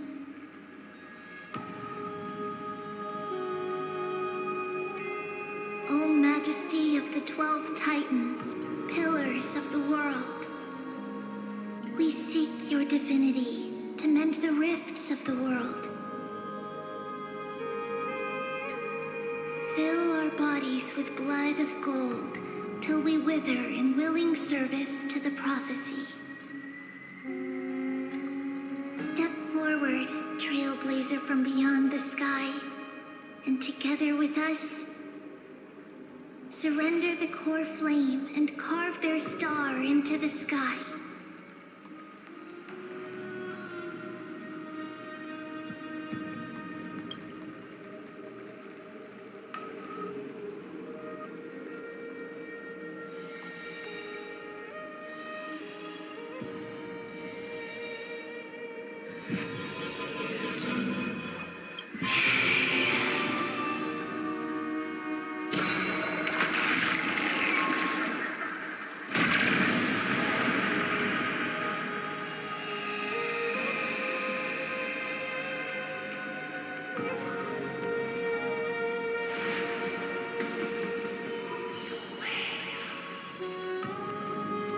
Constellation for death. For life and death, to be more precise.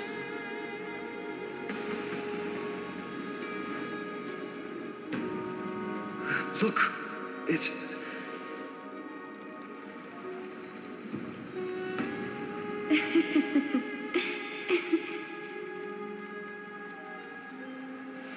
Is that Castorus? No, it's only a divine echo. I think she's here for the trial.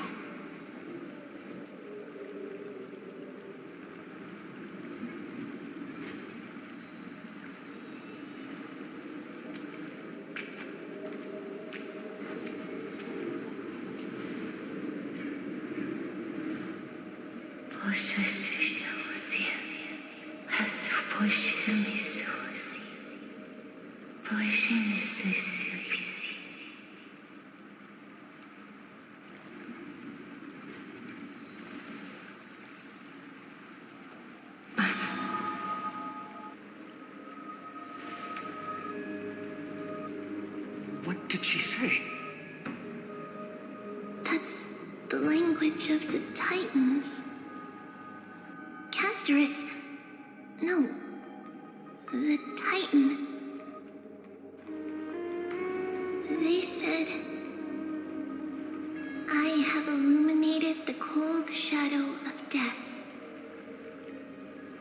Onwards. For your path to the future is bright and its flame eternal.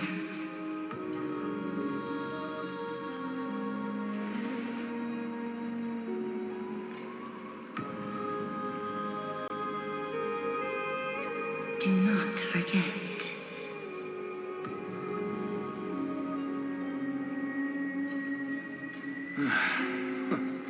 She made quite a scene. I suppose it's my turn now. I won't stop you. Professor, you... What's with that look? You were present. So, let's get this execution over with. We wouldn't want to bring shame to Akima's divine laws or keep me from creating a new world. You never change, do you, Professor? I don't understand. If your theory is correct, you'll lose all memories of your past life once you become a Titan. So what's the point of becoming a god? Of course there's a point. Even if I forget who I am, I'll still have my brilliant mind. It goes without saying, I'll find a way to retrieve memories of my past life. Besides, I still have you, don't I? I still don't really understand what you said during the assembly. Even if it were true, things reforged from memory could never be the same as the original anyway. Then allow me to tell you right now that you're wrong. What exactly are we? My answer is that the Chrysos heirs are the future Titans and vice versa. Of course, this answer only applies to us. So, what are we when it comes to regular mortals? The very essence of the world, our souls, are tiny invisible seeds that hold records of each person's memories of the world. And we are the buds that sprout from these seeds to grow into great trees. Is that what new sporism means? Correct. Once our physical bodies are born, we become new extensions of the world. From there, we plant our seeds into someone's memories and then scatter them into the hearts of countless people in the future. Just as seeds are affected by their environment, so too will our appearances differ across memories. But the partial memories we carry will always be the same, because that is just how the world is. To destroy our very existence, one must destroy the world itself. But we have someone who will still live on with his perfect memory. That person is you, child of Kefali. This is what it means to be the world-bearing Titan. So, carry everything of this world and live on. Don't disappoint those most precious to you. Don't disappoint Lady Goldweaver. And especially, don't bring dishonor to my theory. Anaxa, I swear to you, I'll lead everyone to our reunion in the New World. Good. That is all I have to say. Farewell, everyone. May we meet again in the next life. Farewell, great performer. May Circes safeguard your thoughts. May Circes safeguard your thoughts. Are you satisfied, Honorable Titan? Very. I hereby swear I have borne witness. Anaxagoras of the New Sporists and the Grove of Epiphany has successfully overcome the trial of reason. Thus, I shall confer upon you these words. You shall transcend the peaks of purity and return to corruption and hardship. Oh, so that's a god's prophecy. It sounds like you just rephrased my past, present, and future. Ah, Circes, Circes. Is that all you've got? Well, you've already transcended the peaks of purity, and you were never the type to give me any leeway. That is true. But I do still have one question. I knew it. What is it? Maybe we're thinking of the same thing. As you've so boldly stated, we and the world itself live on through the memories of others. If that is the case, whose memories did the very first new spore sprout from? How should I know?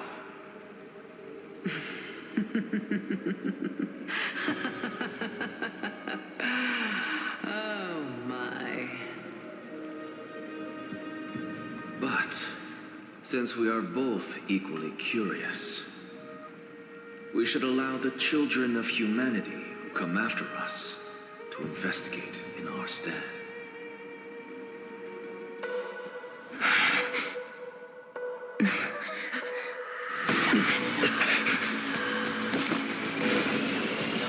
Rejoice, Circes. I sow the seeds of suspicion in the new world with your soul! And now, the objective is complete. That is all.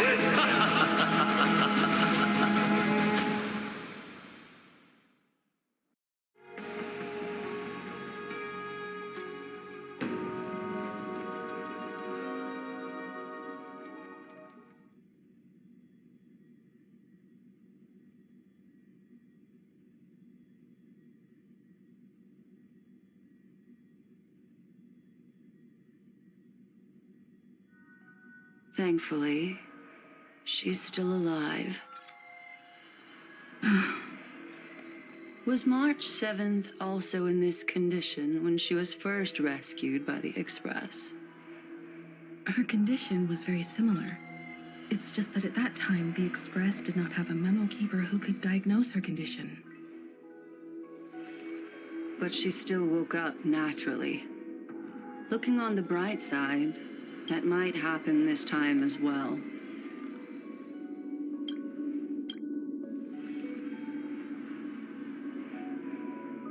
When March awakened from the ice, her memories were completely wiped clean. I want to prepare for the worst and prevent something like that from happening again. Can you share with us your hypothesis? I do not have conclusive evidence, but judging by her current condition, perhaps March 7th's memories have been hijacked. Hijacked? Think about it, Miss Himiko. What will happen when someone loses their ability to remember? I'm not a biologist, but I hear that there's a species of fish on Von Wach that has the memory span of less than a second. It forgets anything that occurs in the very next instant. Perhaps something similar will happen? Unfortunately, short-term memory is an entirely different concept from the inability to remember. Perhaps it is difficult for you to imagine. But an individual who has lost their ability to remember turns into nothingness. Nothingness? The belief of the Garden is that everything in this universe can be interpreted through memories. This is the driving force behind the continuance of this path. The past is made up of memoria, while the future is a possibility that will eventually be converted to memoria. But the present, it doesn't really exist, and it's only an abstract expression. Therefore, when a person is affected by the path and loses their ability to remember, their physical form will also be affected. These ice crystals are a manifestation of that. Miss Black Swan, there is one thing that I haven't looked into deeply until now. You've guided us to Amphorius, but refused to tell us your true intentions. Collecting memories is simply not a convincing answer. Is Miss Himiko suspicious of me? I mean no offense. I am merely speculating. But I'd appreciate your honesty, if possible. In other words, now is the time for me to prove my innocence. That's not a problem, of course. The true reason behind my intentions is that Amphorius holds special significance. For some memo keepers of the Garden with extremist views, it is a perfect example. Perfect example? A world that can only be seen through the Garden's mirror means that memo keepers have the right to keep the world in their private collection. If those pathstriders of remembrance were to uncover the secrets of Amphorius first, they might unleash their wild ambitions and remodel more worlds into a similar form. So the reason you did everything you could to convince the Express to come to this star zone is just to uncover the secrets and foil the plans of these people? I chose to remain quiet before, because I did not want to involve you in the Garden's internal conflicts. Remodeling a world is no easy feat. These extremists likely aren't just simple pathstriders. Do they wield the powers of emanators? You can be even bolder with your guesses. The people that I'm talking about, they aren't just individuals. They are an organization that has already attached itself to the pinky finger of Fu Li. So what you're saying, could they be the ones who hijacked March 7th's memories? I cannot be certain, but at the very least, they are capable of doing so. I am deeply sorry about what has happened to March 7th, but the deal that I propose still remains a fair one. Amphorius is still an excellent destination, and investigating further might allow us to uncover the truth behind the accident. Miss Himiko, the wisest choice right now is for us to continue cooperating.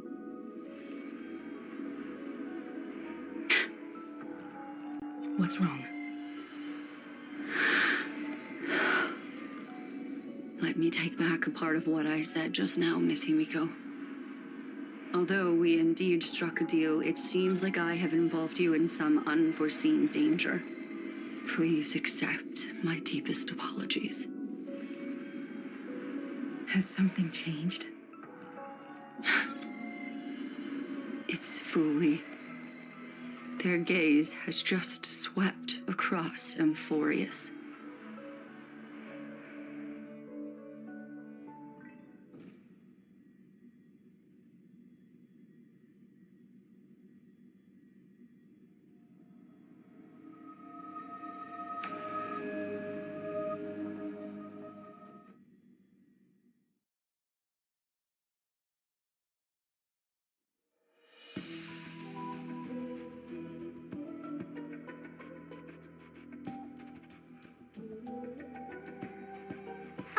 How interesting. I never expected a mere memo snatcher to be actually hiding so much inside her head. What's even more interesting is that the word Amphorius has appeared in her subconscious. This lady seems to be having fun. Is she usually like this? It's hard to explain. What are you two whispering about? Has it not occurred to you that I can hear everything clearly? Oh, please pardon me, Madam Herta. Would you mind sharing with us what you've discovered? The ones who need help are the Astral Express. You will have to put up with my methods, even if they are rather unconventional. Let's get back to the topic. By using the fourth mirror, I rummaged through the brain of this memo snatcher and learned a good deal.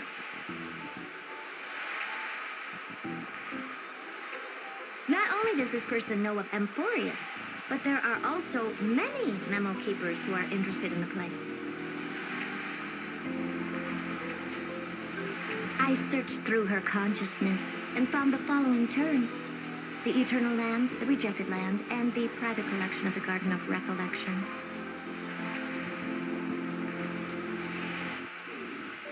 It seems like Miss Black Swan is indeed hiding some things from us.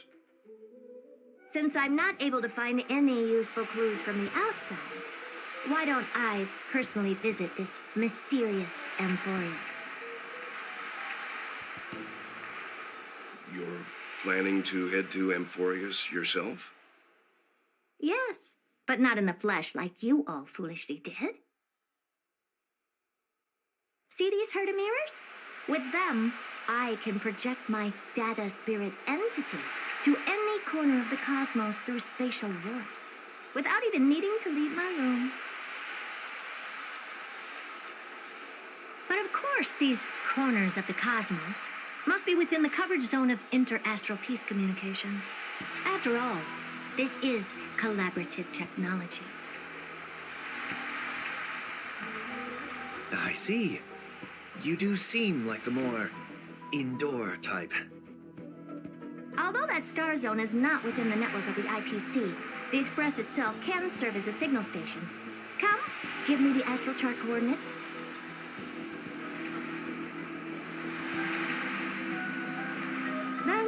sit back and enjoy the show.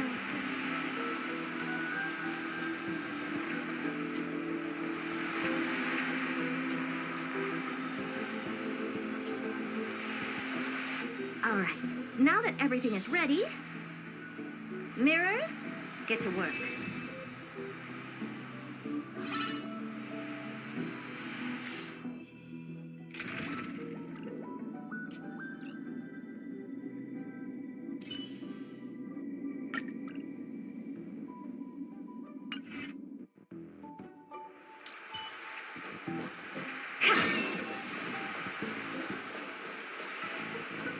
Madam, watching you work has been an enlightening experience for me.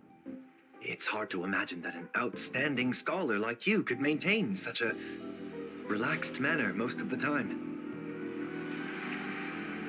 Your calm and collected nature is truly a trait that I should learn. This brat. Why does everything that comes out of his mouth sound so snarky? Thank you, Madam Herta. Companions are the lifeblood of the Astral Express. When things are settled, we will repay you for all your help. Well, this young man sure is courteous.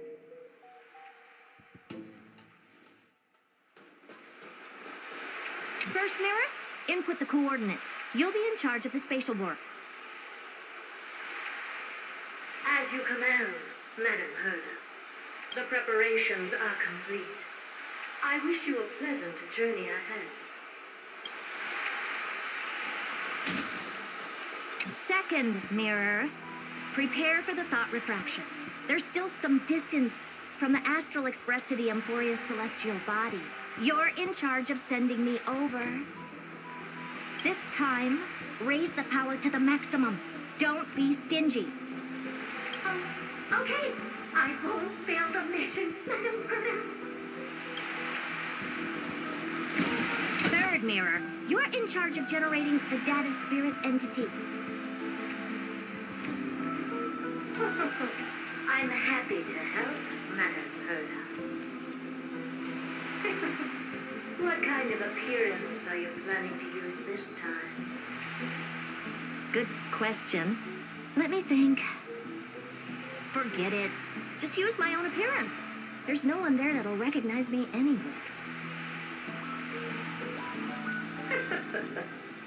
As you wish.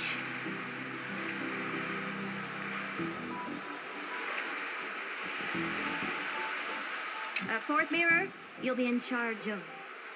It seems like I have nothing for you. Just stand by and wait for orders. Ah, standing by again. That's so boring. Next time, can you count down from 4 instead?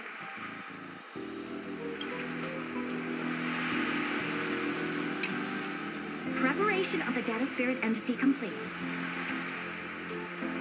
Thought refraction at max power. Excellent. The first mirror. Let's get going. Have a safe trip, Madam Herta. May your journey yield good results. Coordinates input complete. Preparing to activate spatial warp. Destination, unknown celestial body. Amphorius. Spatial warp countdown. 5, 4, 3, 2, 1. Warp activated.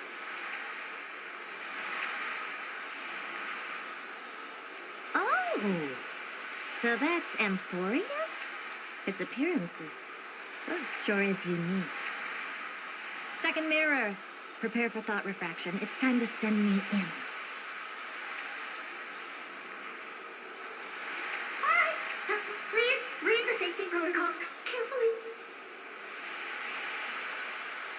Can't you hurry up? Yes, ma'am.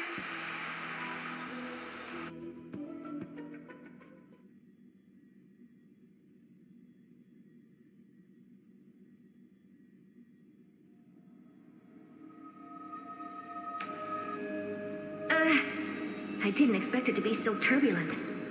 I should have asked the second mirror to use slightly less power. What a magnificent sight! Is this the entrance to Emphorius? Let's see. Perhaps I'll be able to find a way in.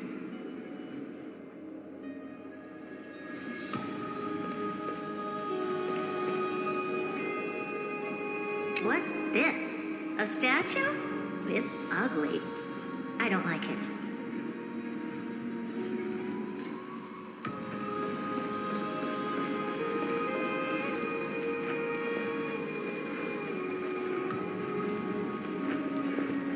What's this? How creepy. Oh, it moves? Who are you trying to scare?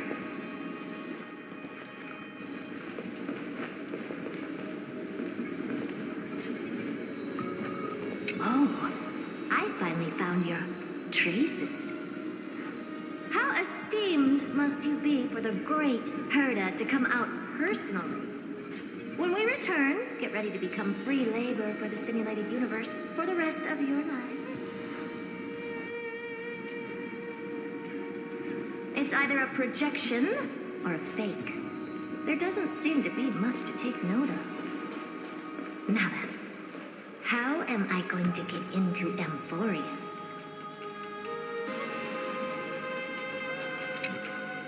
My deepest apologies, esteemed lady. I'm afraid that you cannot proceed further. Who's there? Your visit, although not part of my calculations, is a pleasant surprise. It's a pity that the preparations are not yet in place to receive you with the hospitality that someone of your status deserves. Are you not going to answer my question? Who are you? I have many identities, and I'm going to have even more in the future. But if you just need a form of address, you can use my common alias. Lycurgus Lygus. All right, Lygus. But you can't possibly think that I'm just asking for a name, can you? Regrettably, I do not have the authority to share more information.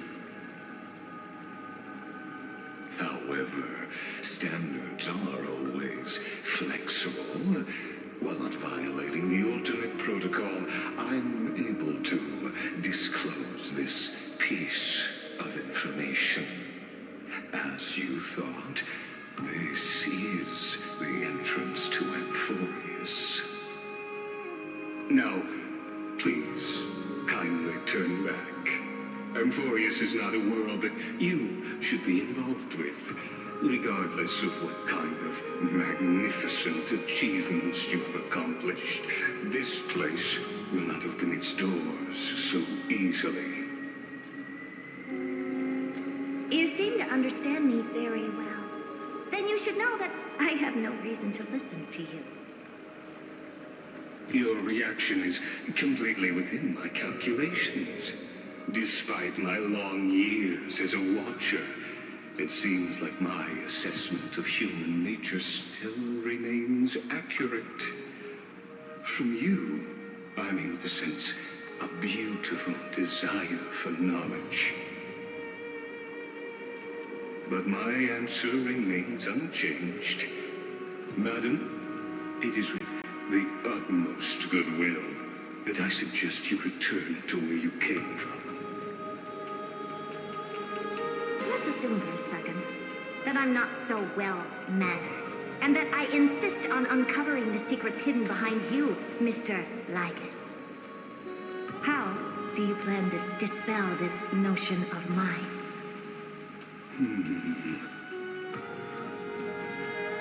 Within the scope of the ultimate protocol, there are 178,244 logic chains at my disposal. proposal to convince you.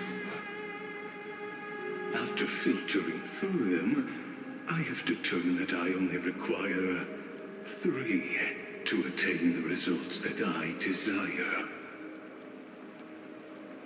Oh? I'm all ears.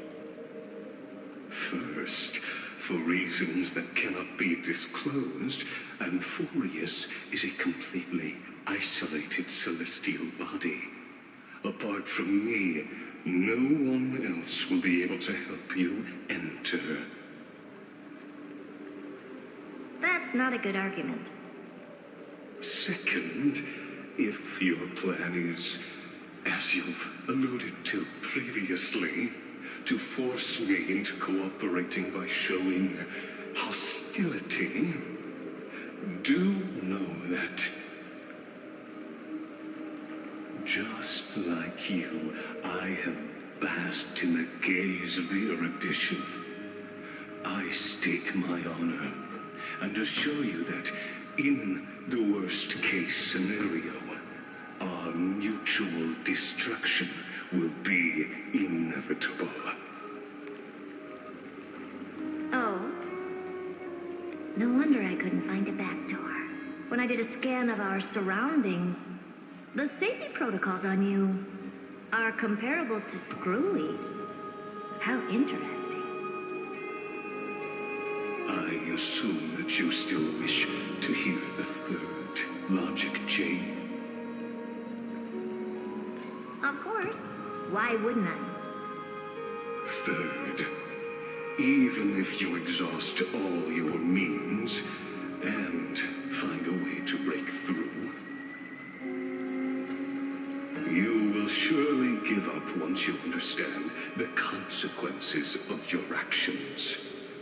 After all, throughout your long life, as much as you'd hate to admit, your conscience has played a crucial role.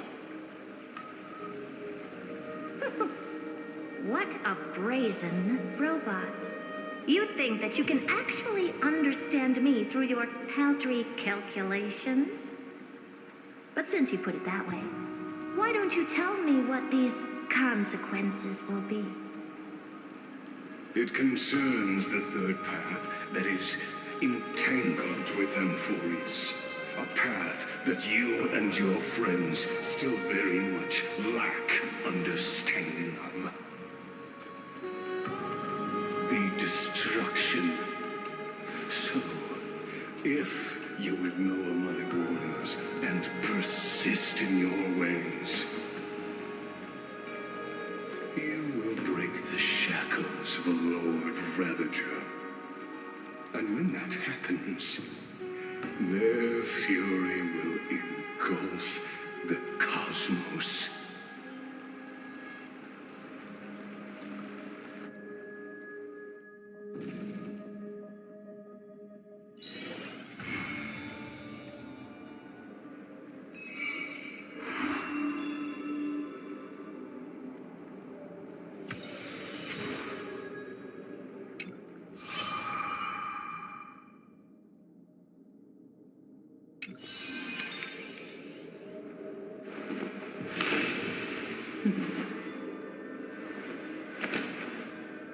Discard your wordless dastardly.